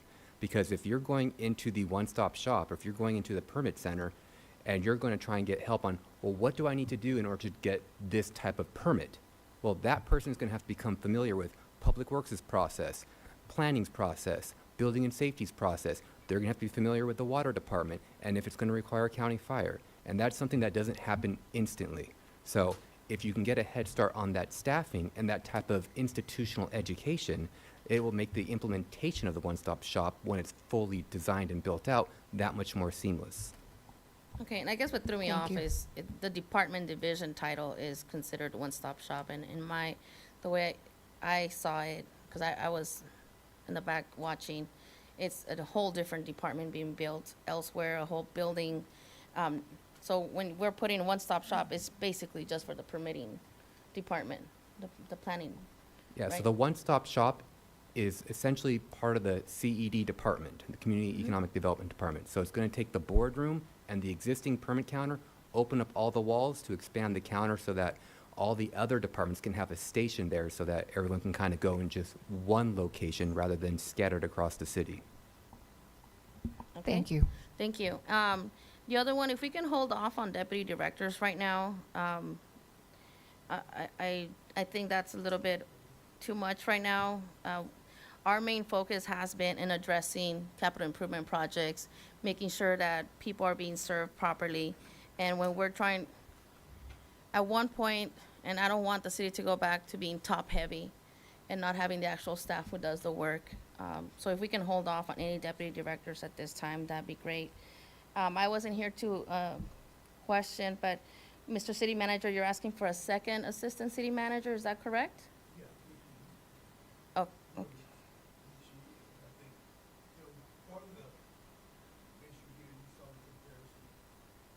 The cities, a city of this size to only have one assistant city manager really, I think, handicaps you. I refer to them as ACMs. They're like traffic controllers for me, you know, in Right. that they are making sure that the organization is functioning well, things are coordinated. You got various different entities, projects, programs going all at the same time. Somebody needs to make sure those plans are landing on time, taking off on time, things are getting done. That makes the organization much more effective. I mean, one person, and, you know, God bless Edie, she's trying to do a lot. But I'm just saying, to be more effective and efficient, I think you need two to make this organization. You are a large city. You know, this Correct, is- I understand, it's just, So- I don't know what city manager we're gonna hire and how they function, but Yeah, I'll tell you from the previous one that we had, and I'm still on that world, it took 5 different people before they could reach to the city manager, for anybody in the community. And you're doing a great job meeting with community members, but our former one, I had a lot of complaints that there was a lot of staff they went through before they were able to get a meeting with him or talk about, issues that they were having. So that, The I mean, that, staff. I'm just No, I mean, concerned of sure. different layers, like you I said, we get have it. to I get control it. the traffic. Yeah. It's pretty much sending the message like, oh, Yeah. our city think- manager can't talk to you until you yeah, talk to no, the I think assistant that's city the managers. style of the manager, but that's just Correct, me. and so Yeah. until I think we should hold off until we actually hire a city manager on this one. And I mentioned, state and federal advocates, if we have somebody in our office, who is doing the legislative and government affairs manager position, I think that would address having firms that just send us, monthly or weekly reports of what's going on, but not reach out to us. That's just been what's happened in our city.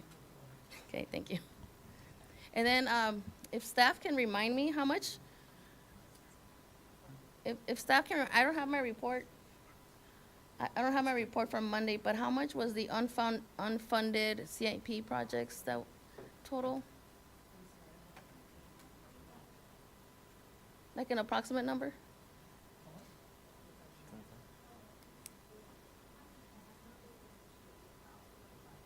$25 of the unfunded? About 25 million. Yeah, and we have to be Not considerate. including City Hall. Correct. So we just have to be considerate that we also have those projects that we've approved and haven't moved forward because of funding before we hire top executive levels right now for our city. That's just my concerns. That those projects will keep getting pushed on the wayward and not getting addressed. And instead, we're hiring more staff instead of getting the work done in our city. That's just my concerns that I wanted to raise. Thank you. Thank you, Councilmember. Councilmember Sanchez? Yeah, I think we need to have a serious discussion as well. I know Eddie had sent us a employee control document or something on the position control, and so it's the budgeted, and I'm assuming if they're budgeted, they're funded. Budgeted positions that are unfilled. Maybe we need to take a look at those, because what we will be doing, look, I was having a side conversation here with my colleague, and it takes money to make money. And so 99% of the positions you guys have proposed that we budget either this fiscal year or in the future are things that will grow our economic footprint. But they are reoccurring costs every year. And just a real rough estimate, I mean, it's nearly $8 or $9 million every year. And since 2016, consumer spending has only grown in this country, but it's projected to drop, and we are heavily reliant on sales tax.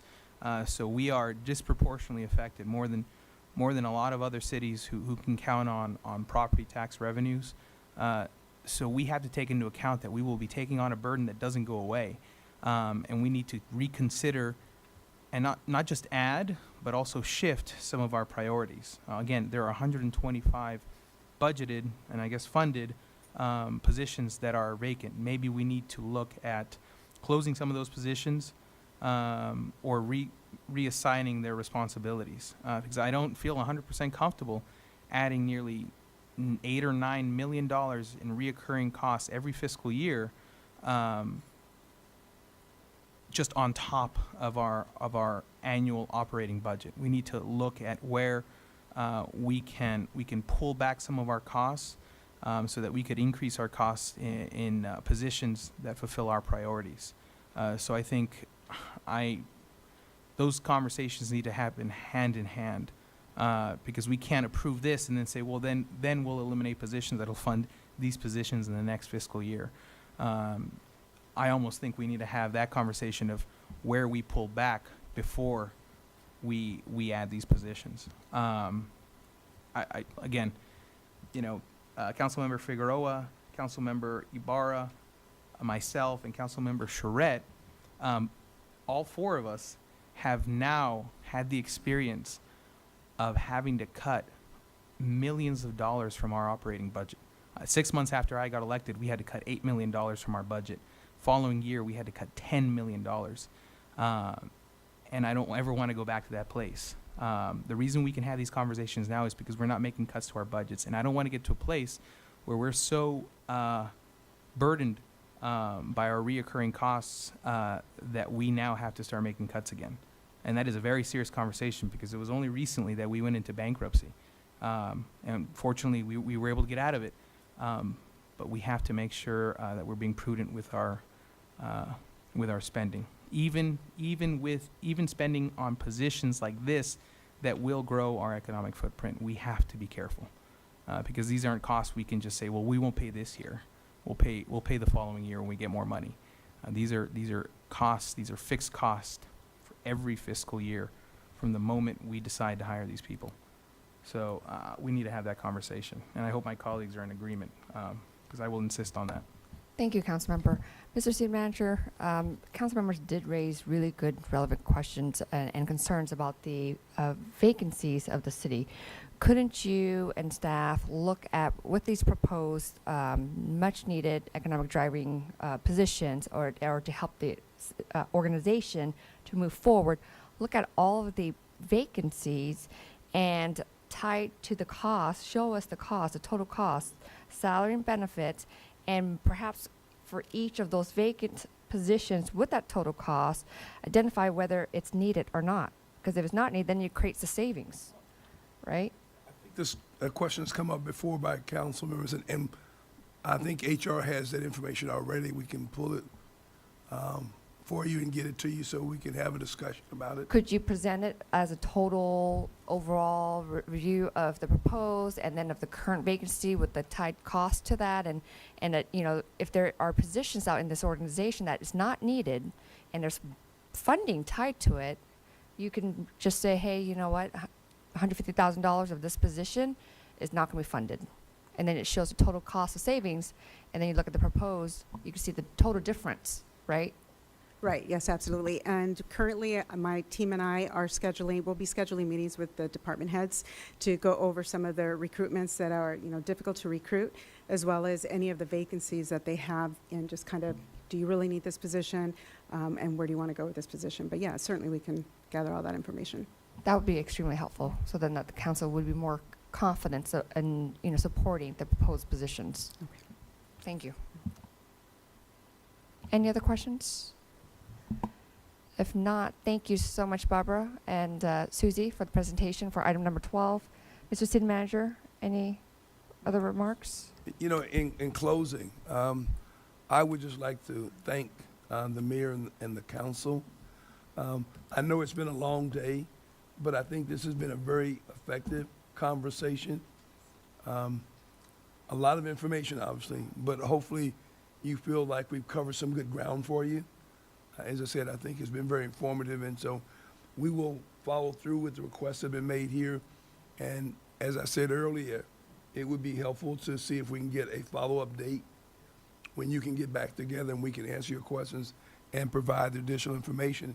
At that point, you can make a decision on where you want to go. So will this be presented to the council at the next regular scheduled meeting, You or know, are you going to I- propose a special meeting before the 19th? Not on the 17th, but and again, it's up to the council, but you might want to think about another type of this session, only shorter, you know, for an hour or two or whatever, rather than trying to do it at the dais, because you normally have a lot of other items. And so maybe just one separate meeting for an hour or two just to go through that and make your decisions. Yeah, I was going Is to there suggest. a motion Yeah, to I'll make a motion that we schedule a special meeting as soon as following up staff- this workshop? Correct. Is there a second? Okay, Councilmember Ibarra, motion, Councilmember Reynoso. Oh, we can't take any action today, huh? Or? There's a consensus to schedule a special meeting. Yes, that's right. But again, thank you for the input. Thank you so much, Mr. City Manager. Thank you, staff, for all of your hard work putting in this all-day workshop together for us. It's been very, very helpful. Thank you. All right. Let's see. The meeting is adjourned at 5:25 p.m. The next joint regular meeting of the Mayor and City Council and the Mayor and City Council acting as the successor agency to the Redevelopment Agency will be held on July 19th, 2023 at the Feldheim Central Library, located at 555 West 6th Street, San Bernardino, California, 92401. Closed session will begin at 5:30 p.m. and open session will begin at 7 p.m. Thank you, everyone. Good night. Good evening.